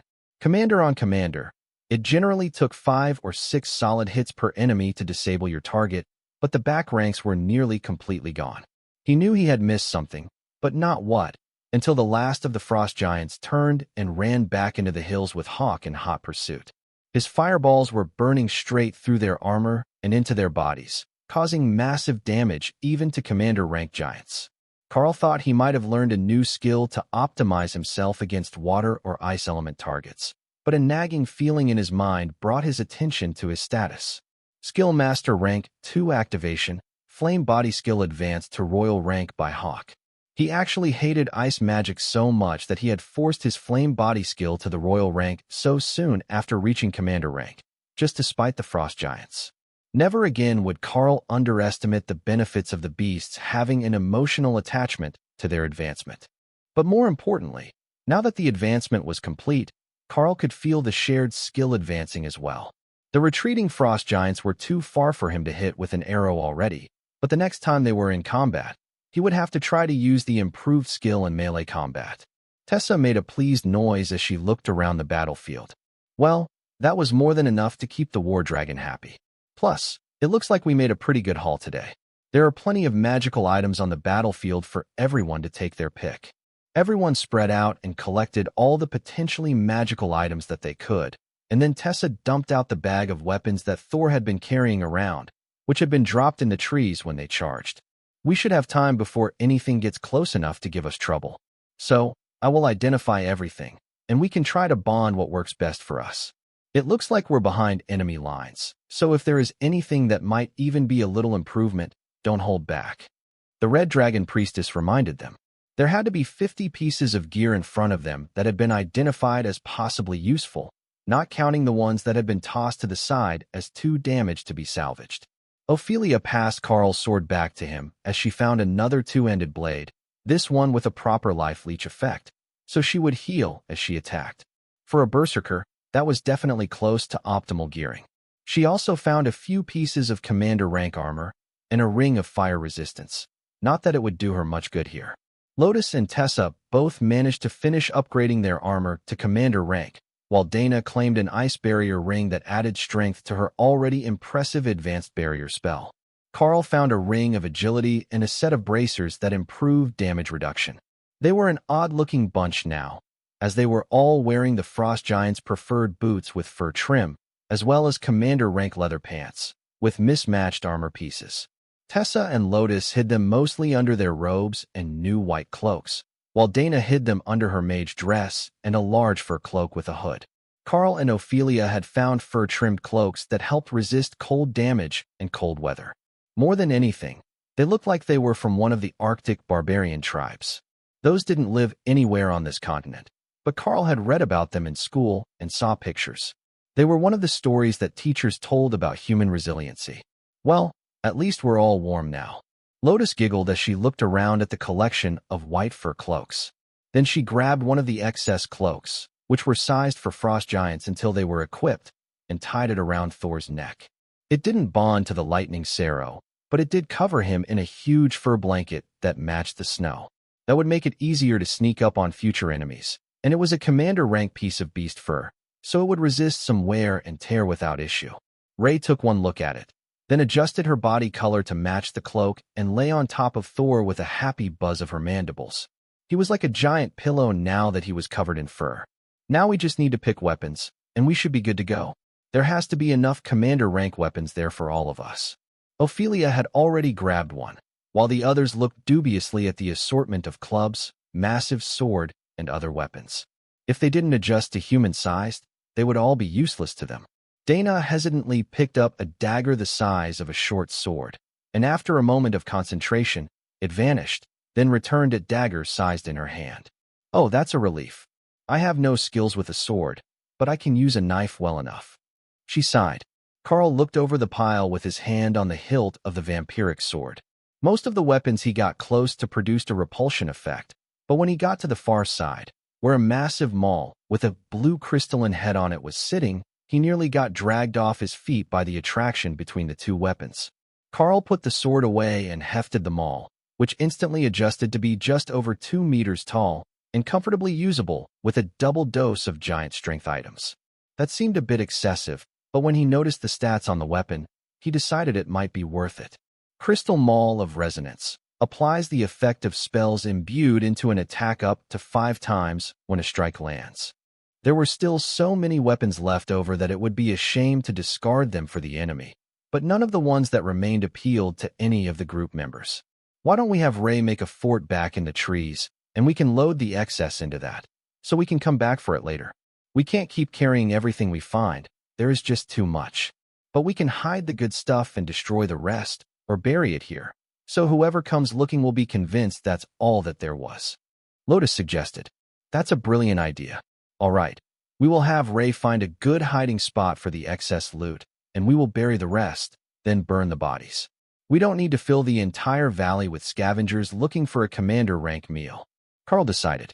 With the flaming body barrier over his folding shovel, it only took a few minutes to dig a hole in the frozen ground deep enough to bury all the excess weapons that were either heavily damaged or just not great quality.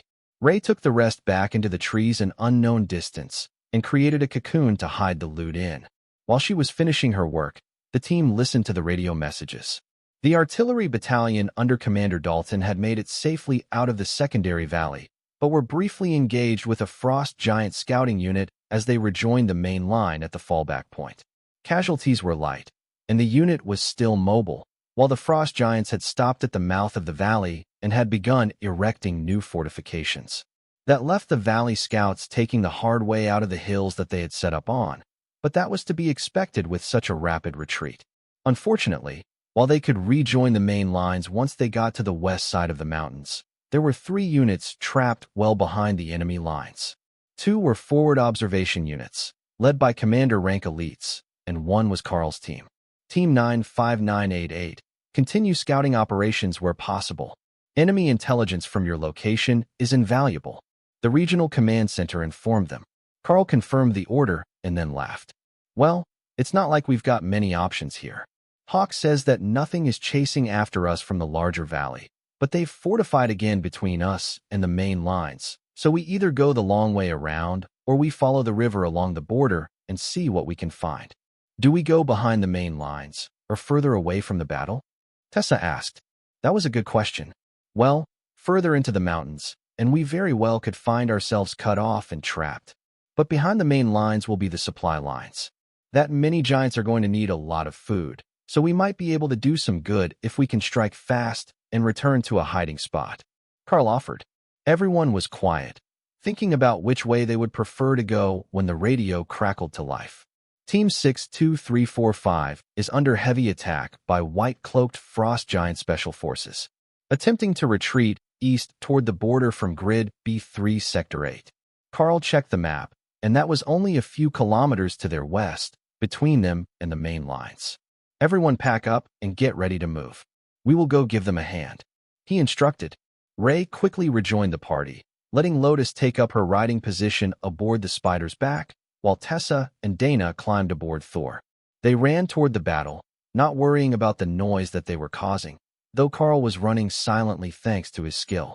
The noise of the elites and the frost giants in battle was loud enough that they didn't need Hawk to tell them exactly where they were going, so the scout was instead circling the area, making sure they were the only reinforcements that were going to show up to the party. It looks like it's just 2 scout groups fighting it out, Hawk informed them as Karl got close to the battle. Perfect. Now, it's time to see what your advanced flaming body can do with the shiny crystal hammer I just got, Karl replied. Charging 5 spells into it at once took more energy than he had been expecting, but the weapon was primed and ready to go when they entered the clearing, and found that the human team was 1 high priest in white robes and 4 mages. Who had picked that composition was a mystery to Karl, but it was not a good combination to fight the frost giants. All 5 of the giants were not only commander rank, all 5 of them were well into the commander rank as well. The white cloaks that blended into the storms appeared to mark the most competent of warriors, and the giants were startled to see Karl charging in their livery. One of the mages had 5 blue orbs active, firing magic missiles at a furious rate, a trick that was rather familiar to Karl. One of the mages at the academy knew that spell, and she had shown it off during the first week they were training Hawk with the mages. As he got close, Karl realized it wasn't just a familiar spell, it was Tori, the ascended rank blonde mage from the senior class, that was using her signature spell here. The magic missiles put the frost giants on the defensive, and Karl slammed the crystal maul into the closest giant's chest. The head of the hammer pulsed 5 times in rapid succession, like the pulse arc welders that they used to fix mining equipment back home, and the enormous monster was thrown clear across the battlefield to crumple against a tree. The sight shocked the humans even more than it did the frost giants, and one of the mages had his barrier shattered when he delayed a bit too long. The sound of breaking bones was a sickening one, but a golden glow was already surrounding him as his team's cleric got to work. Don't you have golems? Dana shouted as she summoned hers to fight the giants.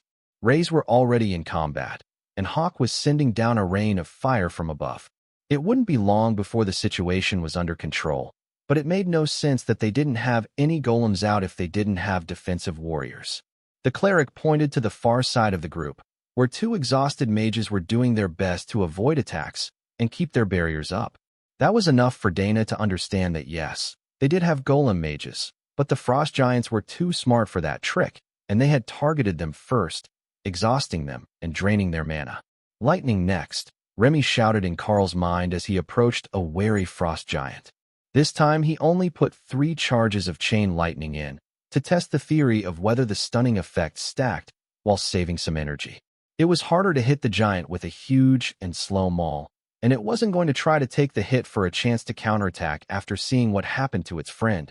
So the first 6 tries were parried before Karl managed to get a swing up and under the warrior's guard, only lightly clipping its hip, but enough to activate chain lightning. The power arced between the 4 remaining giants, which twitched a little, but weren't slowed any more than one strike had. They were smoking and visibly blackened at the point of contact, so the damage was all there, but the stun effect didn't appear to be any worse. The reprieve was enough for the mages to regain some mana and catch their breath, which allowed them to bring back 2 more ascended rank golems. That wasn't going to do much in this fight, as they weren't enhanced in any way like Dana or Ray's golems were, and they were still a rank below the enemy. But it was a good shield to hold the frost giants in place while the spider golems and hawk's flames dealt with them. Their cleric enhanced the golems with a golden holy blessing, increasing their armor and attack power to commander rank, as was done for regular human soldiers on the line. That gave the ambush team a bit more of a chance, but the high priest's blessing simply wouldn't have been enough for 2 golems to take on 5 commander rank giants. The giants were quickly dispatched, and the high priest came over to give Karl a grateful hug that made Lotus laugh. "Thank you, Commander. We were in real trouble when those 5 happened upon us at the end of a fight. We have heard much about you and your team of monsters and beauties." The high priest informed him. Karl smiled. "You hear that, Ray? He says you're a beauty." Now Lotus was laughing so hard she was holding her sides, while Ray stood up a little taller and subtly wiped the blue frost giant blood off her limbs in the snow. She was still covered in it. Blood was splattered on every part of her body, but it was a small improvement. The cleric was obviously confused as to who Ray was and why he was being laughed at, but at that moment, it really didn't matter. He was safe, nobody was dead, and the frost giant threat was ended for a moment. Ray returned to her space, leaving the blood behind, then came back out clean and fluffy. Well, as fluffy as she got, as her fur was rather stiff and not as thick as a furry mammal's. The high priest smiled as he realized the beast was doing the equivalent of getting dressed up to meet them, and decided formal introductions were in order. "I am High Priest George, of the main faith. I believe you already know Tori, who is an ascended rank senior at the academy, and these are Yuri, Petrov, and Ivan," he explained, gesturing to each in order. Tori was a blonde, who, even in this cold, was still showing cleavage, while the other 3 mages were all similar in their skinny and acne-riddled appearance, as young men at the ascended rank. They should be past the youthful acne phase, but for them, it had lingered well into their 20s. Karl, Dana, Ophelia, Sister Tessa, and Sister Lotus. Karl introduced. For a second, Karl thought that Tori looked jealous, but she was in the mirror of his position, the only woman in an all-male group, instead of the only man in an all-female group. Maybe it was the group composition she was jealous of. Hawk came down to land on Dana's backpack, and the mage gently stroked his head, while Lotus climbed up on Ray's back. Karl looked at the other group, who were still recovering from the battle, and too exhausted to go far. "What are your plans? Are you going to head back to the main lines, or are you going to remain out here behind the lines and keep hunting? I know you had a tough break with your position during the fallback order, but with a bit of effort, I'm sure you can dodge the wandering frost giant patrols," he asked. High Priest George looked at Karl like he was crazy. "You're planning to stay out here? We're behind the frost giant lines. If we get attacked, there's nobody else to come help. We didn't know you were nearby, but the other groups are together on the far side of the line, a whole day's walk from here." Karl nodded. "Yeah, we've got things to do out here, and we have been asked to see if we can find out what is causing the change in temperature before we head back. If you have any ideas, that would be great, but the temperature seems to be dropping before the frost giants appear, so it has to be some sort of area effect." The mages all looked a little traumatized, and Karl knew that they wanted to just go home and not be out here anymore. That may or may not be an option for them, but at the least, he could help them get to the human lines. "Why don't we help escort you south, and then you can make a run across the open ground between the lines. The frost giants shouldn't chase you, and you'll be back in the safety of the main force. He suggested. And how do you plan to get away after you help us get past the main line? They're not going to just let you walk by. Torai asked. Karl smiled, and the mages shuddered a little at the aura of a predator that he gave off. I think that we can handle ourselves long enough to get out of sight. The other group shared a concerned look, then shook their heads before High Priest George answered. I think it's better to merge the groups until there is a better opportunity to rejoin the main force. We will assist with your mission, and the extra numbers should make it safer for everyone. Karl wasn't convinced that was true. The other group didn't look all that competent, but telling them that would probably lead to a bout of severe depression and someone doing something stupid to prove themselves in combat. All right, welcome to the party. What is everyone's specialty? I recall that Tori uses orbs that fire multiple magic missiles, but what is everyone else good at? He asked. One of the mages, Yuri, Karl thought, gave him a rueful smile. We're all fire element specialists who know the golem spell. In theory, it should be as good as having 3 warriors with us, but that group just demolished the golems. Dana frowned. They're a whole rank higher than you. Do any of you know durable constructs, or an upgraded barrier spell instead of the basic one? They all shook their heads in shame. Karl shrugged. All right, I see where the issue is. The Special Forces team, as you called them, simply outmatched you, even though you had the right basic stats for the mission. We can't teach you new spells right now, but with 3 more golems and 3 more fire spells, we should not have any troubles with future teams. Of course, he had a royal rank, flaming body, ability of his own, plus Hawk's fireballs. While the skill was a rank higher, his own mana output wasn't quite up to the standard of a royal rank mage or beast using it. So, the maximum output was limited, but it had greater penetration and mana efficiency than the commander rank version had managed. What was that ability that you used to toss a frost giant across a clearing? George asked. It's this fancy new hammer I got from some frost giants. It can stack an ability on it multiple times. It's brutal on the mana usage, but when multiple instances hit at once with the force of the maul and my upgraded strength, they fly pretty well. Torai looked Karl over. You don't look like the sort that got big strength increases from your class. Karl just shrugged, but Dana laughed. He didn't. He's got 2 giant strength items on, and he could probably body slam a frost giant without using a skill. She explained. Speaking of which, check those bodies. The commander rank giants usually have good stuff on them. Karl added. Tessa pointed to the bodies. And take the cloaks. Not only are they warm, they blend in with the snow, so you aren't as easy to spot. If things get dangerous, we will bring up a snowstorm of our own to hide in. Even Thor was wearing one, while Rey and her golems blended in with the snow on their own. From 100 meters away, it was difficult to see Karl's group, even on a clear day with no blowing snow. The cloak went well with the white cleric robes that George was wearing, and the 4 mages quickly got theirs on and put up the hoods to gather a bit of warmth to themselves. We were going to head away from the main lines to attack supply lines and keep the main lines from receiving their food deliveries. Are you ready for that? Or should we allow you a bit more time to recover your mana and stamina? Karl asked. George gave them a confused look. Is regenerating stamina so easy? Once you're tired, you're tired. Or do these sisters know refreshing spells? Both of them, plus the lightning serum, actually. Thor, can you extend your lightning over the whole group? They could use the help. Karl replied. Thor didn't really trust strangers, but Karl had asked, so he covered them in lightning and then detached it from himself. If the barrier broke, it broke.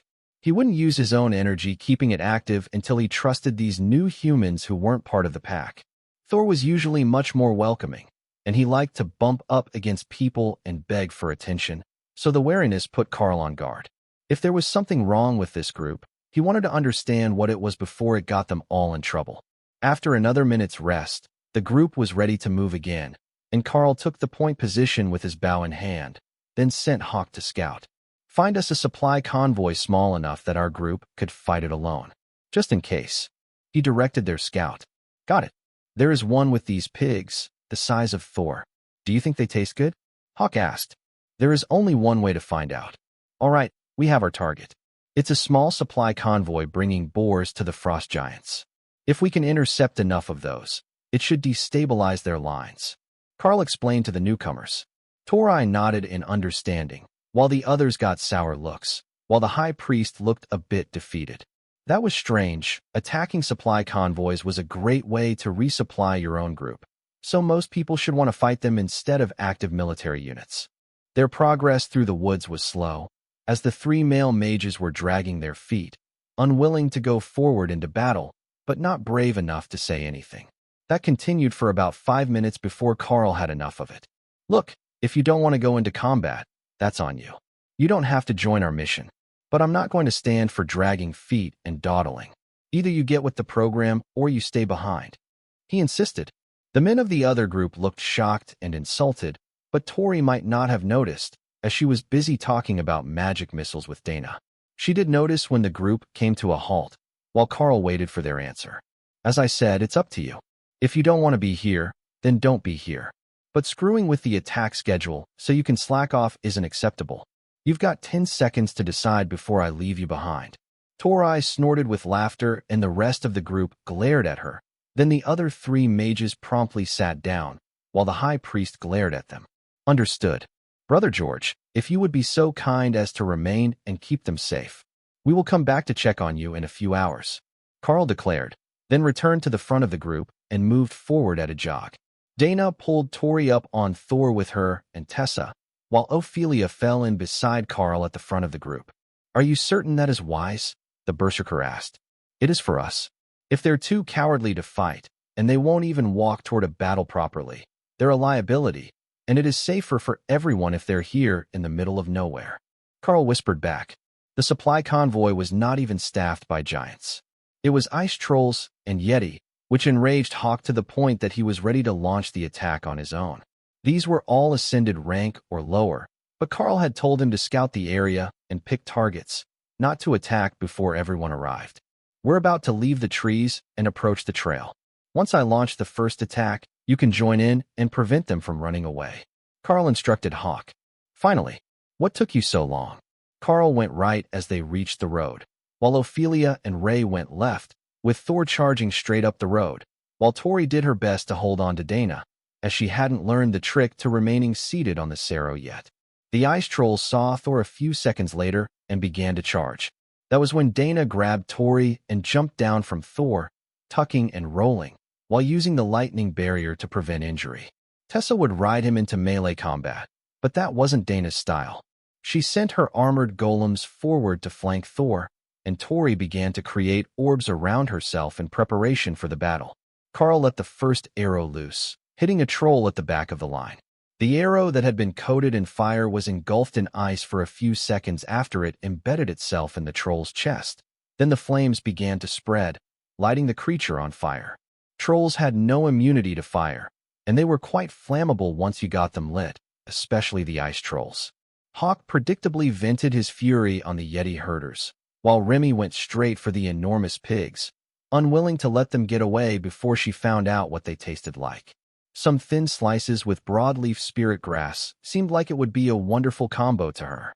Karl hit one of the lead Yeti with chain lightning, on an arrow right before Tessa's mace, coated in lightning and holy light, collided with its face, briefly setting the beasts for a flame.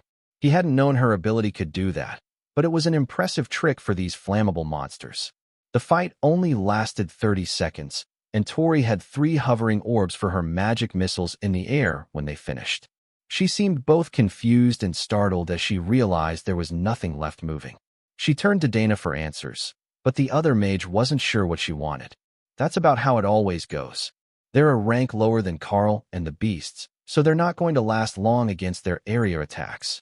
Tori shook her head. That level of attack power is just insane. Like those spider golems.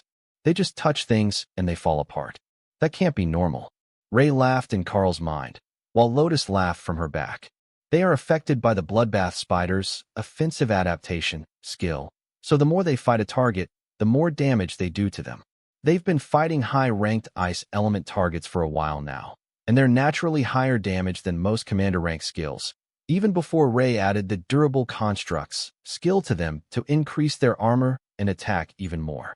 It really is unfair how much damage they do, but there's only so many of them. If we had like 50 tiny ones, it would be even better. The nature cleric joked. Torai shuddered in revulsion at the thought of a battlefield overrun by tiny murderous spiders.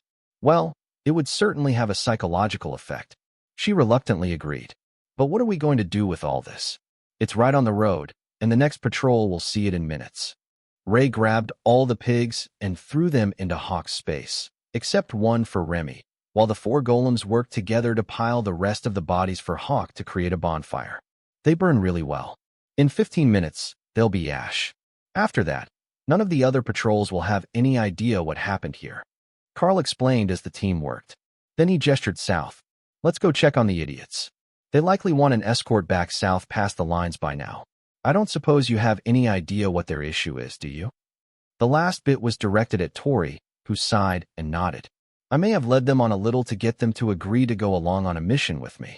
There were supposed to be 2 mages and 1 paladin-type warrior, but he pulled a no-show and sent another mage in his place. Then, when the mages figured out that I actually just needed a group for the mission, and they weren't going to get laid, they started pouting and looking for reasons to go home.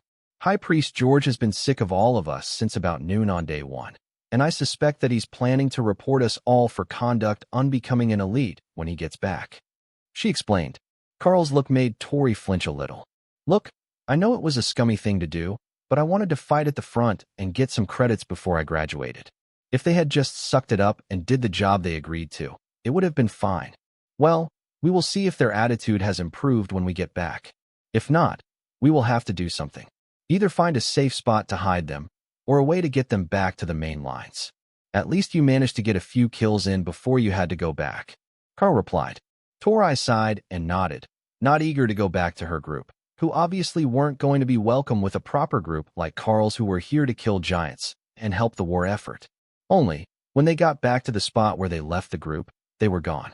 Hawk, find the idiots and let me know where they are. Karl ordered. On it, boss. Karl checked the snow and saw 3 sets of running footsteps headed southeast, toward the secondary valley, and a 4th set moving slower behind them, but probably tracking the mages. They're still running toward the secondary valley entrance. The cleric is way behind them, but he's following their footprints. Should I keep tracking them? Hawk replied. Give us a minute to decide. We might just let them leave and keep their other mage for a bit. Karl replied. All 4 pets laughed at that. Why would they want the useless ones back? Besides, they weren't even cute or scaly. Lotus pointed to a set of symbols drawn in the snow. That's clerical shorthand. It says the mages deserted, and he is required to go after them. Then what, I think, should mean to watch over Tori. Torai waited impatiently for Karl to finish communicating with his pets for a few minutes, before she realized that he had forgotten about informing the rest of them about what was going on. Care to fill the rest of us in on the details? She asked quietly, frustrated, but not eager to insult Karl. Hawk found them, and he's tracking them. I've got him eliminating a few groups along their escape path, so they don't get intercepted before they can make it to the empty valley. After that, they should be fine until they realize that the South Pass is barricaded by the frost giants, and they'll have to go over the mountains. The cleric will catch up with them soon. He's pacing himself, and the mages are nearly exhausted again. Karl explained as he listened to the updates from Hawk's side. Torai shook her head in dismay. What are they thinking? We signed up through the army for a deployment. If they come running back without the rest of their group, they're going to have to explain what happened. Or maybe they're expecting us all to die out here behind the lines. The words seemed to cause a revelation as they left her mouth. They were behind the enemy lines. Everything around them could be considered hostile, and nobody would be coming to help.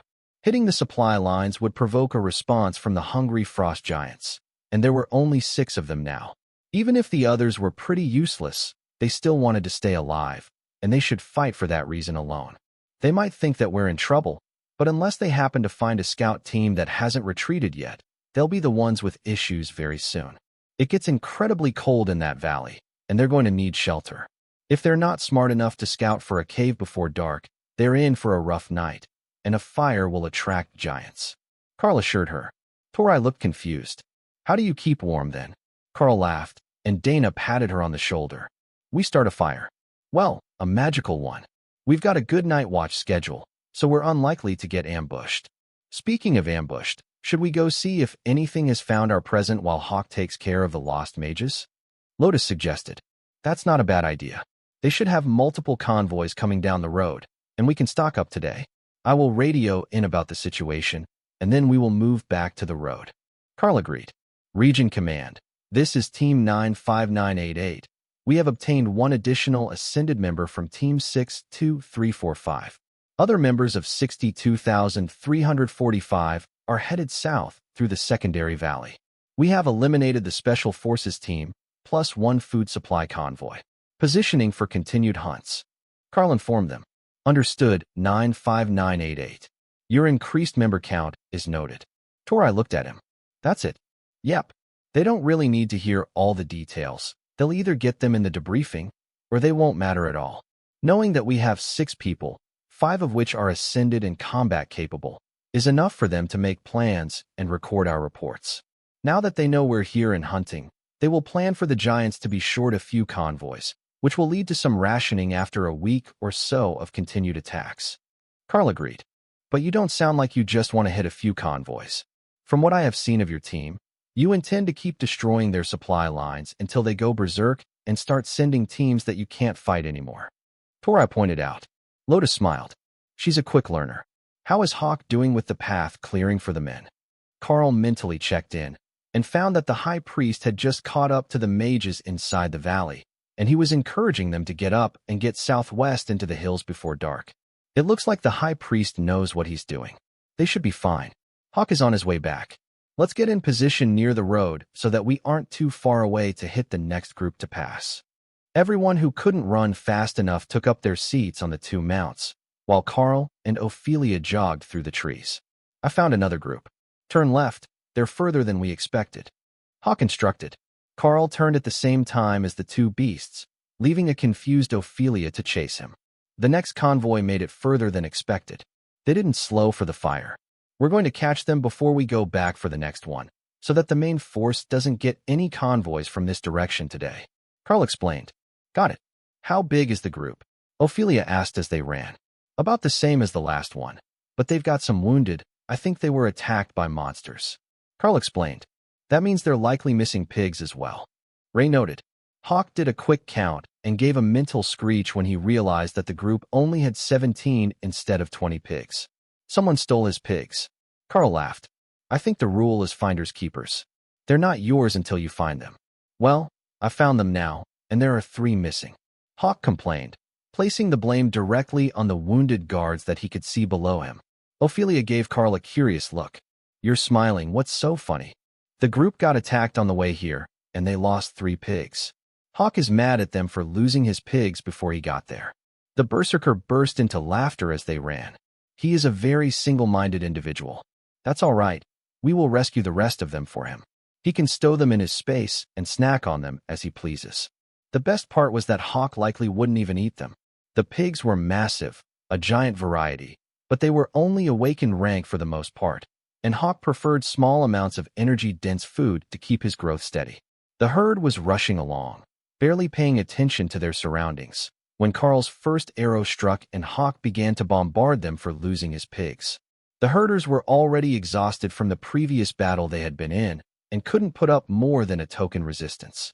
The last of the bodies were still twitching when Ray started to strip them of their equipment, bringing efficiency to the cleanup process. Ophelia pointed at the pile as she shifted back from her werebear form to human. We've got 2 staves if anyone wants them. That seems like a mage and cleric sort of thing. Tessa identified them, then tossed them to Tori and Dana. They are both for reducing spell cost, so it doesn't matter much who takes which one. They've got a lot of added mana on them as well, since they are ascended rank staves. Tori looked startled as Tessa dug through the leather clothing that the Yeti had been wearing. Nope, all scrap quality. All right, we can toss this on the pile, and none of the other weapons are magical. She explained. The pigs were already in Hawk's space, so the bird lit fire to the pile of bodies, starting with the trolls. That would hide most of the signs they had been here while they ran up the road to find the next group of supplies.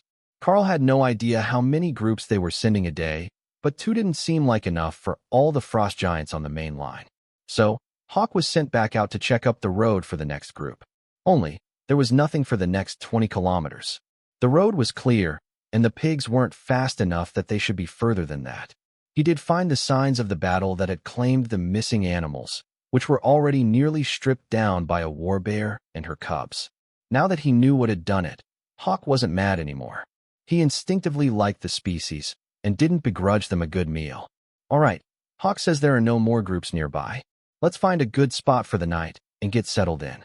We can hunt more supply convoys tomorrow, Karl announced. Hawk found them another good cave for the night, large enough to be comfortable, but small enough to be easily heated with the door blocked by Ray's silk. Tonight, they went one step further, since they were in a snow-covered area, and they had Remy keep a blizzard spell active for half an hour after the entry was covered, obliterating their tracks and piling snow over the entry points.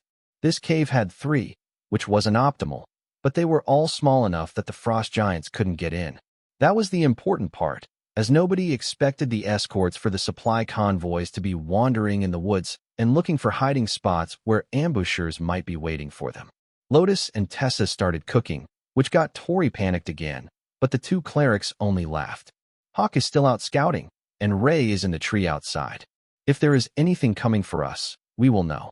There is no reason not to eat well while we're out in the field, and it saves us from having to return to refill our rations every 10 days. In fact, we haven't touched any of the ones in our packs, so they're likely frozen solid right now. Tessa explained. Tori nodded. That's what happened to ours yesterday. Even after the heater stopped working, the food was still almost cold, but not frozen anymore. We even had to get the priest to create water so we could have something to drink, as we couldn't thaw our canteens. Your other mages had fire magic. Why not just get some heat going? Even if you just defrosted everything first, it would have been better, Tessa asked, with a gesture to Karl's sword, which was currently doing double duty as room heater and hot grill for the cooking pots. The blonde mage giggled and flashed a suggestive smirk at Karl. Well, nobody in the other team was packing the same sort of impressive weapon that you've kept hidden away. Dana and Tessa gave her matching disgusted looks, while Karl chuckled and Tori shook her head with a rueful smile. Sorry, it's become a force of habit. My mother always told me, use what you've got to get what you need, and I might have gone a little bit overboard with the technique. Tessa's frown faded into a malicious smirk, and she laughed as she tossed cut vegetables into the pot. Might have gone a bit overboard? You nearly got killed because your group only came along hoping to get laid. They didn't even have any intention of doing their jobs. That's more than a little overboard. But we won't hold it against you as long as you are trying to act right. Our group has a magical contract to travel together for the next year, and we don't need drama or infighting. Besides, if you lose the favor of the beasts, you'll lose the strongest defensive magic that we have right now. We're happy to have extra hands in battle, but the easy girl routine doesn't make friends with the clergy. Tori looked somewhere between mortified and humiliated, and Karl thought that she might actually bolt out of the cave in embarrassment. But after a moment, she began to calm and wiped a tear from her eyes as she nodded at the war cleric. I understand. Thank you for keeping me around. You have my word. By the time that we get back to one of the bases, I will have it together. Karl, I apologize for how I am. Dana, I apologize for flirting with your man. Now it was Dana's turn to blush bright red, but she didn't say anything to refute the accusation. Lotus put strips of sliced pig meat on a pan, causing a sizzling that distracted everyone. I'm glad we got all that out of the way early. Now, the food is almost ready, and then we will set the night watches. I will take the first, who is second? She asked with an impish grin on her face. I will, Dana agreed, and I will take the third shift. Karl decided. That would put him on watch when everyone woke up for breakfast, which was the best time to send Hawk out to start their morning scouting missions. Karl got Ray to attach all the hammocks to the cave walls with her silk, and then turned down the flames on the blade a little, so the back of the cave would stay comfortably warm, but they wouldn't melt the snow that had built up around the exits after Remy's blizzard. Hammocks? That's different, Tori mumbled as they got set up. We didn't bring an extra, but it's warmer if you share and zip 2 sleeping bags together. One goes over you, and one under the hammock. Shared body heat makes for a comfortable night, Lotus suggested. Ophelia nodded happily. Then you're with me. I'm the odd one out, and I was planning to sleep in bear form, but we can share. Tori was skeptical about the idea, but once it was time for bed and she unequipped her boots to climb into bed, she learned that there was a reason nobody else had volunteered to welcome Ophelia by swapping spots. Bear was a hugger, and she had the mage thoroughly wrapped up in the arms of a sleeping berserker 30 seconds later. Fortunately, she didn't snore, but there was no way that Tori was escaping without a struggle against the superhuman strength of a berserker. Karl woke up briefly when Dana left for her watch, and then again a few hours later when she woke him to take over. "Hawk, Ray, have you spotted anything?" Karl asked as his shift came to an end as the sun was about to come up. "Nothing, just silence. Even the small animals are gone. The blizzard scared them off." Ray replied from a small fort in the trees outside. "I will go see where the morning food is." Hawk replied, meaning the supplies that the frost giants would be expecting that morning. Tessa woke up early to get started on breakfast, carefully sneaking out of her hammock without waking Lotus. Of course, that didn't last long, as once the small priestess began to get cold without the extra warmth, she was awake as well, but it gave Tessa enough time to get the cooking utensils set out and the oatmeal heating. "What's the word from Hawk?" Tessa asked as she chopped the fruit that Lotus was creating. "Nothing so far. They might have taken a different route than yesterday's targets as well, so Hawk is still scouting." Karl shrugged. For another half hour, Hawk searched before he began to get frustrated. "They have to be eating something. Where are all the supplies? There aren't even extra weapons coming down the road," he ranted as he continued to fly a search pattern over the hills. Hawk can't find anything. There are no unnatural snowstorms, spots where he can't see the ground, or other issues. There's just nothing on the road today, and not on any of the other nearby roads. Karl explained as everyone eagerly awaited a new update. Tessa took out her notepad and began to write down math calculations on it, periodically looking off into the distance, as if that would help her remember some fact or figure. "How big do you think the average boar we harvested was, by weight?" she asked. "About 2 tons, give or take a little. They're bigger than Thor and fat," Karl replied. She wrote a few more figures, then nodded in satisfaction as she began to add them up. "You see, frost giants don't eat as much as humans do, compared to their size. Most magical beasts don't. They use mana instead, so they don't overhunt their territory. With the rough numbers we are getting from the radio on the main line, my calculation is that each of those convoys should have supplied them for 2 days. So, there might not be a shipment today because we took out 4 days' worth of their food supply yesterday," Lotus explained. Dana looked excited for a moment, then concerned. "Then what do we do today, and what are the odds that a large group comes looking for them?" Karl considered that. "I would say the odds are it will be a scouting group first, not a large combat unit. They don't have any reason to think that there is a large military unit here, so they won't waste resources. As to what we do today, I say we wait. They will send giants looking for their missing dinner, and we can eliminate those as well." Everyone rested in the cave for the morning as they listened to the reports from the main lines, which were becoming even more dire by the minute. The frost giants were not just waiting at their lines. They were working together to launch ice magic and enchanted boulders at the defenders. While it was crude, with the strength of giants operating the mechanisms, the frost giant catapults were proving to be incredibly effective. The ice boulders exploded on impact, causing every bit as much damage as any artillery round, even against armored targets. The main lines sounded like they were in the midst of a disaster, and at one point Karl was reasonably certain that he heard Jody's voice announcing a unit retreat for heavy casualties. The line was moving back again, and sometime around mid-afternoon, High Priest George and the remainder of his team were rescued by scouts after being attacked by a frost giant patrol. The cleric was heavily injured, and both teams were airlifted out with unstated casualties in an emergency rescue that couldn't have been easy that far behind the main line. Hawk still hadn't seen anything coming up the road toward them, and the whole region appeared to be deserted. Ray thought the same thing. There was simply nothing left here, and the temperature was dropping fast. Whatever the frost giants were doing, it was turning what should have been a tropical area into a frozen wasteland, where none of the native creatures could survive. "It's too cold to fly, even with flames. We need to leave this place," Hawk informed them not long after. "It's almost dark. Should we move out immediately, or will you return to the cave, and we will leave in the morning?" Karl asked.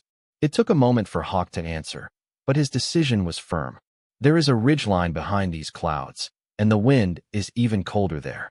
I think that we should move this afternoon and go further east. If we keep staying here, we're going to freeze." Surprisingly, Remy was with him on that decision. She poked her head out of her space to see what was going on, then promptly returned to her swamp. There is strong shaman magic coming, she announced. Well, that was something. If she could sense the magic, then they had their answer to why everything was freezing, just not where the effect was coming from, other than somewhere deeper into the frost giant nation. Everyone, pack up, we need to move.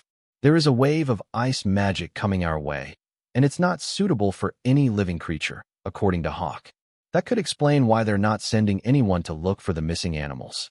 They don't expect anything to remain alive after that wave of cold passes over us. Karl explained. Where are we headed? Lotus asked. The nearest edge of the wave is southeast of here, so we're going to head that way and hope that we can properly outrun it. If we can't, we will have to find a cave or make a strong fort to hole up in until it has passed, and the temperature is back to just cold. Karl explained.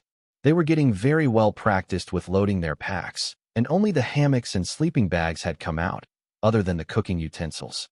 Within minutes, they were loaded up, and Karl called Thor and Ray to give everyone a ride, while Hawk came down to land on his backpack and warm up. The temperature up high is so cold that the ice magic is wearing down my flames. Hawk explained. I will report it to the others.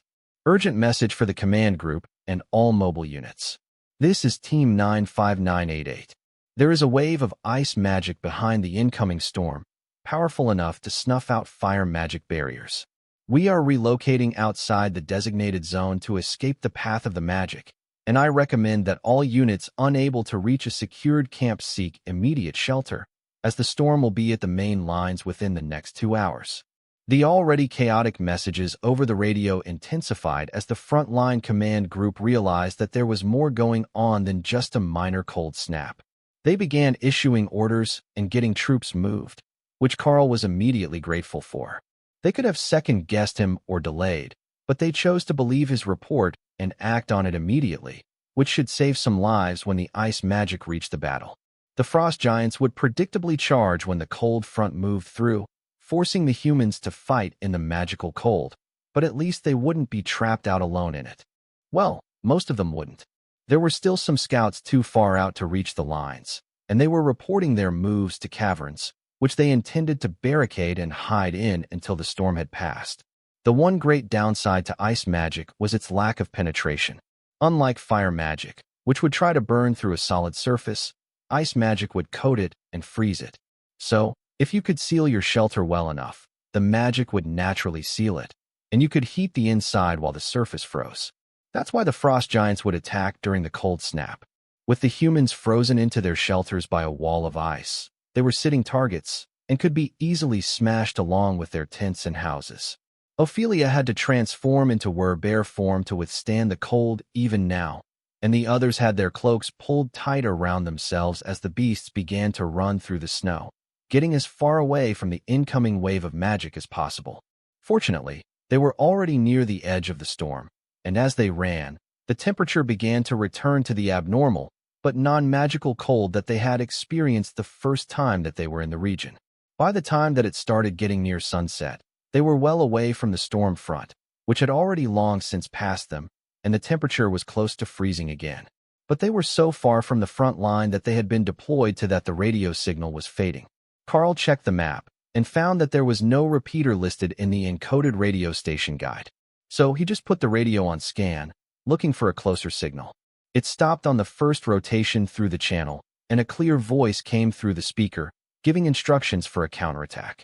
The incoming signal level was so strong that they had to be close to the source, but the number of unit movement orders that were being given made it sound like they had come across another section of the line. Karl was sure they hadn't come that far. The next portion should be more than 100 kilometers from their deployment point, but once he mentally calculated their movement, he realized they might only be 30 kilometers from them now. He took a moment to place himself on the map and then sent in a report to this new commander. Zone 17, this is Team 95988. We have relocated to avoid a magical cold front, placing us in your zone. Be aware, we have tamed beasts with our team. Karl reported, along with the map code for their location.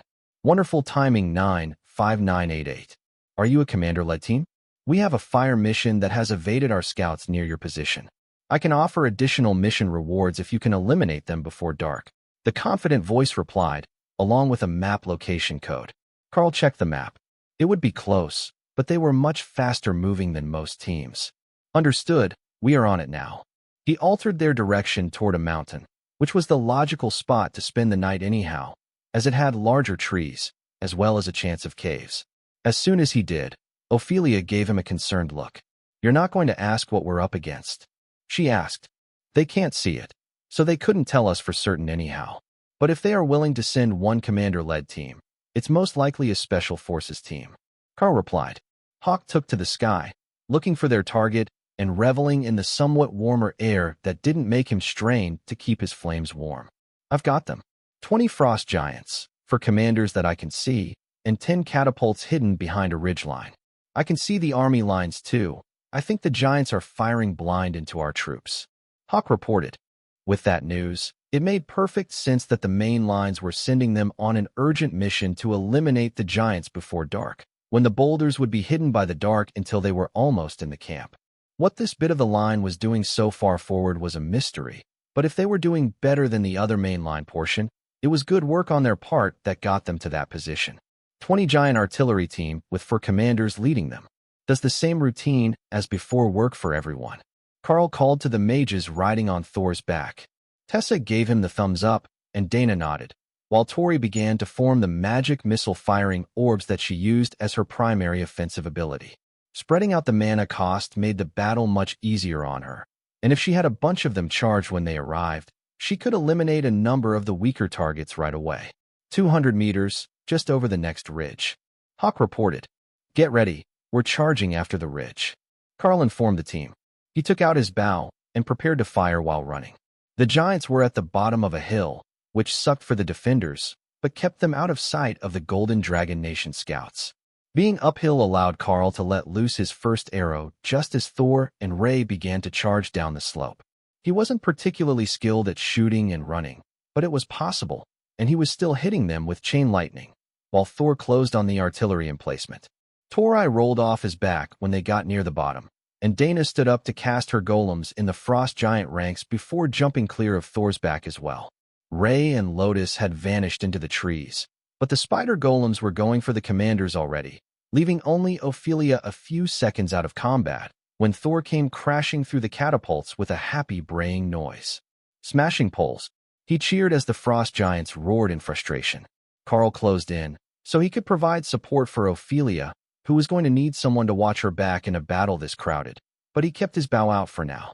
Firing from 10 meters away was even more effective than from 100 meters, even if he was close enough that he could have used his skills through a blade. Only when the giants rushed him did he switch to the two-handed blade and join Ophelia in close combat. Royal rank, Flame Body, was making short work of the ascended members of the group, while Hawk's fireballs and the spider golems kept the commanders from assisting in the fight. "We need more speed," Ray complained as she called another set of golems to replace the ones that the frost giants had almost finished hacking apart. 4 on 2, with a few ascended rank assistants trying to pin the constructs down made for an unfair fight, and while they had severely injured all of them, the constructs had only killed the ascended rank pair when the golems first died. "All right, watch this," Karl agreed. 2 points, 10 points for balance. Haste improves the speed of the target beast by 10% per rank, 40% at commander. 10 points spent. Haste obtained. Karl cast the spell on all 3 of his pets.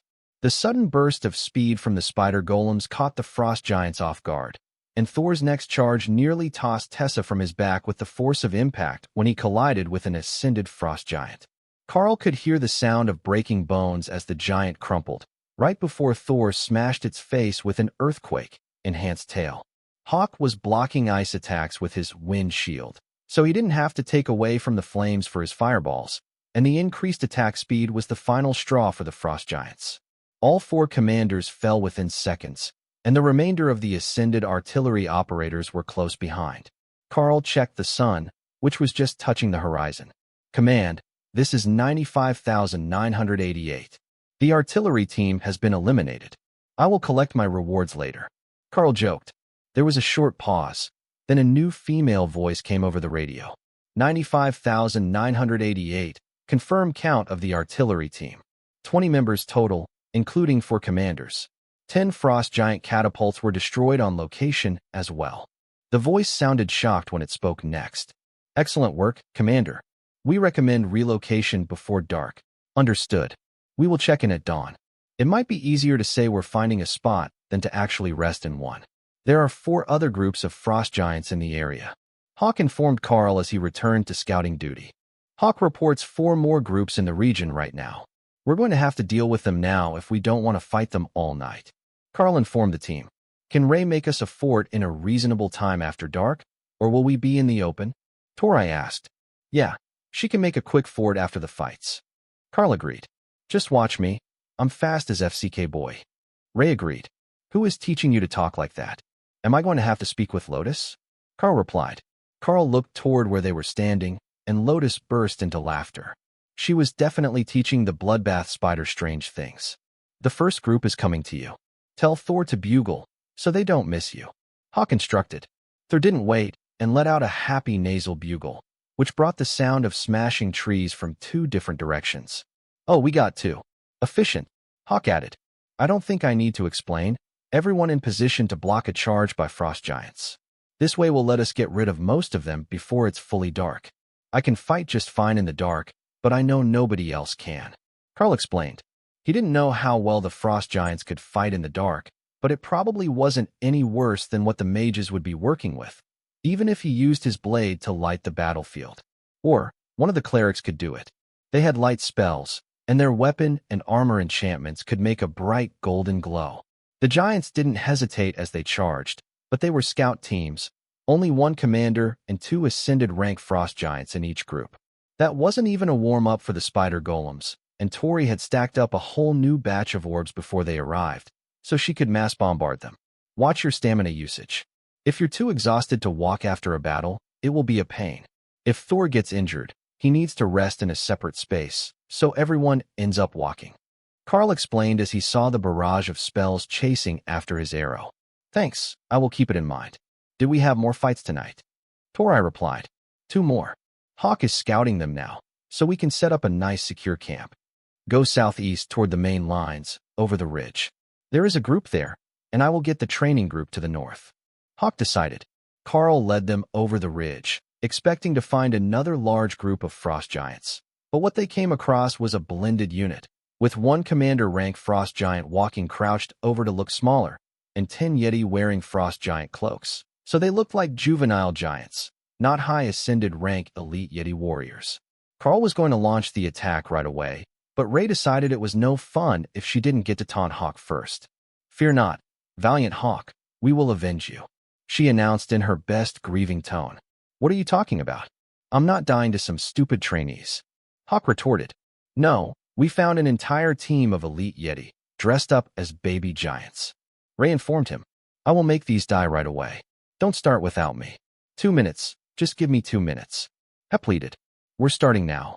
Ray taunted as she moved into position. Behave, you two. We will save a few for you when you get here. Karl insisted. It's Yeti elites dressed as baby giants. Be prepared, they're high ascended or possibly early commander rank, and they can use quite a bit of magic. Karl warned. True to his word, Hawk eliminated the training group in a matter of seconds, and he was already on his way back to take vengeance on the Yetis. Karl led the group close enough that he could get a general sense of how powerful the targets were, and found that they might have underestimated the power of the targets. What he had thought were high ascended rank Yeti were all commanders, making this a 10-commander attack force. Now that he had added the haste skill, they would be dealing much more damage for every minute of the fight, but they were still at a disadvantage in both numbers and rank. Terrorize added 40% damage, and haste gave them 40% more speed, but that still might not be enough to deal with 10 commanders at once. The problem was that as soon as he attacked, those Yetis were going to start casting spells, which would exhaust Thor as he tried to keep everyone's barriers up. Once the barriers were down, everyone was in trouble, so Thor would have to be pulled back from the front lines to focus on the defense of the golems. What they needed to do was eliminate the targets as fast as possible before they could do too much damage. It was that, or find a way to ambush the target with golems and let them fight to destruction, then send more, preferably without being noticed. If they could take down a few targets, It would even the odds enough that Karl would be more comfortable fighting. All right, I have a plan. Everyone stay back for now, and I will call when it's time to join. Ray, hide in the trees out of sight, and summon your golems into the group. Let them fight it out, but don't let yourself be noticed until I give the signal. Once the golems are fighting, I will start firing arrows from the other side, using chain lightning to slow them down. The goal is to eliminate 2 or 3 of them right away, then charge in. 10 commanders is too much, but if we can take that down to 6 in an ambush, it will be manageable. Karl explained. Tessa pointed up. You might want to be quick because Hawk isn't going to wait once he gets back. That's fine. If they think that this is a monster attack, they won't be ready for the mages when you approach. Thor, try not to get yourself too engulfed in the fight. The golems are going to need your lightning to hold up against the Yeti ice magic. Karl added. Thor nodded and stomped the ground in annoyance, but he understood the order. All right, I'm off. Ray, I will attack as soon as the golems appear. Karl rushed to get in position, so their ambush could be sprung before Hawk made it back, while Ray vanished into the woods after grabbing Dana instead of Lotus. He activated Terrorize in advance, as it would spread to the golems naturally, and then settled in behind a large bush, where his arrows would be fired without exposing his location. The first grunt of warning marked the appearance of the golems, and the entire patrol turned their backs on Karl, who began firing as fast as superhumanly possible. 3 arrows were in the air at the same time, whistling toward their targets, and all charged with chain lightning, while the spider golems leapt into combat with stone golems on their backs. Commander rank strength was enough that the burden hardly slowed them down, and the move put all 4 golems in close combat, just as Karl's first wave of arrows hit. Lightning arced through the Yeti clan, but missed the frost giant, who had been just a bit too far forward of the main group. But it had better danger sense than the others, and when they had turned right, it had turned left, allowing it to see Karl's arrows flying, and guess where he was hiding. The next 3 gave away his position for certain, but wounded 3 more Yetis while keeping the others slowed. That was good enough, and Karl whistled, calling Thor like he would an overgrown pup. The Sero began charging across the field, needing time to cover the hundreds of meters, but overhead, Hawk was faster. A barrage of fireballs rained down on the Yeti clan, ignoring the frost giant that was headed for Karl. One-on-one, he was confident that he could win that fight, so destroying the frost armor and eliminating the ice bolts of the Yetis were more important priorities. Remy brought up a blizzard, killing visibility, so the enemy wouldn't know that Thor was coming, and to confuse them as to why they were taking damage. Using the enemy's own tricks against them seemed like the best tactic to the spirit snake, even if it did annoy Hawk, who thought that the 10 meters off the ground that it extended was much too close to where he was flying. Couldn't you teach her to cast Firestorm instead of Blizzard? Hawk complained. Sure, as soon as we see it, I will have her work on learning it. Just be glad that Lotus isn't using her staff of water vortex. Karl spoke too soon. 3 large water funnels, filled with ice shards from attacks, and the blizzard, had appeared on the battlefield, making Hawk shriek in rage. She was doing it just to mess with him, Hawk was absolutely certain. It was only 10 commanders, they could handle that without all this excess water magic. And teach the Lotus Priestess how to use lightning. Hawk added. She was a cleric, not a shaman. The chances that she would be able to learn an elemental attack spell on her own were pretty slim. Maybe she could learn the nature golems. Those seemed like the sort of thing that a green dragon priestess might be able to learn. But once the water vortex spell was active, Lotus had begun to focus on creating binding vines to slow the Yetis, while Tessa cast attack buffs and healed the golems of the damage they took between Thor's activations of the refreshing lightning barrier. As the frost giant approached, Karl switched from arrows to his new maul and charged 5 layers of flame body on it, ready to swat the enemy leader into oblivion. The giant paused when he sensed the power of the weapon, and the commander rank a lead in the trees, but only long enough to switch weapons from the large club he was carrying to 2 smaller swords. That would be a problem for Karl, as he still needed to actually land a hit on the beast, but Remy was ready with the assist. Her chain lightning caught the giant unaware, as it was only watching Karl for signs of a skill activation. That slowed it for a split second as the maul streaked toward its target. The giant crossed its blades, stopping the upward swing of the maul towards its tender bits, but Karl simply shoved forward with the strike. It wasn't enough to cause any sort of damage with the weapon itself, but the skills activated on contact. The giant saw the opening, and its blades flashed, striking the barriers over both of Karl's arms as the maul made contact with the frost giant's lower stomach. Both combatants were knocked to the ground, and Karl was bleeding heavily from his left arm, where the second blow had landed after the barrier was weakened. He brought refreshing lightning back up as Remy used healing splash to close his wound, and the giant got to its feet, swatting out the smoldering wound in its chest with a handful of snow. Now they were both more wary as they circled each other, buying time for reinforcements to reach their position. The battle was getting brutal behind them, as the Yeti clan realized just how flammable they could be against the targeted vengeance of Hawk's flames. Karl sidestepped a strike and smashed the maul into the frost giant's right hand, sending chain lightning coursing through its body, which caused it to drop one blade. The other was quickly discarded, and the giant went in for the crushing blows, intending to grab Karl and simply rip him into pieces. But Flaming Body came to the rescue, coating Karl in fire as the giant grabbed his chest. It instinctively flinched, and the maul smashed into its face, charged with fire. Bones splintered, and the giant dropped dead before vanishing into Remy's swamp. There was a small pile of items left where its body was, unable to be transferred, but Karl was more interested in the actual fight. Lotus was using a refresh spell on Thor to keep his endurance up, while Thor did his best to keep the refreshing lightning up, and the golems tore apart the Yeti clan to the accompaniment of dozens of magic missiles. Both Dana and Tori were using them, while Ophelia kept the Yetis away from the mages. They were winning, and half the clan was already down, while the rest bled out onto the snow as they fought. Against Lacerate, they were not going to win a battle of attrition without healers.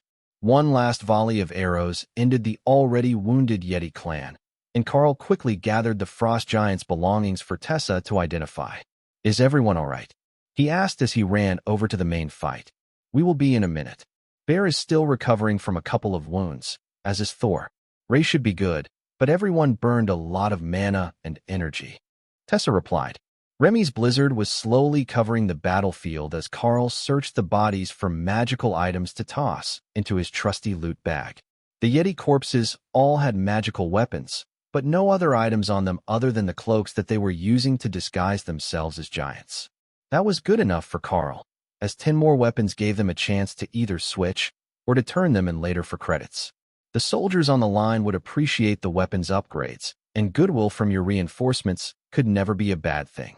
Back in middle school, when he was the last one who hadn't gone through puberty, Karl had one huge friend who looked out for him when he had time. Karl hadn't thought about Big John for a while, likely not since becoming an elite, but him and John used to study together all the time, and John kept the bullying from getting out of hand when the teachers turned a blind eye. John hadn't been on the train, so he was likely in the mines right now, slaving away for the pittance they made at the bottom of the hole. The others quickly sorted through the weapons with growing disappointment. It looks like these are uniformly made, perhaps by a mass blessing by a frost giant shaman. They're all identical, and though the biting edge enchantment is strong ice magic, it doesn't really grant any benefit other than the ability to cut like a commander rank weapon. Tessa explained. Well, I think that will be good enough for the frontline troops. We can drop by and give them the loot tomorrow if we have time. But right now, we need to get ourselves into shelter before we can't see what we're doing at all. Hawk, lead the way. Karl replied. There is a good spot not far from here, a small cave, but big enough for everyone to hide inside. Hawk decided, not wanting to be stuck outside all night again, in case another cold front came through. They jogged through the snow-covered hills with a blizzard raging around them, hiding their tracks from anything that might want to follow them and dispersing their scent trail. In this battlefield, it was quickly becoming their best ally and a great safeguard against surprise attacks. The fact that there was no surviving local monster population helped as well. Everything that lived here had run away, and the frost giant army could only send so many troops to cover an entire border. The cave turned out to be much larger than Hawk had thought it was. The front area was small, but behind it, a narrow tunnel led to a much larger room. Out of an abundance of caution, and because they had fallen for that trap once before, The team checked all the walls to ensure that none of them were faked before settling in for the night.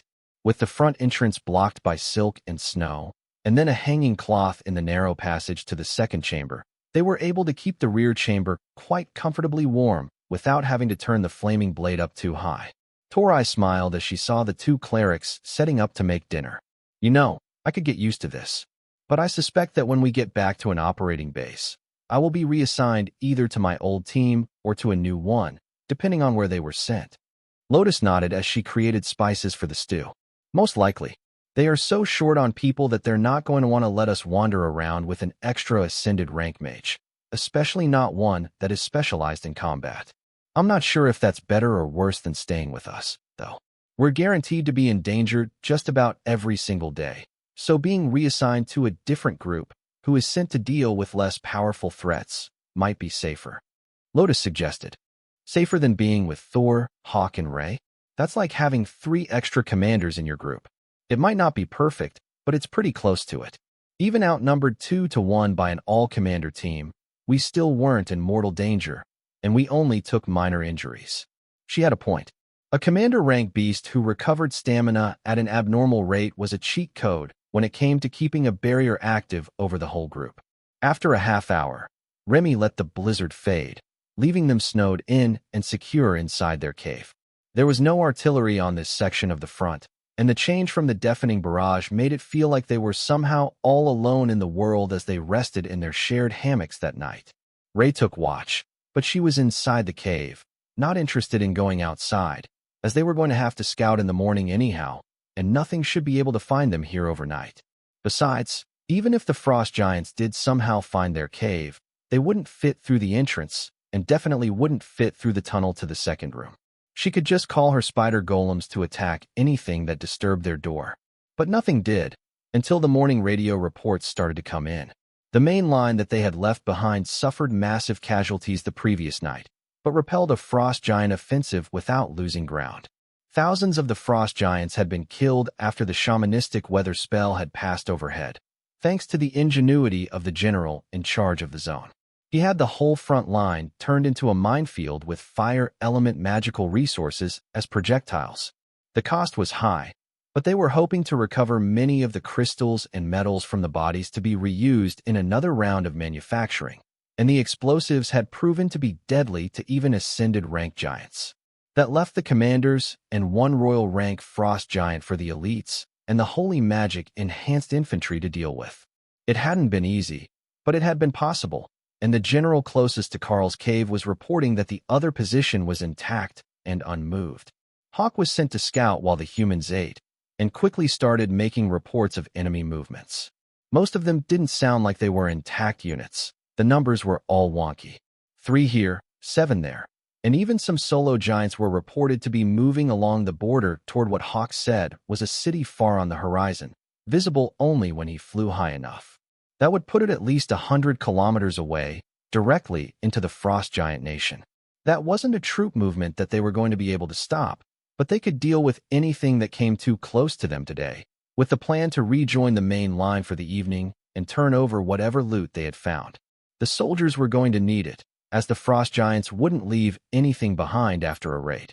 Hawk, you can take out lone stragglers and small wounded packs if they can't attack back. It will make the others think that there are more groups in the area than there are, and it will help keep them away from the lines. Karl instructed. Got it. Free reign to kill the evil ice giants. Today is going to be a good day. What does Hawk say? Lotus asked as they prepared to move out. He says no easy fights today. He's going to take care of the lone stragglers, the severely injured, and the trainees. But there are plenty of frost giants retreating from yesterday's battle toward one of their cities that will be crossing our path. As long as the main force doesn't pull back to rescue them, we should be fine to hunt at will. Hawk will keep an eye on them for us, but the chances are they will never know that there is an issue until it's all over. Karl explained. Remy's voice whispered in Karl's mind, as if she was trying to hide it from the other beasts. We should keep going into Frost Giant Land. I can feel an incredibly strong shaman energy there, and I want it. Wouldn't that be a Frost Giant shaman? What good would a living giant do you? Karl asked, considering the fact that the shaman in question might well be an overlord rank monster. No, not a person, a thing. I can feel it. She insisted. Well, we will see what we can do, but if it's days away, that's too far for us to leave our area. Remy pouted as she realized that they wouldn't be taking a multiple-day detour to go find her the thing she could sense, but she didn't stop working and kept her blizzard active and low enough not to damage the ascended rank or stronger frost giants they were hunting. If they weren't hurt, they would think it was just a snowstorm, or at least that was the theory. The first target they found was a lone commander, lightly injured. Unfortunately for the giant, it never even realized that Ray and her golems were stalking it before it was dead. Then came an injured trio, who Karl marked with an arrow before the spider golems got to them. In fact, for most of the morning, it was the Karl and Ray show, and everyone else was just out for a walk in the snow. Nothing was living long enough to have a proper fight, but it was valuable work. They were eliminating the survivors of the failed attack before they could get to safety or heal themselves and rejoin the fight. Around lunch, Hawk came back to take a break while the giants who had noticed him attacking stragglers either calmed down or gave up on searching for him. They had been chasing him for hours, but the bird had been hiding among the trees to ambush the weak and then racing away. At this point, the giants likely hated Hawk just as much as he despised them, and it felt like an oddly balanced situation as the exhausted bird took a short nap in his space while he recovered his mana and strength with a good meal and some sleep. In the middle of the afternoon, after taking a few detours to pick up loot that Hawk's targets had left behind, they were headed back for the nearest main line, and Thor was again loaded up with equipment, while Karl's loot bag held the good bits. There were a surprising number of nearly identical weapons, which they hadn't seen during their previous days at the other front, though these giants had been coming from that direction. The change in uniformity of the gear implied that they had been keeping them in reserve for the mainline force to increase their attack capabilities. It was a solid tactic, but they had failed to create a breach. Regional Command. This is Team 95988. We are headed to your location for a supply drop this evening. Look for the lightning Sero as our marker. Karl broadcast to their allies. Remy would drop the blizzard once they were close to visual range of the camp, so they didn't get themselves bombarded, and then they would walk in from the same area where they took out the artillery team the previous night. As they got close to the ridgeline where they had eliminated the artillery team, Karl spotted a 5-man team of elites searching the area. Remy, you can end the blizzard. We found the first scouts, he instructed. As the snow faded, they continued their jogging pace, headed straight for the scout team. Tessa raised a hand from Thor's back to let them know they were friendly, while Ray remained a bit behind with Dana on her back. The bloodbath spider had switched riders for the day so that the golems could all be coming from one direction, even though that meant leaving her pocket healer behind. She wasn't big enough to carry them both, or rather she couldn't carry both comfortably due to her body's shape, though she was large enough for them both to fit, so she had chosen to only take one rider at a time. Identity, the scout team asked as they approached. Commander Karl with Team 95988. The scout smiled and gestured to the wreckage of the battle. We've been finding signs of your work all over the region today. Dead giants left everywhere, and even a large group of yetis that looked like they died last night. Have you been that busy, or is there another team out here? Karl shrugged. We've been busy, but I can't say for certain that there wasn't another team out here. I didn't know that you were here until just a minute ago. The scouts finished taking notes on the destruction, then turned back to Karl. I hear that you're coming back to the base for the evening. Can I ask what you're short on, so we can get it ready for you? Karl shook his head. We're short on storage space. We loot the giants so that they can't reuse the equipment of the dead, and we've got numerous weapons and magical armor with us. I just need to drop it off for credit, and we will be on our way again. Weapons? We've come across a few, but most of what the frost giants carry is just junk strengthened with their magic when it's time to fight. The scout replied. We found a number of matching enchanted blades today. Here, check that out. Simple, but effective. Karl explained. The scout examined the weapon with great interest. It was a large sword for a human, a short sword for a frost giant, but surprisingly light, and Karl was right. The enchantment was basic, just enough to make it cut as if it were a commander rank weapon. It was the sort of thing that the army would issue to line soldiers if they had the ability to make them in large numbers. How many of these did you recover? Because we could use these for the warriors of the scout teams.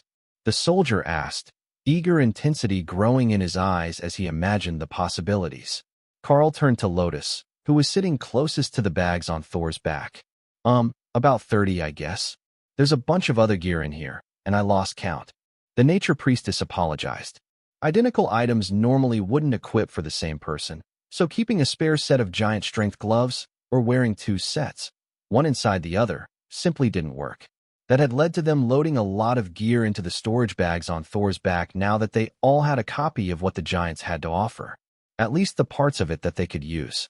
Dana was somewhat disappointed to learn that she couldn't use the ring of giant strength. The giants also weren't very creative with their gear, and it was just the same thing in different appearances on every frost giant that happened to have a magical item. If they were trying to improve their own gear, Karl would have felt like he got scammed. However, as they could keep trading it in until every elite they met had frost giant gear on, it was a great money-making opportunity for them. The scout shook his head in dismay. You lot are monsters. We haven't even killed 30 commanders this week, and here you are bringing us back 30 commander rank swords for the day. Lotus giggled. Technically, a bunch of these came from last night, when we came here to avoid that cold front that moved through the other main line. We weren't about to get caught out in that, so we came here and took care of that artillery group by special request right before dark. The scout made notes, and then gestured toward the south. We should get moving if you want to get your gear sorted in time to pick a camping spot outside the main line tonight. You know how it is, if you're there when the attack starts, you tend to get stuck on the main line. The camp's patrols let them through without questions when they saw the scout team leading Karl's white, cloaked menagerie toward the base. The first thought of everyone that they passed was that this was an extreme church guard unit, thanks to their bright white outer layer, which they had pilfered from the frost giants to blend in with the snow. But once they saw who was underneath, they were simply confused. Those didn't look like church guards, and the rest of their armor wasn't covered in white. Nor did they have any sort of church insignia on them, except for the two clerics, one in green and one in red, under their white cloaks. Karl shouldered the bags of loot and let Thor take a break in his space, in case they encountered a fight on their way to their sleeping spot tonight. The bags were nearly dragging on the ground as they hung from Karl's shoulders, a sign that they might have gone a bit overboard with their loot hoarding. The fact he had to turn sideways to get between some of the tents was another solid hint, but nobody was too worried about it, as long as the contents of those bags were for them. To the soldiers, it looked like they had gotten an unexpected supply run. They had no way of knowing that it was just a bunch of hoarders assembled into an elite team. The general, a royal rank warrior with a large shield strapped to his back and an axe at his hip, strolled out of his tent to meet them, then did a double take as he saw the bags on Karl's shoulders. Karl greeted the steel-eyed warrior. General, my apologies for the strange appearance. We had the lightning Sero carrying the loot, but he wouldn't easily fit through the camp. Not a problem at all. The scouts informed us that you had collected some gear from the giants that we should be aware of, but we didn't expect that it would be so much. He replied with a smile that said he had just made a new friend in Karl. Anyone who brought that much loot back for his soldiers without being asked, and while fighting their way through the enemy lines, had to be at least a half-decent person in his mind. Yes, check these out, Karl replied, before removing all the identical swords from the bag. Not identical in appearance, that actually varied wildly between weapons, but the enchantments on them were all exactly the same. It only took a second for the general to realize that as well. Interesting. We have known for a while that the giants aren't big on variety, but I think you might have just found proof that they're using a very limited and precise magical tool to do all their enchanting. It may only be capable of a few different abilities, and that is why we see all the frost giants with rings and bracelets of giant strength, and then the rest of their gear is usually only magical because it is made of magical beast hides. The general pondered. Not only that, but it's also proof that they can make a lot of it. We have 30 identical weapons taken from the survivors of one assault, all commander rank swords. That will be useful for your troops, but it suggests that you might soon be facing them from the other side as well. Not all of these were taken from commander rank enemies. Some of them were on the higher side of Ascended. Karl explained. That's not good at all.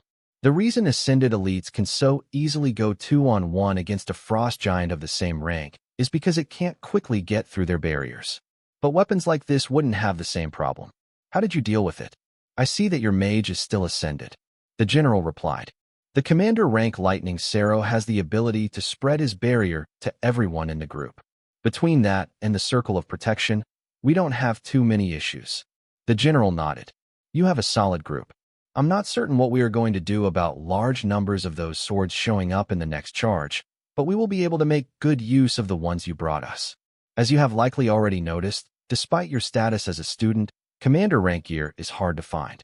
There might be a piece or two at every depot, but that's about it. When we're fighting against dozens of commander rank frost giants at a time, every weapon counts. The mages can bring up barriers for us, and the priests can issue blessings, but nothing truly replaces a good weapon. Karl smiled as he gestured to the bag. Those aren't the only weapons in there. It was just noteworthy that they were all identical. There are a number of giant strength items in there as well, and some commander rank and ascended rank armor. We grabbed everything that looked decent and wasn't destroyed in battle. Now, on to the important parts that I couldn't put in a radio broadcast. The survivors of the battle at the other front line are headed for a frost giant city off in that direction, but the wave of intense ice magic that attacked the other line came from further that way, deep within their borders. It wasn't cast close to the border. We were already in their territory when we felt it coming on the horizon. The general hummed as he considered the new information. I think I might know where it is coming from. There is a crystal mountain, a massive block of pure ice, that keeps their nation frozen, right at the center of the frost giants' territory. The area it could keep cold was always the limits of their borders, but now, I have reason to believe they found a way to access and enhance it. That's not official, by the way, just this elite's thoughts on the matter. But I've been in combat for 10 straight years now, and I've seen some things. The problem is that we don't have any more information about it than some old drone footage and a team who saw it once a few years ago. Until someone actually goes there, we can't know for certain, but it would be suicidal to ask anyone to actually do it, and we can't spare the elites who would have a chance of survival. Karl chuckled. Well, I know it's not going to be me unless I'm taking your army with me. The general laughed. It would have to be an overlord.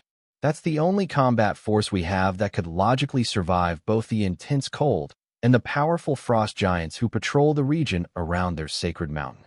Notice that you haven't seen any of their monarch rank giants, or even any of their royal rank giants on this front. They're all still guarding the holy sites, according to military intelligence. So, we deal with the soldiers, while their generals stand back from the fight. The general gave a rueful chuckle, as his rank hadn't saved him from a frontline posting. They needed the fighters, and he was a soldier through and through. I know it's outside our deployed area, but plans change in the field, so if there is somewhere that you need us to be, we can render some aid tomorrow before anyone complains that we're out of position. Karl suggested. The general gestured back into his tent. There are some spots, but don't worry about your position. I will have your status updated to roaming forward scouts, so you can be anywhere along the border that suits you. If you're going to collect weapons like this every day, I don't think they would even care where you got them from. We need them that badly. Especially commander rank blades and giant strength rings. Those can be used by almost every warrior class. Then he led them inside and stepped to the far side of a table with a collection of stones set on top of the map. I know it looks sketchy, but it's the easiest way to update troop movements. And if there is a chance that the camp will be overrun, the first thing we do is knock it over. It means we have to restart our map placements later, but it also means that the enemy won't be able to use the map to track our troops. He explained. Karl nodded. We're familiar with the trick, and the fact that most officers don't put all the assets on the map. We got a rather shocking wake-up call when we landed here and saw the discrepancy. The general smiled sadly. See, that's an executive-level issue. They always think we're overstating the situation in the field. Perhaps it's hard to hear with their heads that far up their arse. I'd love to hear from you. Thanks so much for watching. Did you enjoy this video? If you did, make sure to hit that notification bell so you never miss an update. And don't forget to subscribe and give this video a big thumbs up. Your support means the world to me, and I can't wait to see you in the next one. Thank you.